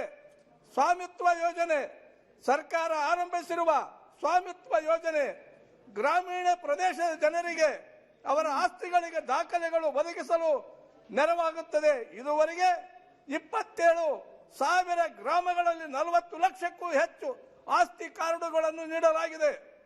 ಕಿಸಾನ್ ರೈಲ್ವೆ ಸೇವೆ, ರೈತರು ತಮ್ಮ ಬೆಳೆಗಳಿಗೆ ಹೆಚ್ಚಿನ ಬೆಲೆ ಪಡೆಯಲು, ಅವರ ಉತ್ಪನ್ನಗಳು ಉತ್ತೇಜಿಸಲು, ಅವರ ಸರಕುಗಳು ಮಾರುಕಟ್ಟೆಗೆ ತಲುಪಿಸಲು ಸರ್ಕಾರವು ಕಿಸಾನ್ ರೈಲ್ವೆ ಸೇವೆಯನ್ನು ಪ್ರಾರಂಭಿಸಿ ವಿಶ್ವದಲ್ಲೇ ಮೊದಲ ಬಾರಿಗೆ ವಿಶ್ವ ಆರೋಗ್ಯ ಸಂಸ್ಥೆಯ ಭಾರತದಲ್ಲಿ ಕೇಂದ್ರವನ್ನು ಸ್ಥಾಪಿಸಲು ಹೊರಟಿದೆ. ಭಾರತವು ಗ್ರೀನ್ ಗ್ರಿಡ್ ಯೋಜನೆ ಮೂಲಕ ವಿಶ್ವ ಸಮುದಾಯದ ಜೊತೆಗೆ ಕರೆದೊಯ್ಯುವ ಮೂಲಕ ಉಜ್ವಲ ಯೋಜನೆ ಸರ್ಕಾರದ ಯಶಸ್ಸಿಗೆ ದೊಡ್ಡ ಉದಾಹರಣೆಯಾಗಿದೆ. ಉದ್ಯೋಗ ಸೃಷ್ಟಿಗೆ ಸಂಬಂಧಿಸಿದಂತೆ ಐಟಿ, ಬಿಪಿಒ ವಲಯದಲ್ಲಿ 152% ಬೆಳವಣಿಗೆಯನ್ನು ದಾಖಲಿಸಲಾಗಿದೆ. ಉದ್ಯೋಗದಲ್ಲಿ ಬೆಳವಣಿಗೆ ದರ 77%, ಶಿಕ್ಷಣದಲ್ಲಿ 39%, ಉತ್ಪಾದನೆಯಲ್ಲಿ 22%, ಸಾರಿಗೆಯಲ್ಲಿ 68% ಮತ್ತು ನಿರ್ಮಾಣದಲ್ಲಿ 42% ಬೆಳವಣಿಗೆಗಳನ್ನು ದಾಖಲಿಸಲಾಗಿದೆ. ಪ್ರಧಾನಮಂತ್ರಿ ಗರೀಬ್ ಕಲ್ಯಾಣ ಯೋಜನೆ PMGKY ಅಡಿಯಲ್ಲಿ ಭಾರತ ಸರ್ಕಾರವು ಯೋಜನೆಗಳ ಭವಿಷ್ಯ ನಿಧಿ FPF ಅಡಿಯಲ್ಲಿ 12% ಉದ್ಯೋಗದಾತರ ಪಾಲು ಮತ್ತು 12% ಉದ್ಯೋಗಿಗಳ ಪಾಲು ಎರಡನ್ನೂ ಕೊಡುಗೆಯಾಗಿ ನೀಡಿದೆ. ಇದು 100 ಉದ್ಯೋಗಿಗಳನ್ನು ಹೊಂದುವ ಸಂಸ್ಥೆಗಳು ಮಾರ್ಚ್ನಿಂದ ಆಗಸ್ಟ್ 20ರವರೆಗೆ ವೇತನ ತಿಂಗಳು ಒಂದಕ್ಕೆ 20 ಹೊಂದಿದ್ದಾರೆ. 15,000 ಕೋವಿಡ್ ನಂತರ ಅವಧಿಯಲ್ಲಿ ಇಪಿಎಫ್ಒ ನೋಂದಾಯಿತ ಸಂಸ್ಥೆಗಳಲ್ಲಿ ಉದ್ಯೋಗಗಳನ್ನು ಒದಗಿಸಲು ಇದು ಸಹಾಯ ಮಾಡಿದೆ. ಕೋವಿಡ್-19ರ ಸಾಂಕ್ರಾಮಿಕ ಸಮಯದಲ್ಲಿ ಆತ್ಮನಿರ್ಭರ್ ಭಾರತ್ ರೋಜ್ಗಾರ್ ಯೋಜನೆ ಮತ್ತು ಸಾಮಾಜಿಕ ಭದ್ರತೆ ಪ್ರಯೋಜನಗಳು ಪ್ರಾರಂಭಿಸಲಾಗಿದೆ. ಉದ್ಯೋಗಗಳ ಭವಿಷ್ಯ ನಿಧಿ ಸಂಸ್ಥೆ ಇಪಿಎಫ್ಒ ಮೂಲಕ ಜಾರಿಗೊಳಿಸಲು ಆಗುತ್ತಿರುವ ಈ ಯೋಜನೆಯು ಉದ್ಯೋಗದಾತರ ಆರ್ಥಿಕ ಹೊರೆಯನ್ನು ಕಡಿಮೆ ಮಾಡಲು ಮತ್ತು ಹೆಚ್ಚಿನ ಕಾರ್ಮಿಕರನ್ನು ನೇಮಿಸಿಕೊಳ್ಳಲು ಪ್ರೋತ್ಸಾಹಿಸುತ್ತದೆ. ಈ ಯೋಜನೆಯಡಿಯಲ್ಲಿ 1.17 ಲಕ್ಷ ಸಂಸ್ಥೆಗಳ ಮೂಲಕ 39.59 ಲಕ್ಷ ಫಲಾನುಭವಿಗಳಿಗೆ ಸವಲತ್ತುಗಳನ್ನು ಒದಗಿಸಲಾಗಿದೆ. 5 ಮಿನಿಟ್ उनको एक घंटा देता. ಕೃಷ್ಣ ಇನ್ನು ನದಿ ಜೋಡಣೆ ಯೋಜನೆಗಳು ಕೃಷ್ಣ, ಪೆನ್ನಾರ್ ಮತ್ತು ಕಾವೇರಿ ಸೇರಿದಂತೆ ನದಿ ಜೋಡಣೆ ಯೋಜನೆಗಳಿಗೆ ಬಜೆಟ್ ಬೆಂಬಲ ಘೋಷಿಸಿತು. ನದಿ ಜೋಡಣೆ ಯೋಜನೆ ಕರ್ನಾಟಕ ತನ್ನ ಬೆಂಬಲವನ್ನು ನೀಡುತ್ತದೆ. ಆದರೆ ನನ್ನ ರಾಜ್ಯವು ಹೆಚ್ಚಿನ ನೀರಿನಲ್ಲಿ ತನ್ನ ಪಾಲು ಕೇಳಿದೆ. ಆದ್ದರಿಂದಲೇ ಕೃಷ್ಣ, ಪೆನ್ನಾರ್ ಮತ್ತು ಕಾವೇರಿ ಸಂಬಂಧಿಸಿದ ಯೋಜನೆಗಳು ಕರ್ನಾಟಕದ ಆತಂಕಕ್ಕೆ ಕಾರಣವಾಗಿದೆ. ನದಿ ತೀರದ ರಾಜ್ಯಗಳ ನಡುವೆ ನದಿ ನೀರಿನ ವಿವಾದ ಆಯೋಗಗಳನ್ನು ಬಹುತೇಕ ಇತ್ಯರ್ಥಗೊಳಿಸಿದ್ದರೂ ಹೆಚ್ಚುವರಿ ನೀರಿನ ಹಂಚಿಕೆ ವಿವಾದಾತ್ಮಕ ವಿಷಯವಾಗಿ ಮುಂದುವರಿಯುತ್ತದೆ. ಆದ್ದರಿಂದ ರಾಜ್ಯದ ಹೆಚ್ಚುವರಿ ನೀರಿನ ಪಾಲನ್ನು ಅಂತಿಮಗೊಳಿಸುವ ಮೊದಲು ದಕ್ಷಿಣ ಭಾರತದ ರಾಜ್ಯಗಳ ಜೊತೆ ಚರ್ಚಿಸಿ ಅಂತಿಮ ನಿರ್ಧಾರಕ್ಕೆ ಬರಲು ಸರ್ಕಾರ ನಿರ್ಧರಿಸುವುದು ಒಳ್ಳೆಯದು. ನನಗೆ ಮಾತಾಡಲಿಕ್ಕೆ ಅವಕಾಶ ಮಾಡಿಕೊಟ್ಟಂತ ಅಧ್ಯಕ್ಷರಿಗೆ ವಂದಿಸಿ ಎರಡು. माननीय सभापति महोदय, जिस प्रकार बसंत सौंदर्यीकरण का संदेश लेकर आता है, फूल खिल उठते हैं और आम के वृक्षों की डालियां भी बूढ़ से भर जाती हैं, ठीक उसी तरह से भारत की शक्तिशाली वित्त मंत्री एवं हिंदुस्तान में महिला सशक्तिकरण का प्रतीक निर्मला सीतारमण जी ने जो बजट इस देश को दिया है, आज उस बजट की न केवल भारत बल्कि सारे विश्व के अंदर चर्चा हो रही है कि किस प्रकार से भारत पिछले 7 वर्षों में आज दुनिया की सबसे तेज गति से चलने वाली अर्थव्यवस्था बनी है। महोदय, आज मुझे याद आ रहा है 2 जुलाई 2015 का वो दिन जब प्रधानमंत्री मोदी जी ने देश के अंदर डिजिटल इंडिया लॉन्च किया था। आज जब हम 2022 और 23 के बजट को बारीकी से देखते हैं तो चारों तरफ देखने को मिलता है कि कोई भी सेक्टर हो चाहे उसमें डिजिटलाइजेशन की धूम है। डिजिटलाइजेशन का जो रेवोल्यूशन है वो देश को बहुत आगे बढ़ा रहा है। अभी अधीर रंजन चौधरी जी सामने से आ भी गए हैं, ये बोल रहे थे, लेकिन मैं ये कहना चाहूंगा कि इन कांग्रेसियों की आदत है, इनके नेताओं की भी, कि ये 2 ट्रक झूठ के लेके चलते हैं और बांटते चले जाते हैं।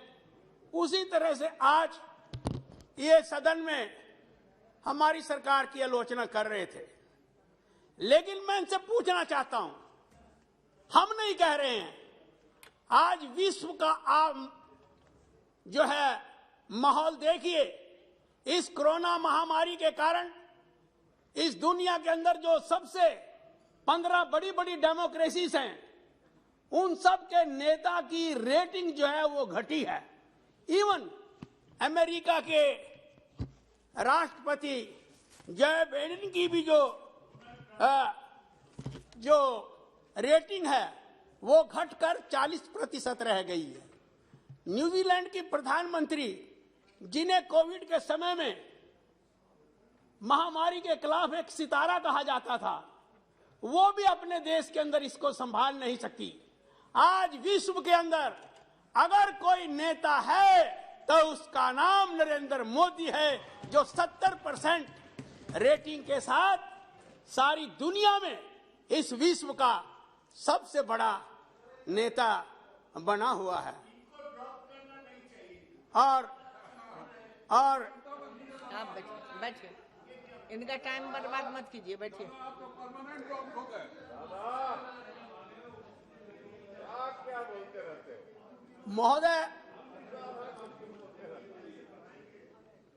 महोदय, मैं ये कहना चाहूंगा कि आज जब हम देखते हैं कि हमारे सिंगापुर का निर्माण जिस ली साहब ने किया है अपने 30 सालों के प्रधानमंत्री काल में, और वर्ल्ड की डेस्टिनेशन सिंगापुर को बनाया है, आज उसी तरह से भारत के प्रधानमंत्री ने भारत की साख को सारी दुनिया के अंदर बढ़ाया है। भारत को मछुआरों का देश कहा जाता था, स्पेरों का देश कहा जाता था, और आज जिस तरह से हमारे देश के अंदर हर क्षेत्र के अंदर उन्नति हो रही है, और बहन सीतारमन जी ने पिछले साल जो बजट इकोनॉमी के 6 पिलर्स के ऊपर आधारित करके इस देश को दिया था, अभी तो तवा भी नहीं गर्म हुआ बहन जी, मैडम जी, सभापति महोदय, थोड़ा सा मैं ये कहना चाहूंगा कि जो उन्नति के इकोनॉमी के 6 पिलर्स के ऊपर जो पिछला बजट दिखाई दिया था, आज उसका असर देश के अंदर देखने को मिल रहा है। हमारी कृषि व्यवस्था बहुत बेहतरीन ढंग की है। हम 80 करोड़ लोगों को भोजन दे रहे हैं, और इसी तरह से विश्व की हम सबसे बड़ी तेज रफ्तार की इकोनॉमी बने हुए हैं। और आज जो ये बजट समर्थन करने के लिए खड़ा है, 7 इंजन के ऊपर आधारित करके गतिशीलता के लिए जो रखा गया है, ये भी आने वाले समय के अंदर हमारे देश को आगे ले जाएगा। मैं एक अपने हलके की मैडम जी एक बात अपने कॉन्स्टिट्यूएंसी की कह दूं, मैं कॉन्स्टिट्यूएंसी की सभापति महोदय, मैं माननीय मंत्री महोदय के ध्यान में सिर्फ एक बात लाना चाहूंगा, जल्दी लाइए, कि आदरणीय प्रधानमंत्री जी 2015 में जो है फ्रांस गए थे, और वहां पर फ्रांस की सरकार के साथ समझौता किया था कि मेरे लोकसभा में जो अंबाला का रेलवे स्टेशन है उसको वर्ल्ड क्लास का बनाया जाएगा। उसको सिद्धांत तौर के ऊपर मंजूरी मिली भी है, और मैं चाहूंगा कि उसके अंदर आगे और काम हो, और अंबाला जो है। जी धन्यवाद सभापति मैम, आपने मुझे बजट पे बोलने का मौका दिया। मैं बहुत मैं मेरा नाम आगे आकर आ जाइए ना, आगे आ जाइए, मैं आगे आ जाइए। धन्यवाद मैम, मैं यहीं बैठता हूं मैम, तो यहीं से क्या हो जाएगा? जी अच्छा प्रणाम है आपको। ठीक, हमने हमें एक कविता याद आ रही है कि मांगा भी न था हमने अभी अपनी दुआओं में, पाया है उससे ज्यादा मेरे मुल्क ने मोदी की वफाओं में। हम ज्यादा बोलते नहीं हैं सभापति मैम, लेकिन हमें एक बात का बड़ा सुकून है कि अमृत काल का बजट है, और सही मायने में देश के लोगों को अमृत देने का कार्य हमारी वित्त मंत्री मैम निर्मला सीतारमन जी ने और नरेंद्र मोदी जी ने दिया है। 60-70 साल की आयु में लोग बीमार होने लगे हैं, और वहां पहली बार देश में कल्पना हो रही है फार्मिंग, ऑर्गेनिक फार्मिंग कॉरिडोर की। ऑर्गेनिक खेती से कितने लोगों का स्वास्थ्य अच्छा रहता है, पहले की किसी सरकार ने नहीं सोचा। नरेंद्र मोदी जी ने सोचा है कि अपने देश के करोड़ों लोगों को स्वस्थ बनाना है।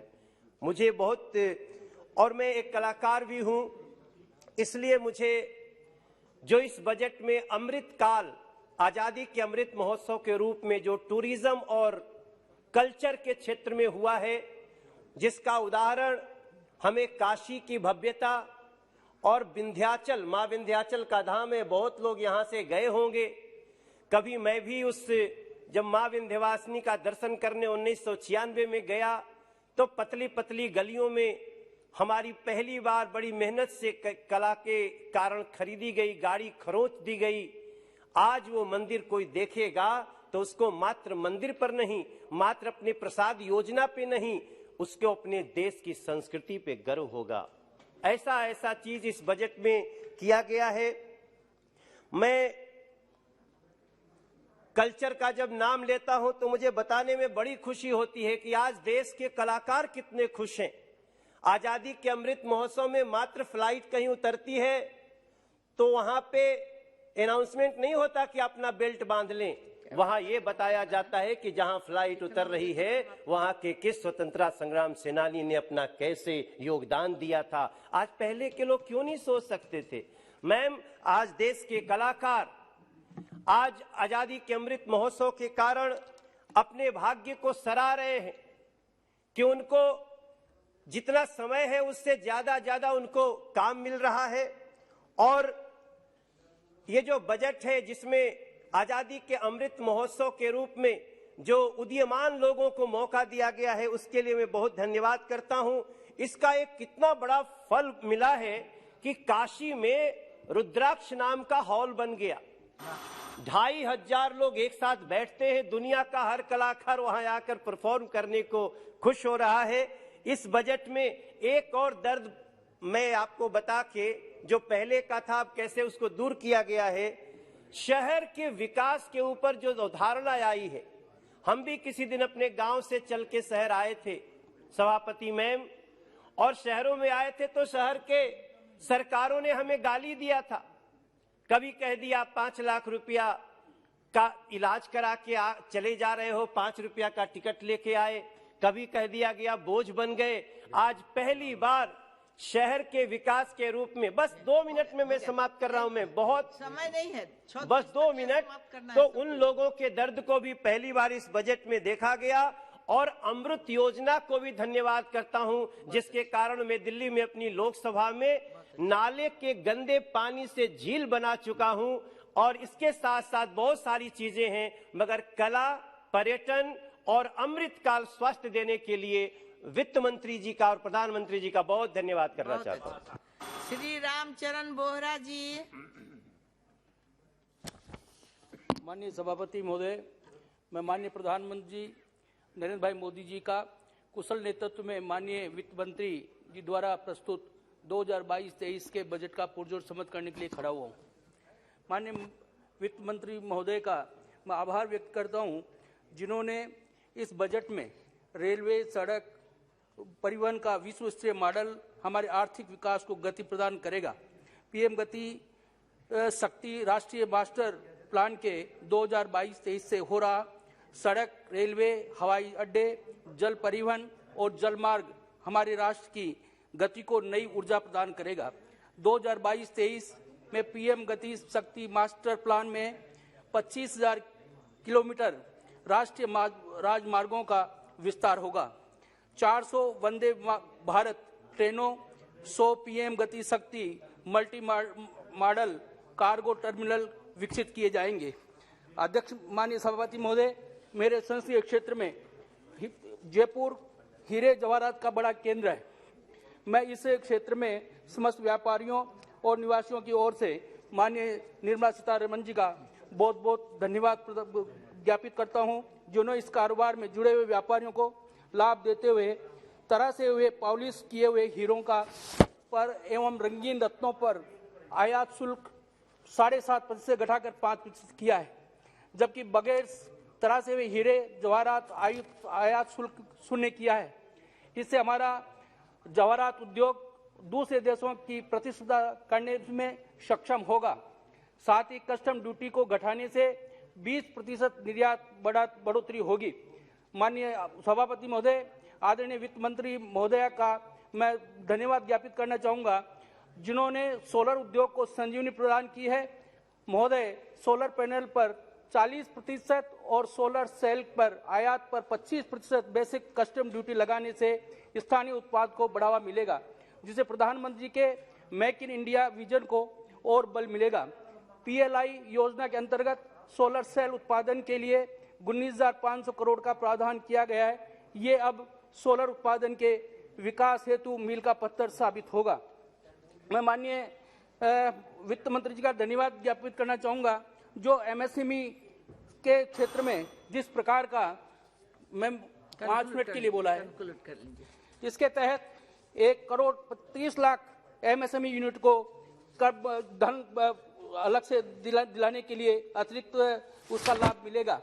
माननीय अध्यक्ष सभापति महोदय, राजस्थान की जनता को पीने के पानी के साथ साथ सिंचाई पानी भी मिले, इसके लिए पूर्वी राजस्थान नहर परियोजना तत्कालीन राजस्थान सरकार द्वारा बनाई गई थी। इस परियोजना से राजस्थान के 13 जिले को पानी मिलेगा, सिंचाई का पानी मिलेगा। इस परियोजना की स्वीकृति से जयपुर से बहुत बड़े बांध रामगढ़ को पुनर्जीवन मिलेगा। इसमें कुमार, मैडम, मेरे क्षेत्र की 2 बात रख के फिर बंद करूंगा। परियोजना को स्वीकृत जयपुर से बहुत बड़े बांध को, रामगढ़ बांध को पुनर्जीवन मिलेगा। उसमें पानी का रिचार्ज भी होगा। इस परियोजना से कि केंद्र द्वारा स्वीकृति दिए जाने से कि पश्चिमी राजस्थान में हरित क्रांति लाने वाली देश की सबसे बड़ी परियोजना साबित होगी। माननीय अध्यक्ष सभापति महोदय, माननीय सभापति श्री संतोष कुमार जी बोलिए। सभापति महोदया, बोलिए। मैं आज केंद्रीय बजट 2022-23 के समर्थन में बोलने के लिए आपके बीच खड़ा हुआ हूं। आपने मौका दिया, इसके लिए बहुत बहुत धन्यवाद। महोदया, विश्व में वर्तमान में जो राजनीतिक हालात पैदा हुए हैं, विशेषकर कोरोना के बाद आज विश्व के अनेकों देश चाइना +1 का विकल्प तलाश रहे हैं। ऐसे उभरते और बदलते अर्थव्यवस्था की स्थिति में भारत सबसे महत्वपूर्ण भूमिका में खड़ा है। भारत को इसका सबसे बड़ा लाभ मिल सकता है और इस बाबत माननीय वित्त मंत्री जी ने इस बजट में प्रधानमंत्री गति शक्ति योजना की जो उद्घोषणा की है, वही भारत को ये इस वैश्विक अर्थव्यवस्था में अहम भूमिका अदा करने के लिए तैयार करेगा। और माननीय प्रधानमंत्री जी ने भारत को 5 ट्रिलियन इकोनॉमी बनाने का जो लक्ष्य रखा है, वह मजबूती के साथ पूरा होगा। मैं माननीय वित्त मंत्री जी को बधाई देना चाहता हूं कि उन्होंने आने वाले वर्षों में राजकोषीय घाटे को धीरे धीरे कम करने का लक्ष्य रखा है। इस बजट के माध्यम से मोदी जी की सरकार ने विपक्ष को पूरी तरह से क्लीन बोल्ड कर दी है। महोदया, ये रोजगार की बात करते हैं। 14 क्षेत्रों में पीएलआई स्कीम के तहत 60 लाख से नए रोजगार सृजन होने वाले हैं। हम लोगों के लिए हर्ष और गर्व का विषय ही है। यह बजट के माध्यम से रक्षा के क्षेत्र में तेजी से आत्मनिर्भरता की ओर बढ़ेगा। कृषि के क्षेत्र में देश में रसायन मुक्त कृषि, प्राकृतिक खेती को बढ़ावा दिए जाने की योजना का प्रावधान किया गया है। 63 करोड़ किसानों को गेहूं और धान की खरीद के लिए 2.37 लाख करोड़ रुपए का प्रत्यक्ष भुगतान किया जाएगा। नाबार्ड कृषि एवं ग्रामीण उद्यमों के लिए स्टार्टअप के लिए पूंजी के साथ निधि की सुविधा प्रदान करने जा रहा है। स्वास्थ्य के क्षेत्र में 23 टेली मानसिक स्वास्थ्य केंद्रों का नेटवर्क का निर्माण, जिसमें नीम हैंड्स नोडल केंद्र होगा। यह निश्चित रूप से स्वास्थ्य सुविधाओं को उत्कृष्टता की ओर ले जाने का कार्य करेगा। 2 मिनट मैं बधाई देना चाहता हूं माननीय वित्त मंत्री जी को। उन्होंने नवोदित एवं विकासशील बैटरी स्वप्ना पॉलिसी, सीमावर्ती गांवों के विकास के लिए जीवंत ग्राम कार्यक्रम, 2 लाख आंगनबाड़ी केंद्रों के उन्नयन, इन सभी बिंदुओं पर विशेष ध्यान दिया है। अर्थव्यवस्था में समग्र निवेश को उत्प्रेरित करने के लिए 2022-23 में 1 लाख करोड़ रुपए का राज्यों का आवंटन सामान्य उधार के अतिरिक्त 25 वर्षीय ब्याज मुक्त ऋण स्वागत योग्य कदम है। मैं अपने राज्य बिहार और अपनी पार्टी की ओर से इसके लिए विशेष आभार व्यक्त करता हूं।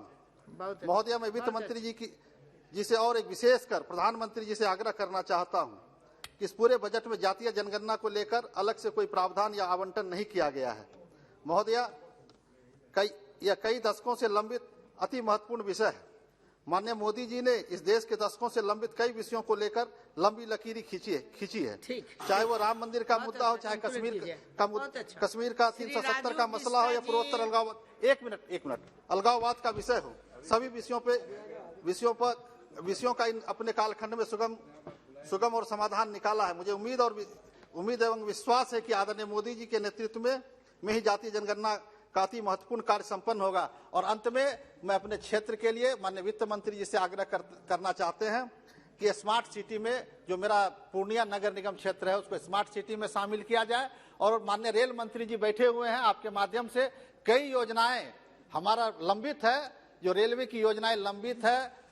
इस देश का सबसे पुराना जिला पूर्णिया है और रेलवे के मानचित्र में कहीं दिख नहीं रहा है। वहां से पूर्णिया से कोई सीधी ट्रेन दिल्ली या पटना, बिहार की राजधानी पटना के लिए नहीं है। माननीय मंत्री जी से हम विनती करना चाहते हैं, इसमें प्राथमिकता के आधार पे पूर्णिया से दिल्ली और पटना के लिए ट्रेन की सुविधा करा दे। वंदे भारत जैसी ट्रेन, चाहे तेजस जैसी ट्रेनों की एक सुविधा करा दे। इनके लिए मैं पूर्णिया वासियों की तरफ से माननीय मंत्री जी का आभारी रहेंगे। बहुत बहुत धन्यवाद। धन्यवाद मैडम। श्री राजू बिष्टा जी। धन्यवाद मैडम, आपने मुझे इस बजट सेशन में बोलने का अनुमति दिया।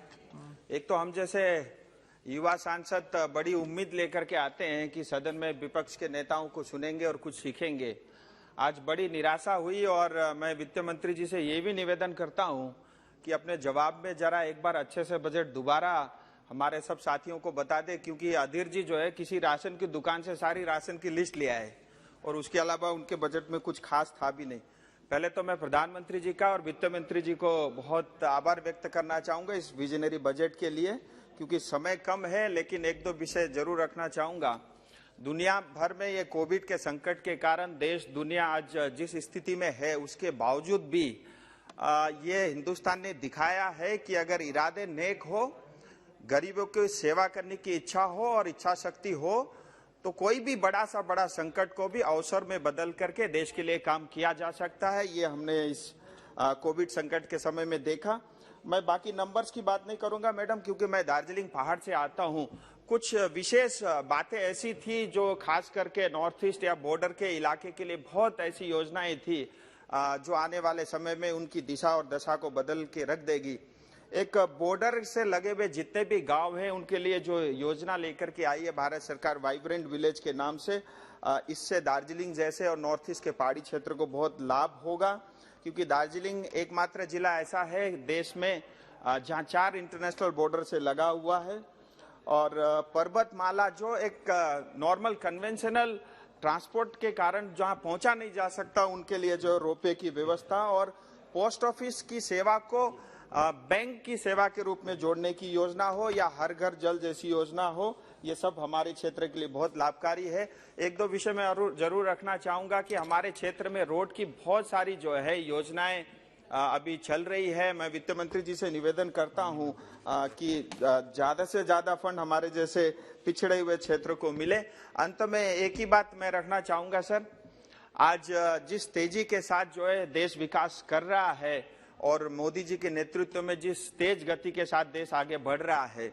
इतनी सारी योजनाएं हैं, लेकिन मुझे ये दुख के साथ कहना पड़ता है कि दार्जिलिंग में ऐसी कोई भी योजनाएं नहीं पहुंचती। उसका मुख्य कारण ये है कि 2005 से अभी तक कोई पंचायत के चुनाव हुए नहीं, कोई इलेक्टेड बॉडी वहां पे काम करता नहीं, सांसद और विधायक की पश्चिम बंगाल में चलती नहीं, और पश्चिम बंगाल खुद ही 35 साल जब सीपीएम ने राज किया 2 लाख करोड़ का कर्जा था, पिछले 11 साल में एक कर्जा बढ़ के 6 लाख करोड़ के पार हो गया है और कोई भी योजना नहीं पहुंचती। और जब आजादी के समय दार्जिलिंग नंबर 1 पे था, एशिया में सबसे पहली बिजली दार्जिलिंग में आई थी, लेकिन जानबूझ के गलत नीयत और इरादों के कारण दार्जिलिंग आज सीपीएम टीएमसी के कारण पिछड़ा है और 86 के बाद लगातार आंदोलन होते रहे हैं, अलग राज्य की मांग उठती रहती है और हमारी सरकार ने भी, पार्टी ने भी ये कहा है कि हम स्थायी राजनीतिक समाधान करेंगे, उसके लिए टॉक्स भी चल रहा है। मेरी दो ही विनती है सर कि स्थायी राजनीतिक समाधान जल्द से जल्द हो,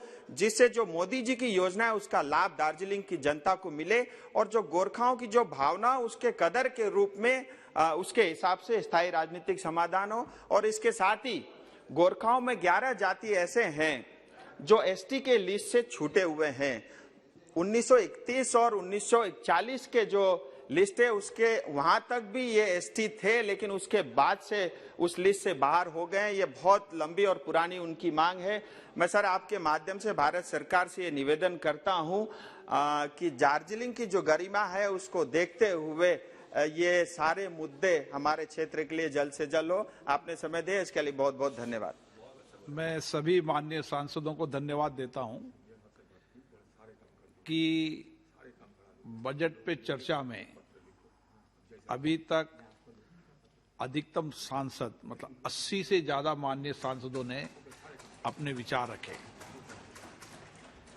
13 घंटे 50 मिनट चर्चा हुई। ये रिकॉर्ड है। मुझे लगता है कि सभी माननीय सदस्य को पर्याप्त समय, पर्याप्त अवसर मिला है। मिला नहीं मिला सबको?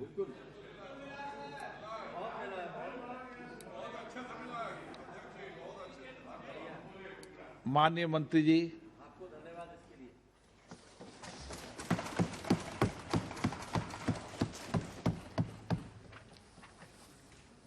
Thank you, Speaker, sir. I thank all the honourable members who participated in this discussion on the budget. Honourable Speaker, sir, you rightly said more than 80 members have spoken on the budget discussion. In the last few days, you've held it, even if it was late in the night, and the members' enthusiasm in talking about the budget and getting into some details actually has motivated me that the interest in this year's budget, like last year's and the previous years as well, has been not just cursory. People have gone into the details, and therefore it gives me greater motivation to reply. And of course, as things stand, and this is subject to correction, I am also given to understand that nearly 45 members of parliament have given their written speeches. Sir, I would have actually started off with the budget all over again in terms of some very distinct features which are there in the budget, but I'm very tempted to take it off and start from the first speaker of the opposition. And that is only because, of course, I'll be answering many of the questions that he's raised, but maybe because he wanted to sound a lot more interesting about the budget, his criticism started off by saying, Amrit Kal over the next 25 years, today the people of India are facing Andhkal. Kyunki a very senior member of the House starts saying that this is not Amritkal, it's Andhkal, I thought we should just go over that a bit more so that members would also know what probably is running in his mind. Sir, there certainly was an Andhkal in this country. But that Andhkal was thanks entirely due to the Congress. And I list out a few things why no one of us can disagree that Andhkal that was. Start with the fact that in 1991, we had foreign exchange reserves only for 2 weeks. उससे पहले emergency का काल भी हम सब जानते हैं. So Andhkal that was. Andhkal again in 1991, when you couldn't manage your foreign exchange, you didn't know what to do. And then, because you were trying to bring in reform, you also claimed we brought the reform, whereas that was under compulsion, like one of our members, honorable members mentioned it. That was Andhkal. Again,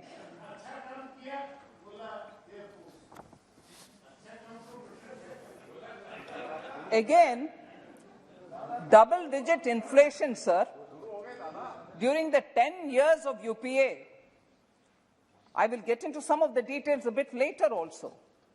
And when we are constantly talking about inflation and the government is explaining itself as to what is being done in order to contain what today is being suffered by people all over the world, but that's no excuse. We are responding to the situation in India. Double-digit inflation during UPA 1 and 2, particularly in 2, was Andhakal indeed. And that's the Andhakal probably he's referring to. Third, coal scheme, coal scam. Every day there was headlines in the papers about corruption, 2G scam, Antariksh Deva scam, middlemen everywhere. Country didn't know what's happening. Every morning it was dreadful to see the paper with yet another scam. That was Andhakal, sir. And not knowing how to deal with the country after the global financial crisis, inflation touching 2 digits, and also the situation, macroeconomic fundamentals all going either udar, India became one of the fragile 5. That was Andhakal with policy paralysis. So Andhakal, if he's referring to his own period, government's period, and from the memory. Whereas what we have created today is a situation where common man feels that he's received the benefits from the government, that which was promised over the decades, and therefore entering into the next 25 years towards India at 100 would be certainly the Amritkal that all of us are referring to. And why do I say that? Jan Dhan Yojana brought in financial inclusion for all Indians. And today, I can say there are 44.58 crore accounts, and in those accounts which were made fun of, saying this is zero balance account, how can you have accounts where there is not going to be any balance? There are 1.57 lakh crores as deposits in those Jan Dhan accounts.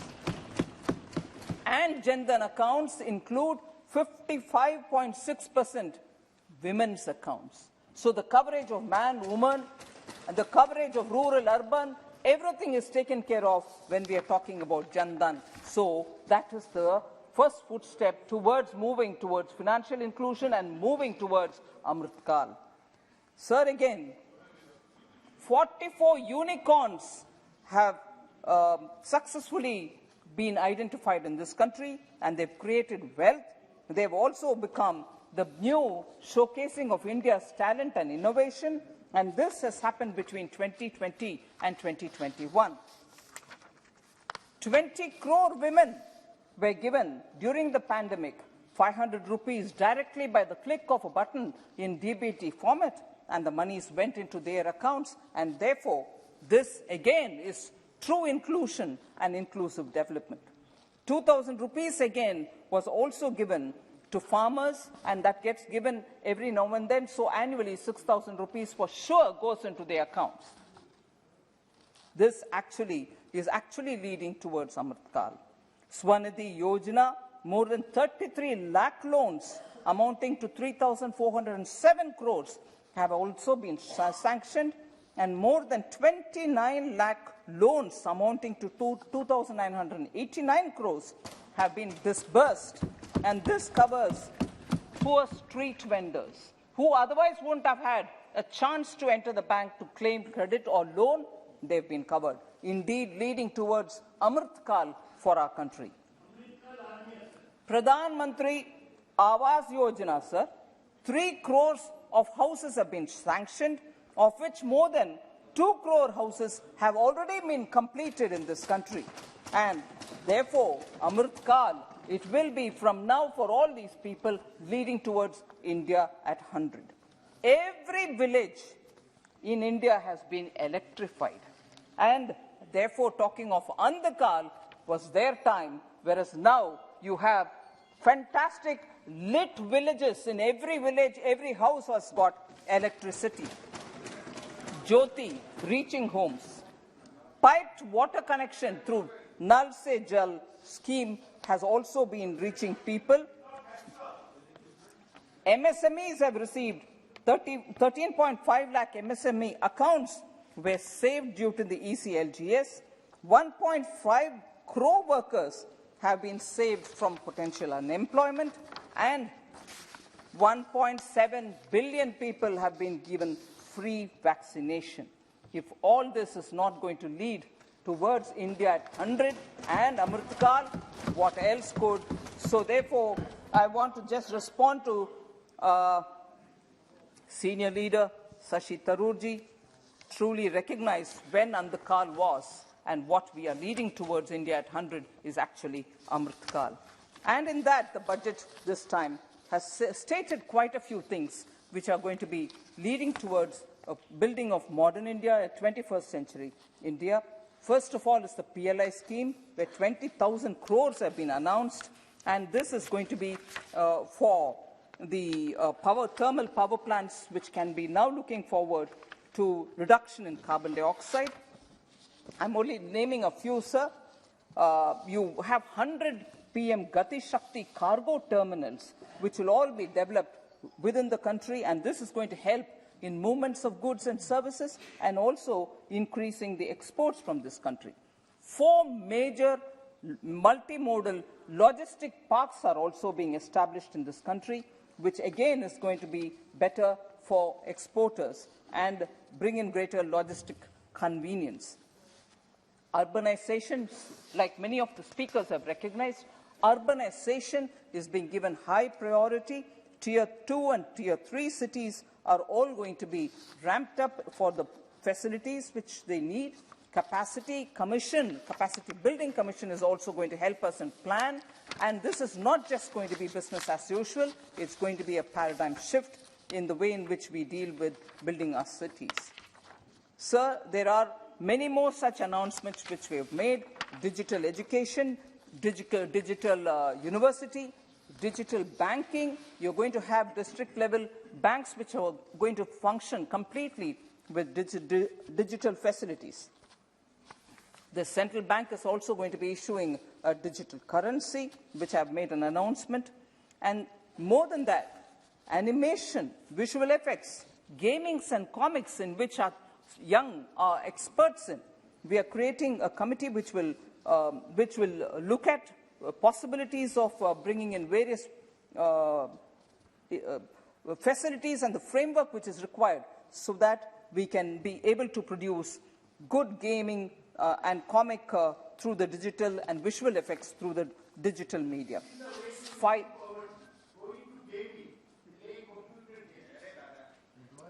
5G, sir.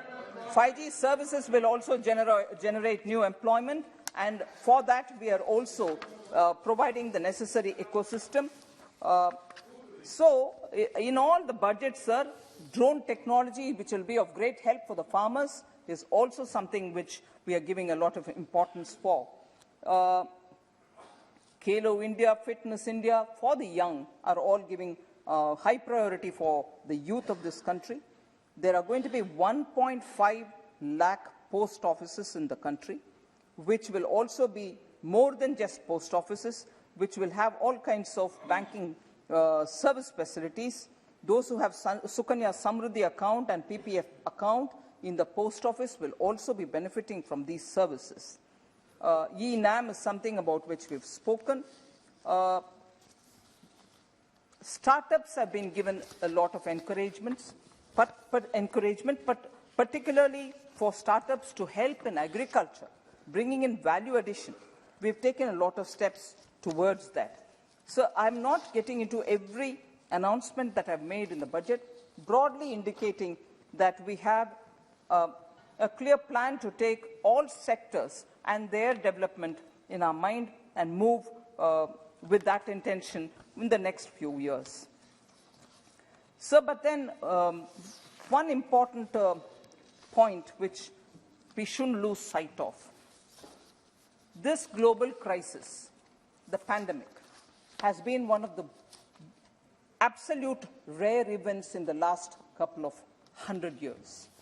Even the Spanish flu didn't probably get recorded for the devastation in economy that it created. I would say for India, this is probably the 4th contraction in the GDP triggered off through an international event. 72-73, India saw a contraction in our GDP purely because of the global oil crisis. 79-80, again a contraction in GDP, and this was because of the Iran-Iraq war. After that was the global financial crisis in 2008-9, again a contraction, but none of this was negative. They were all reduction, remaining in the positive territory, but reduction, substantial reduction. And 2008 and 9 also saw it because of the global financial crisis. But what we saw because of the pandemic in 2020-2021, which led to a contraction of 6.6% negative, was one of the worst ever that we could face, and we were not alone in it. All over the country, all over the world, indeed, economies suffered because of such a contraction. But what I would say, no country had any comparator. They couldn't have anything before them to compare what they could do now, what resulted now, with something else which happened before. However, in the recent memory, if we were to look at a global economic crisis, which also had an impact on Indian economy, it was the global financial crisis. I'll just like to do a comparison between what was the economy then and what was our solutions for that, and what is the economy now and what solutions we gave for this one. Sir, in a way, the global financial crisis resulted in a reduced gain because it wasn't a negative growth. It was still a small growth, but it was a constricted growth. The reduced gain in the in the GDP was 2.21 lakh crores in 2008 and 9. Compared to that, the lost GDP now is 9.57 lakh crores. So that is the extent to which we have lost in this pandemic compared to the recently, meaning a decade ago, the global financial crisis. That resulted in 2.212 lakh, whereas now the reduction was far more. It is 9.57 lakh crore. Despite, sorry? I'll tell you.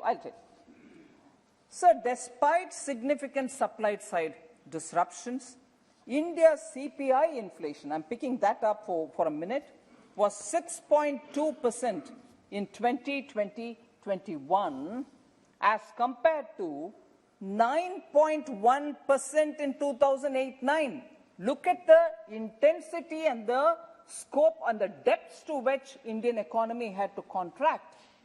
We lost 9.57 lakh crores worth in this global financial crisis, whereas the loss earlier, which is the global financial crisis, was 2.12 lakhs crore. But the CPI inflation now, because I'm purposely bringing this, because CPI inflation is the index with which we measure how prices affect common man. It's the consumer price index. Now that contracted only 6.2 now, whereas for a smaller contraction, which was not even a negative contraction in the global financial crisis period, the inflation, the CPI, was 9.1%. What does it mean? That today, in spite of this intense crisis, in spite of the reduction in the GDP to the extent of 9.57 lakh crores, the CPI is well contained and it is only 6.2%, showing that we have managed the economy much better now than it's easy to say now, than a smaller crisis of that time when the contraction was only 2.12 lakh. And that led to 9.1% inflation. The CPI was 9.1%. So It's very, very easy to constantly keep throwing at us inflation, price rise, kya kar rahe ho? Yes, I agree. There is a need for us to do more. That is why we are importing more edible oils. We are removing the restriction on pulses to be imported and so on. But with a smaller reduction in GDP, with not a negative reduction in GDP, still the inflation couldn't be controlled by the UPA government, whereas Prime Minister Modi ensured that it will not cross 6.2, whereas that was 9.1 that time.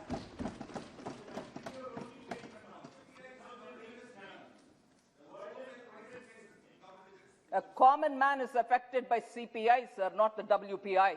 So let us not go on mincing words to constantly keep throwing it at us. You please introspect.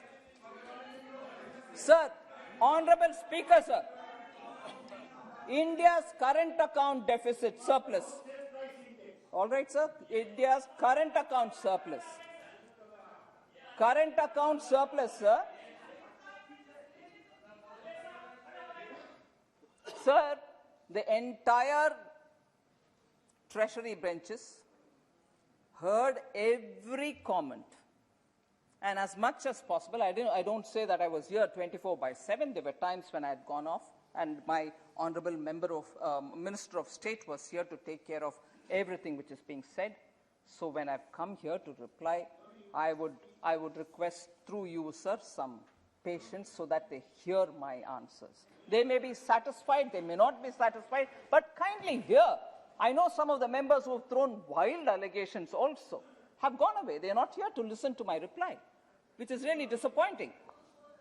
Sir, India had a current account surplus of 0.9% of GDP in 2020-21. अब की crisis के समय हमारे current account surplus में थी और वो भी 0.9% में थी.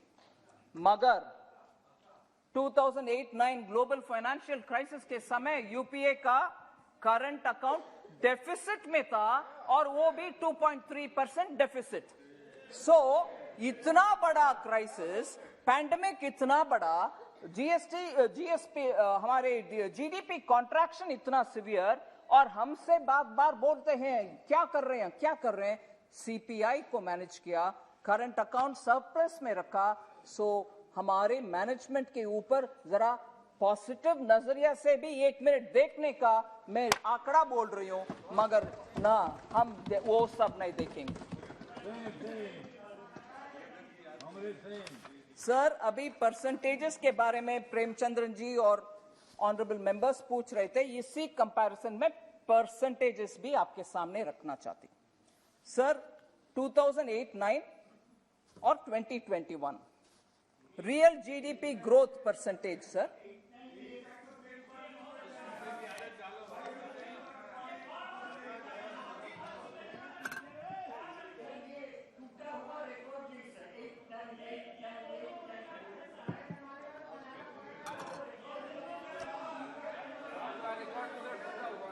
Sir, global financial crisis incidentally 2008-9 सुनने को पसंद नहीं है तो ग्लोबल फाइनेंशियल क्राइसिस का नाम याद रखिए. रियल जीडीपी ग्रोथ का परसेंटेज का फिगर बोल रही हूं सर. 2008-9 में 3.1% था. हमारा कॉन्ट्रैक्ट हुआ 2020-2021 में, जो उसका नंबर मैंने एक्चुअल नंबर बोले, -6.6 हमारा एकदम नीचे गिर गया, -6.6%. वेरस तब +3.1, वो भी कम ग्रोथ में नहीं हुआ. ग्रोथ अच्छा ग्रोथ नहीं हुआ, जस्ट +3.1. वही एक्चुअल नंबर्स में 1 मिनट पहले मैंने बोला.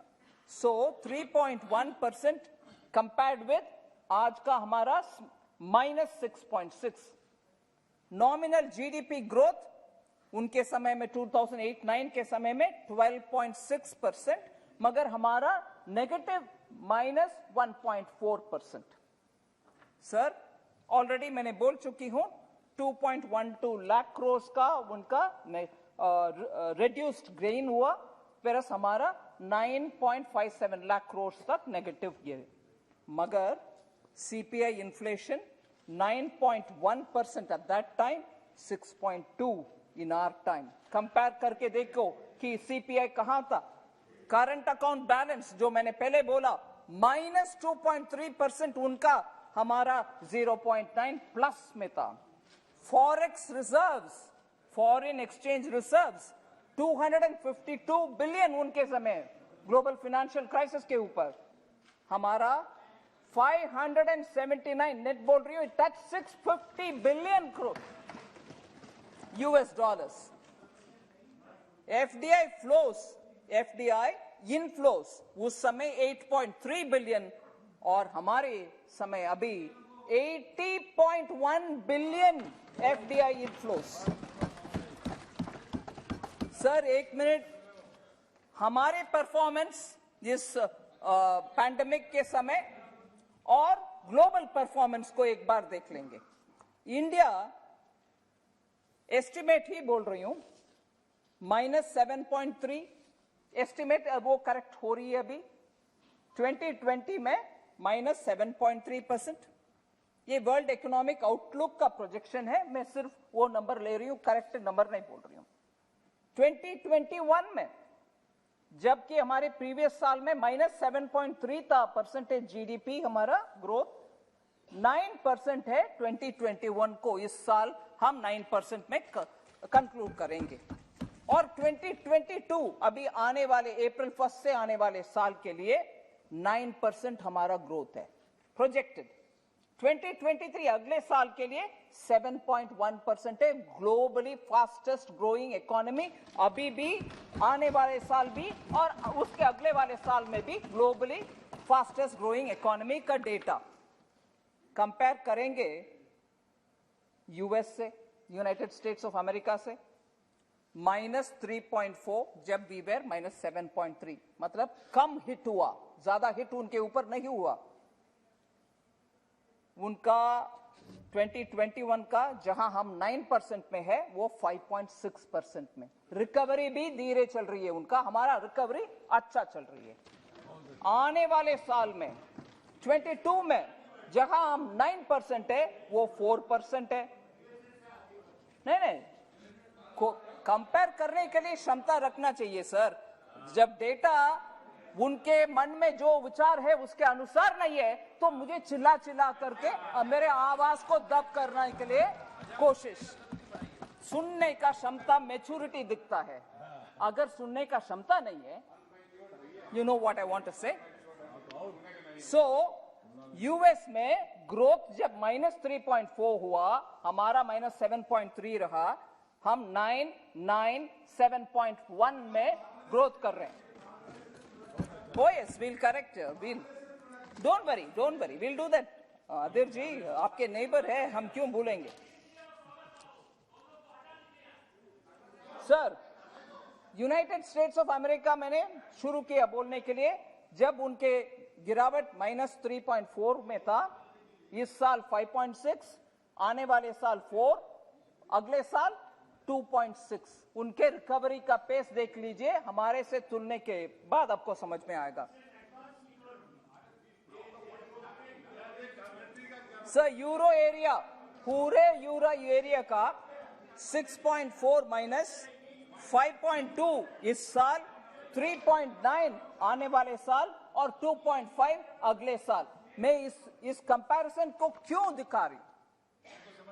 डेवलप्ड कंट्री हो, इमर्जिंग इकोनॉमी हो, हमारे जैसे एक ही मतलब साइज में छोटा इकोनॉमी नहीं बड़ा इकोनॉमी हो, इन सब का ग्रोथ और इन सब का पैंडेमिक के समय गिरावट, ये सब को कंपेयर करते हुए गिरावट हमारे बहुत ज्यादा हुआ, मगर रिकवरी भी उतना ही पेस में हम आगे बढ़ रहे हैं। इस साल, आने वाले साल, अगले साल भी बाकी सबका रिकवरी इतने फेस में नहीं है, चाहे वो डेवलप्ड हो, चाहे वो इमर्जिंग हो, चाहे वो छोटा इकोनॉमी हो, कंपेयर करते हुए सबसे फास्टेस्ट रिकवरी, सस्टेन्ड रिकवरी हमारा हो रही है। So I just want to highlight that sir.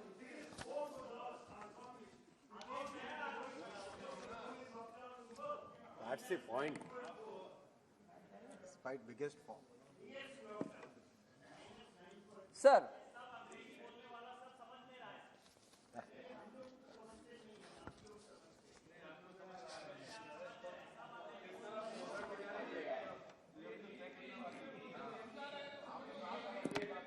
एक मिनट, अगर देश प्रगति कर रहा है तो अपन क्यों विरोध करें?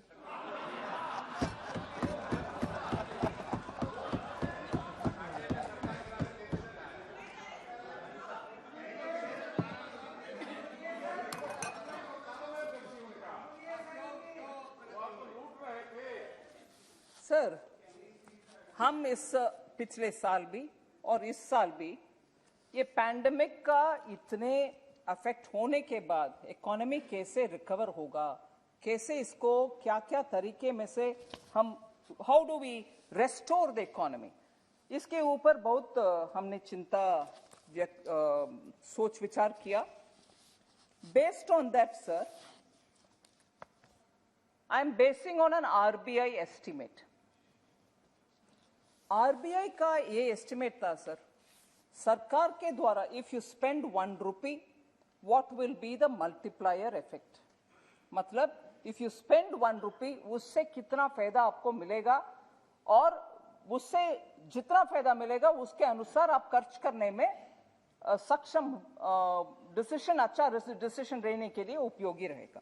So RBI estimate is if you spend 1 rupee on revenue expenditure without creating assets, खर्च करने के लिए पैसा अगर आप देंगे, 1 रुपया अगर खर्च करेंगे रेवेन्यू एक्सपेंडिचर में, उसका मल्टीप्लायर इफेक्ट होगा 45 पैसा.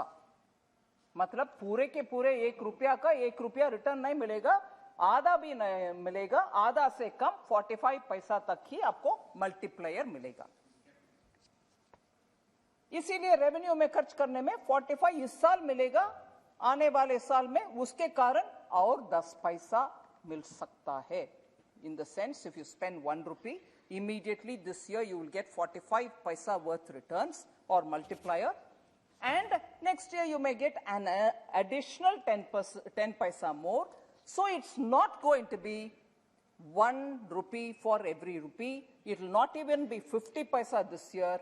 So it is no point if you spend that money on revenue expenditure, because the multiplier is limited. It's less than 1.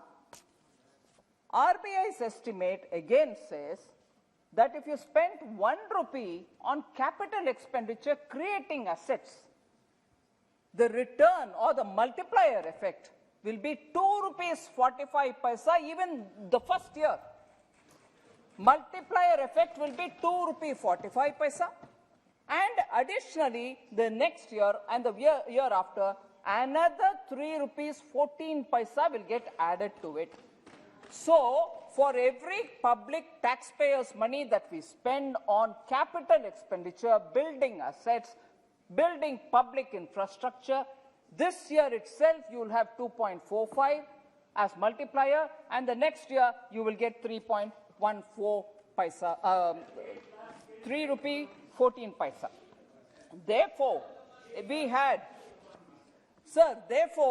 we thought public taxpayers' money being spent in creating assets gets us better returns, better multiplier effect, and therefore we chose to spend on capital, in infrastructure building. Okay, infrastructure building, public expenditure, we are borrowing money to do, but we are also ensuring that revenue expenditure is rationalized. I want to convey and put it on the records of this august House that revenue deficit as a percentage of GDP of the government has shown visible decline because it doesn't give you the multiplier that you want. I want to highlight and show that in 2020-21, it is 7.3, which is the actual, whereas the BE for 2021-22 is 5.1, sir. 2021-22, RE is only 4.7, and 2022-23 we have put in the BE 3.8 only. Normally, anybody who's looking at budget preparations and budgets of the countries will understand it's highly difficult, very, very difficult to reduce revenue expenditure. But we have shown that without hurting much, revenue expenditure has been rationalized. I just want to put this one on record, sir. Sir, now, in a way, I will respond to members of Parliament who have raised issues on that. I'd like to give clarification or respond to the questions that members have raised. I'll first start with several members questioning the GDP growth projections. Members have said the real GDP growth rate mentioned in the budget speech and the economic survey are different. There is a mismatch. Many members said that. But I just want to say, sir, for 22-23, the projected growth in the economic survey is 8 to 8.5%. They've given a band. The economic survey gave a band of growth which is 8 to 8.5. The estimates of RBI are different. As they are doing their own projection, their estimates are slightly different. Now, with this projected growth rate, to arrive at a nominal growth rate figure, you will have to top it up with the deflator. GDP growth rate in the budget projection, sir, 22-23, was based on the advanced estimates of the NSO, which is given by the Ministry of Statistics and Program Implementation. That is a different strand, so their numbers will also be slightly different, but the trend and the number largely are in the same level, the same sort of quartile. So the difference by itself does not account for too much, except for the fact that the advanced estimates based on which we've projected the figure of GDP growth in the budget was prior to the Omicron. What we have done is we've also taken the Omicron into consideration and used that figure, and therefore the budget projections are looking at 22-23 a nominal GDP of 11.1. So there is no difference, there is no much worry if the numbers are different. Economic survey takes it from one source, we take it from another, all of us use our deflators, and roughly they are about similar ranges. So the about WPI, there was a voice which was raised. Of course, that's in double digit, whereas CPI has been remaining in the range, and therefore we expect to have about a deflator of 3.5%. So that clarity I just wanted to bring to the notice of the honourable members who spoke about mismatch in the two GDP growth figures. Sir, I'll come to this topic which most members did raise as a concern, unemployment. Members quoted from the speeches and mentioned that only 60 lakh jobs are being talked about.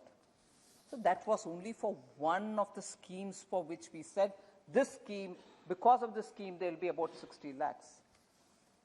And that is the PLI scheme.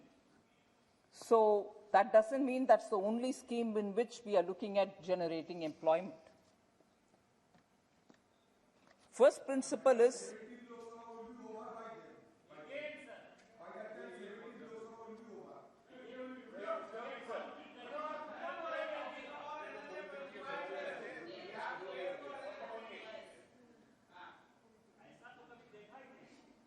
Sir, employment generation would be a natural outcome. I'm just saying this to start with. I know members are waiting to pounce on me because I've said this line. Let's understand the context. Because just for PLI, when I said 60 lakh jobs, it was presumed, if I'm not faulted at, presumed conveniently, saying that's all is the job you're creating. Not at all. In that scheme, that's a job. In general, when we're talking of high growth, in general, we are spending on infrastructure and looking at railways, roadways, building of multimodal transport, logistic hub, inland waterways, power generation, renewable energy. These are not going to happen without jobs. Latest periodic labor force survey, which Adhirji also referred during his speech, indicates that urban unemployment rate in January to March quarter of 21-22 has declined to pre-pandemic level of 9%. after peaking to 20.8% during the first wave, April-June quarter 2020-21. So employment data, which is being given by the same periodic labor force survey which Adhir Ranjan Chaudhary ji mentioned, I'm telling you the figure, urban unemployment, I'm repeating here. Urban unemployment rate in January-March quarter of 21-22 has declined to pre-pandemic level of 9% after peaking at 20.8. So in November 2021, we saw a net addition in the EPFO and their net subscription, newer, meaning net subscription makes up for those who have gone away and those who newly have come in. Net addition to EPFO subscription saw a peak at 13.9 lakh new subscribers, an increase of 109.21% over the previous year and the highest in any given month since 2017. So that's about employment, where again member Abdul Samad Samdani, IUML, Mr. Arif, CPIM, Dinesh Chandra Yadavji, JDU, Bhartruhari Mehtabji, BJD, and Sashi Tharoorji had spoken about unemployment, so I'm giving you some also, sorry, Farooq Abdullaji also. Sir, reduction of Manrega. So Manrega is a demand-driven program. As and when there is demand, through the supplementary demand for grants, we give the additional required amounts, but we have not reduced from the BE compared to BE. The amount has remained same, and it is this government which, having given in the BE 64,000 crores in 2020-21, raised it to 1,11,000 crores for Manrega. So, when the demand comes, we give them the monies which is required for keeping the Rural Employment Guarantee Scheme. I just want to quote BE 21-22, 73,000 crores. RE increased to 98,000 crores and BE again 73,000 crores. There is no reduction, and this is a demand-driven program. As and when the demand comes, we will be giving it. It's never been let down. Sir, this issue of Manrega, again, Abdul Samad Samadani, Shri N.K. Premchandran ji, Kalyan Banerjee ji, Sudeep Bandopadhyay ji, Bhartruhari Mehtab ji, Ranjit Reddy ji, Shri Muralidharan ji, Farooq Abdullah ji, Kahir Ahmed ji, M.K. Raghavan ji, and Professor Saugata Roy. Also, Sashi Tharoor ji. So all of them had raised this. The estimates which have been mentioned, sir, are always the best estimates, and they are subject to also changes as and when the demands come, which I've already said that. So there was this concern about social welfare schemes are getting reduced allocations, which is not true again. I'll just give you an indication in lakh crores. SC, BE 21-22, RE 21-22, BE 22-23. That's the sequence in which I'm reading. Scheduled caste 1.26 BE 21-22, RE 1.4, where it was 1.2 in the BE. BE 22-23, 1.42, higher than the BE of last year, higher than the RE of last year. That is about SC welfare. ST welfare, again 21-22 BE, RE, and then BE of 22-23. 0.8, 0.87, 0.89 lakh crores. Not reduced at all, on the contrary, increasing.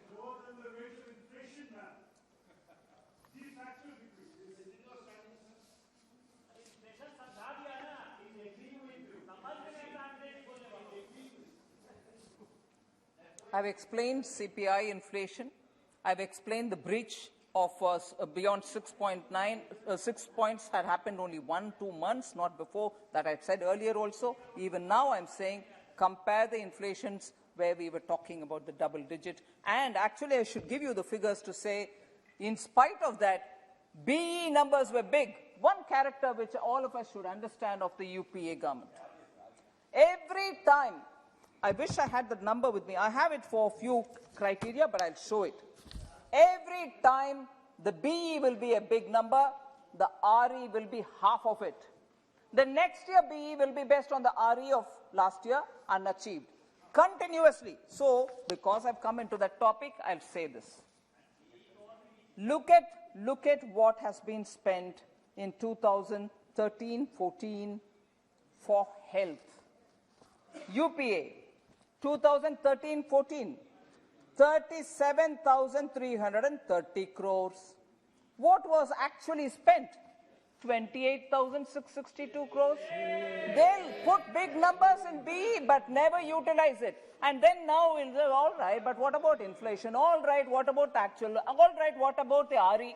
Keep shifting the milepost. But someone please answer from the UPA, why do you put big BEs? And end of the day, at the actual stage, you find not even half being spent. And this was health in 2013-14. Now, what have we done? BE, where it was 37,330 crores, we are doing 89,250 now, 2022-23. So, inflation, no inflation, what is the comparison, madam, sir? Again, education. Education, I'm sure quite a few of you all are very keenly interested. What was the amount in 2013-14, sir? BE, big number, BE, 1,06,201. BE, what was RE? 71,322. Will somebody ask them as to where did it go? Why did you have to put so much of an amount in BE and couldn't even spend it in RE? Whereas what are we now saying? I'll go to the year in which the actual is available. Actual is available for 2020-2021. हम compare करेंगे हमारे BE हमारे actual के साथ. हमारा BE क्या था? 99,311 crores. What was the actual spent? I can hear whispers of lower. Come to the actual. 84,219. 1 lakh लगा दिया, खर्च 71,000 ही हुआ. हम लगा रहे 99, मगर अचीव किए 84,000. उनके एक्चुअल से ज्यादा हमारा खर्च हो रही है. So please, I'll give you everything that you want. Actual number में कटौती है जी. Okay? Sir, like that I can go on giving numbers for every one of them. SC, ST I just mentioned, sir. So I'll come for that also. 2013-14 में scheduled tribes के लिए 24,598 BE. 2013-14. No cherry picking. आप pick करो जी cherry. आप cherry pick करो. आपके record इतना खराब है, आप जितने भी चेरी पिक करो अच्छा नहीं मिलेगा. खराब है कांग्रेस वाले, खराब है कांग्रेस वाले, खराब है शेड्यूल्ड ट्राइब्स. कांग्रेस खराब है सर. शेड्यूल्ड ट्राइब्स के लिए माननीय स्पीकर सर 24,598 BE में और एक्चुअल में 22,000 ही उपयोग में आया 2013-14 में. हम 89,265 BE में दिए. 24 कहाँ है, 89 कहाँ है? Scheduled tribes. शेड्यूल्ड कास्ट में आएंगे 41,561 13-14 में BE. हम क्या कर रहे हैं अभी? 1,42,342 हमारा BE. So, SC वेलफेयर हो, ST वेलफेयर हो, प्रश्न पूछ सकते हैं बार. Hey, what have you done for SC? What have you? Number speak, sir. Cherry picking आप भी करो. एक भी चेरी नहीं है आपके बास्केट में. सब कोयला है. 2GB है थोड़ा सा, 2GB है थोड़ा 2GB है, 2GB है। कॉमनवेल्थ भी है आपके पास, करो कॉमनवेल्थ का चेरी पिकिंग। 2G स्पेक्ट्रम है, कोयला है, कोयला। Sir, honourable speaker sir, minority welfare के ऊपर प्रश्न पूछा गया। I like to answer that, and the members who asked about this are MIM's Imtiaz Jaleel ji, RF ji from CPM, and Abdul Samad Samdani ji, IUML. Sir, allocations for minority affairs. BE 22-23, which is now on the table of the Parliament, 5,021 crore, which is 16%, 16% increase over the RE. RE of 2021-22, sir, was 4,346 crore. उससे बढ़कर के BE में ही हमने 16% का बढ़ोतरी किए. Okay? Outlay for education and empowerment of minority girls. इसके ऊपर भी बहुत प्रश्न आया, मैं उसका भी जवाब दे रही हूँ. BE पहले RE 21-22 इस साल जो खत्म होने वाली है, उसमें RE 1,215 crores, whereas the BE is 1,382 crores. ये अमाउंट बढ़ गए 1,200 से 1,300 तक.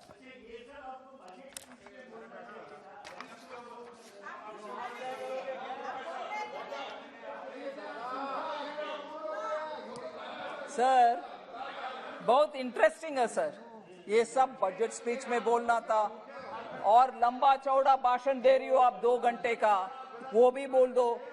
अभी भी मैं बोल रही हूँ सर, मेरा स्पीच इस बार 1.5 hours हो सकता है, मगर पूरे बजट के डॉक्यूमेंट्स में ये सब है.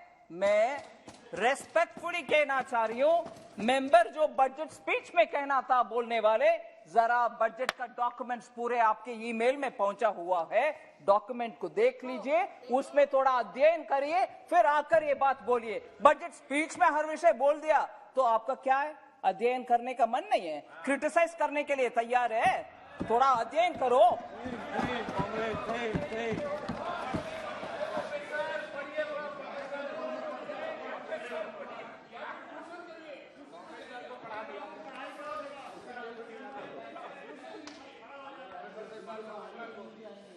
सर, हेल्थ के ऊपर एक और मिनट में एक बात रखना चाह रही हूं. हेल्थ का बजट कम हो गया है बोलने वाले के लिए जवाब. 2019-20 में 64,000 करोड़, 2020-2021 में 80,000 करोड़, फिर 21-22 RE 85,915 करोड़ बढ़कर आ रही है. 22-23 जो बजट अभी इधर पार्लियामेंट के सामने है, उसमें 86,606 करोड़ हेल्थ सेक्टर के लिए सर. फिर हाँ? बिल्कुल जरूर बोलेंगे.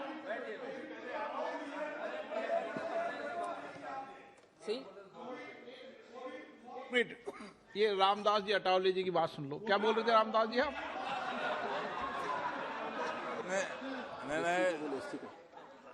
स्पीकर सर, मैं बोल रहा था कि जिन्होंने देश के लिए बहुत सारा दे दिया है धन, जिन्होंने देश के विकास के लिए बहुत सारा दे दिया है धन, उनका नाम है निर्मला सीतारमण.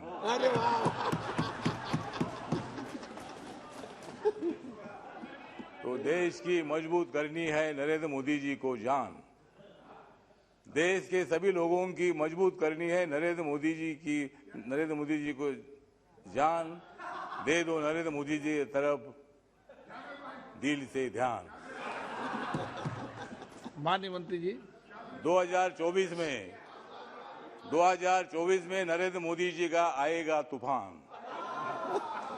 2024 में नरेंद्र मोदी जी का आएगा तूफान, और कांग्रेस वाला कट जाएगा, कांग्रेस वाला कट जाएगा, टीएमसी वाला हट जाएगा, और बाकी का भटक जाएगा।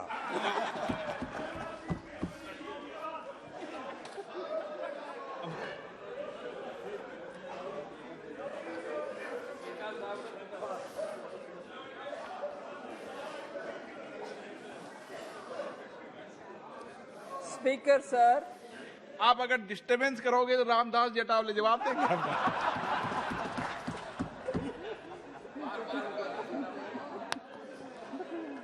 Sir, Speaker, sir, COVID-related health preparedness package. Several members raised question about you did it that year, but are you not doing this year? Didn't you do it this year? So, expenditure on COVID-related health preparedness package. In 2020-21, the year in which we had severe COVID, 12,117 crores was spent on preparedness. 21-22, it's gone up and it is now 15,731 crores of rupees. That is purely for preparing preparedness packages wherever it is required. So allocation for Ministry of Health and Family Welfare, which was 64,000, which I have already mentioned in 1920, has been increased to 86,000 crores in the BE of 22-23, which is a 35% increase. Many members normally ask, what is the percentage? 35% increase. The allocations in the year 2021, 21-22 also include COVID-19 related emergency health preparedness packages. Sir, one other additional information on the health. In BE 22-23, 5,846 crores has been allocated under PM Abhim Ayushman Bharat Health Infrastructure Mission. That scheme to develop capacities in the health systems and institutions in responding effectively to the current and any, God forbid, any future pandemic or disaster. So that's about health, sir. Sir, there were questions again about, before I come to the education, sir, there was question about child labor. Child labor.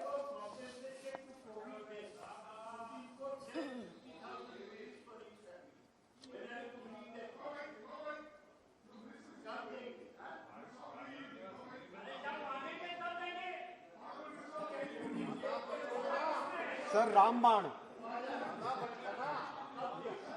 Thank you, sir.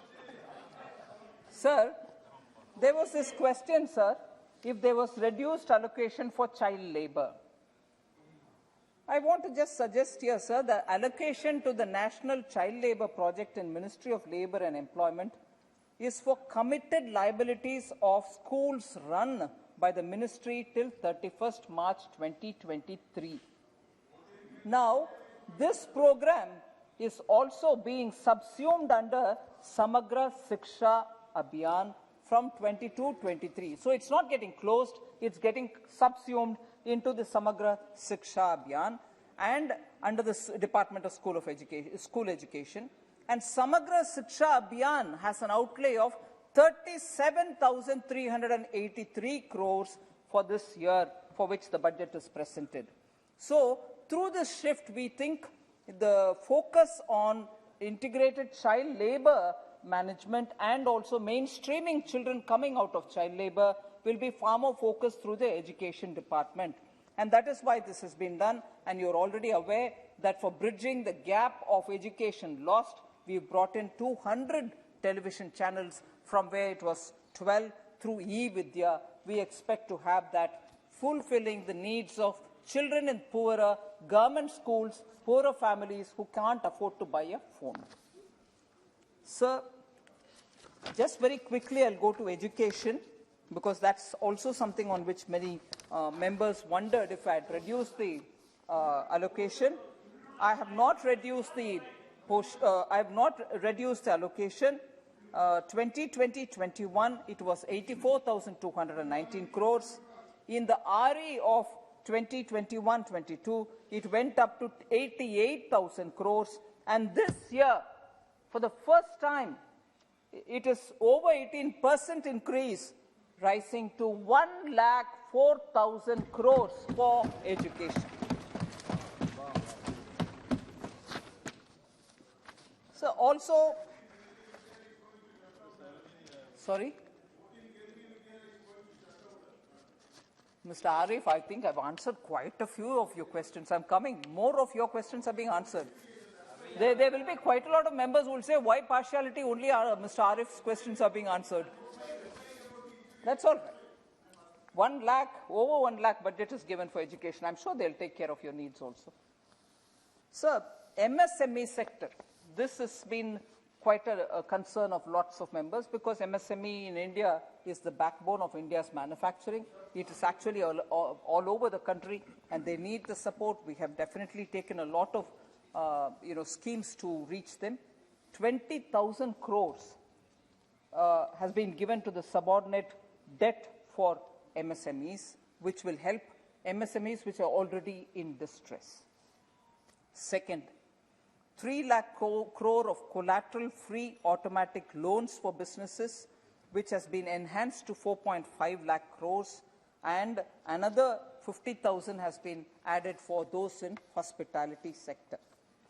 New revised criteria of classification for MSMEs have also brought in greater possibilities for them to improve their business, expand their business. So for MSMEs, we have actually brought in segments of MSMEs, heard them, understood their problem, and therefore extended quite a few assistance. Just for the records, that scheme, which was the Emergency Credit Liquidity Guarantee Scheme, has also now been extended till 2023 March. So those MSMEs who still want to benefit out of it, who have not earlier used it, are welcome to use it. So the amounts of loans sanctioned under the Emergency Credit Liquidity Guarantee Scheme is up to 3.10 lakh crores. Guarantee space left under that scheme is still 1.4 lakh crore because what we provide is just the government security, meaning government guarantee, emergency guarantee is being given.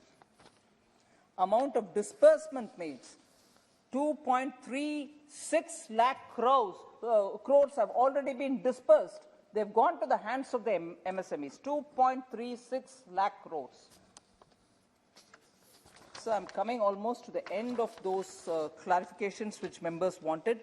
Food and fertilizer subsidy. Again, an issue on which several members spoke.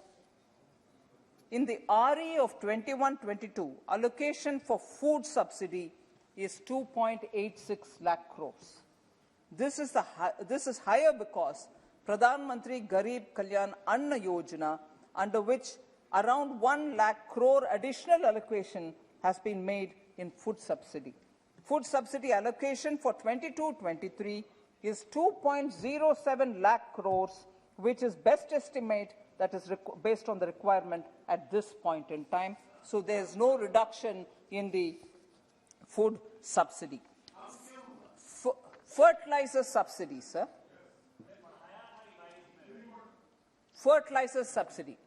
All of us know that last year, the global price of fertilizers went up. We import quite a lot of fertilizers. That increased cost in the global fertilizer market, we from the government bore that cost, imported it, and gave it at the same price to the farmers, did not allow the price increase in the global markets. After all, we don't manufacture those particular fertilizers which we import, but imported it at that higher price, but didn't put the burden on the farmer. So that is one thing which we have to keep in mind. 21-22, that is the year which is ending 31st March, 79,530 crores have been given as fertilizer subsidy. In the RE, because of the global increase in the price, this 79,530 crores has gone up to 1,40,000 crores, not a burden on the farmer, but that money is something which Government of India has put, and therefore the burden has been taken on the government's shoulders and not moved over to the farmers. To limit the damage inflicted by the pandemic, government had announced a special economic and comprehensive package of 29.87 lakh crores through Atmanirbhar Bharat. And that includes the measures taken by RBI also.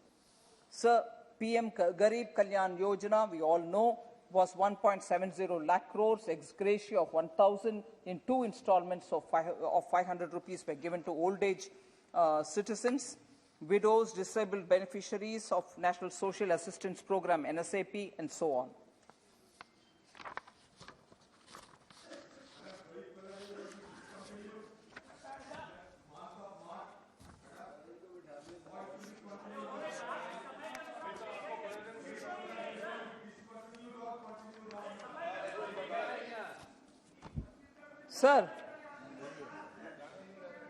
Sir, I just want to highlight on income inequality, there's been a lot of issues raised. I want to just say that the policy of financial inclusion, Pradhan Mantri Jan Dhan Yojana, I've already spoken to you, number of accounts, the amount which are there. Then, within the next year, after in 2015, having introduced in 14 Jan Dhan Yojana, in 15 we brought in Pradhan Mantri Mudra Yojana. In that, 32.11 crore loans, 32.11 crore loans have been given with a sanctioned amount of 17 lakh crores. This has created an additional employment of 1.2 crore additional employment has been created between 2015 and 18. Hey, wait, you've asked a lot of questions, I'm answering. You should wait now. Despite 2021 being the pandemic year, 15 SDGs, Sustainable Development Goals, measured by the Niti Aayog in the SDG Index, have all been included for reducing inequalities, because that is one of the very important goals we follow. Sir? I'm not getting into the total amount of tax devolution which is available in the public domain. That is one of the points on which a lot of members raised question. I don't want to take more time. There are one or two important other points which I'll speak about. Sir, agrarian issue के ऊपर, agriculture के ऊपर बहुत सारे प्रश्न आया.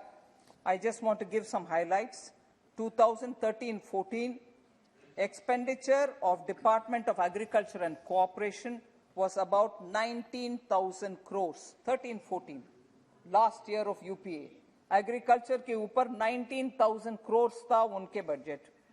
This has been increased by Prime Minister Modi by 6.6 times, and today it is 1.24 lakh crores. Where is 19,000 crore? Where is 1.24 crores? Out of this, 68,000 crores will be transferred in DBT mode to the bank accounts of the farmers, which periodically Prime Minister conveys through DBT. Sir, fertilizer subsidy, I've explained, 79,530 crores. Then this got enhanced to 1.4 lakh crores.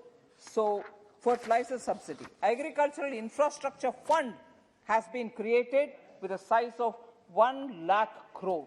Agricultural infrastructure fund.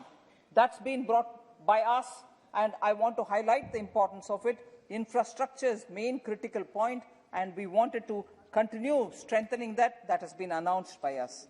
So, the formation of 10,000 FPOs, farmer producer organizations, 10,000 are being supported, and that number is also getting increased. So somebody said that there's no provision being made for the armed forces. Defense ke liye kuch zyada nahi diya. Allocation of capital outlay on defense services has been increased from 1.35 lakh crores in 21-22 to 1.52 lakh crores in 22-23. It is an increase of 13%, and this is just capital outlay. In 22-23, 68% of all the capital procurement is earmarked for domestic industry. 25% of all defense R&D budget will be allowed and opened up for startups, academia, and for industry, so that domestic procurement can be improved.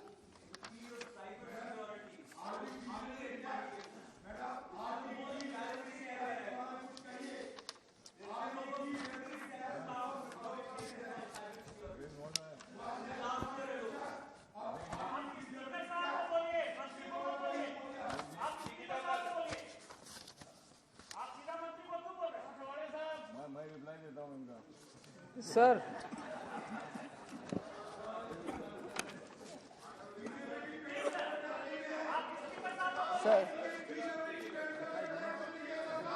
Adir ji, I'm sorry on that. आपने इतना उसके ऊपर जोरदार emotion के साथ बात कर रहे हैं, उसके लिए तुरंत मैं जवाब दे रही हूं। मुझे मालूम है मैं सर, आर्म्ड फोर्सेस के ऊपर गलत बयान, सॉरी मैं गलत बोल रही हूं, जो पार्लियामेंट्री शब्द है मैं कुछ और नहीं बोल रही हूं, दैट्स मिसलीडिंग। आर्म फोर्सेस के ऊपर कोई भी निर्णय इस सरकार का without the arm forces headquarters agreeing होता नहीं है। सो डिसेबिलिटी के ऊपर आपने क्यों नहीं जी, आर्म फोर्सेस हेडक्वार्टर्स ने जो भी सुझाव दिया उसके ऊपर ही हम स्टेप लेते हैं। इसीलिए आर्म फोर्सेस हेडक्वार्टर्स से ज्यादा, आर्म फोर्सेस के हेडक्वार्टर से ज्यादा क्या आदिर रंजन जी आर्म फोर्सेस के ऊपर बात करते हैं? ये क्या है? आर्म फोर्सेस हेडक्वार्टर से ज्यादा मुझे इनके और उनके बातों में आना है क्या? उनके हेडक्वार्टर्स को मालूम नहीं है क्या? इसीलिए गलत फहमियां स्प्रेड करना आर्म फोर्सेस के ऊपर गलत है। आर्म फोर्सेस के ऊपर, इस देश का रक्षक के ऊपर गलत फहमियां फैलना गलत है।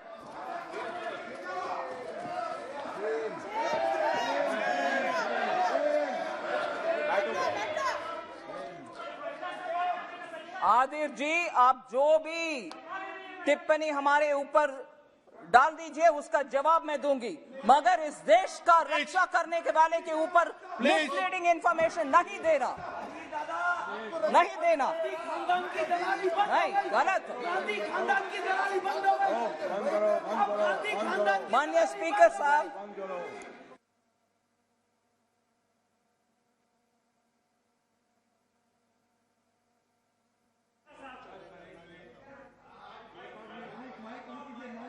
मैं अधीर रंजन जी को आपके माध्यम से आग्रह करना चाहता हूं, जो बात उनके मन में है वो मुझे लगता है ठीक दिशा में है, लेकिन उनको कोई मैसेज कर रहा है मोबाइल पर कि ऐसा करो ऐसा करो, और उसके कारण वो मोबाइल देखते हैं और फिर खड़े हो जाते हैं, मोबाइल देखते हैं और फिर खड़े हो जाते हैं, ये ठीक नहीं है।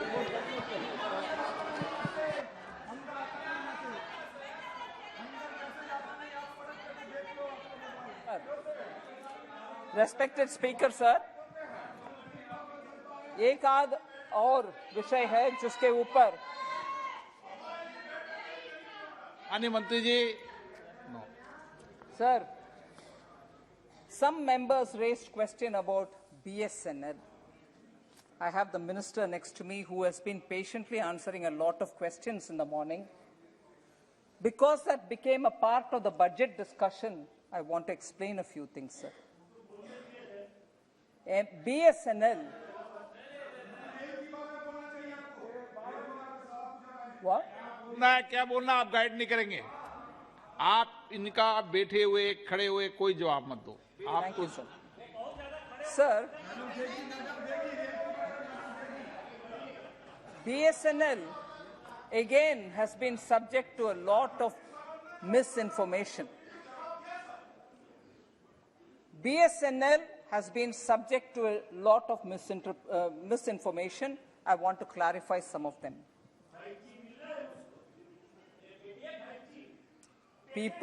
People who couldn't give 4G to BSNL today are sitting and asking questions about BSNL, whose revival is because of Prime Minister Modi. Revival of BSNL is thanks to Prime Minister Modi, and I'll tell you how. I'll tell you how. आप सुनिए, Sir, when I tell the facts, they want to shut me down. Don't shout me down, Honorable Kodikunil Suresh ji. Don't shout me down. Have the patience to hear. Sir, BSNL was formed in 2000, but there was an agreement at that time that there will be license fee, annual license fee, which will be reimbursed till 2010.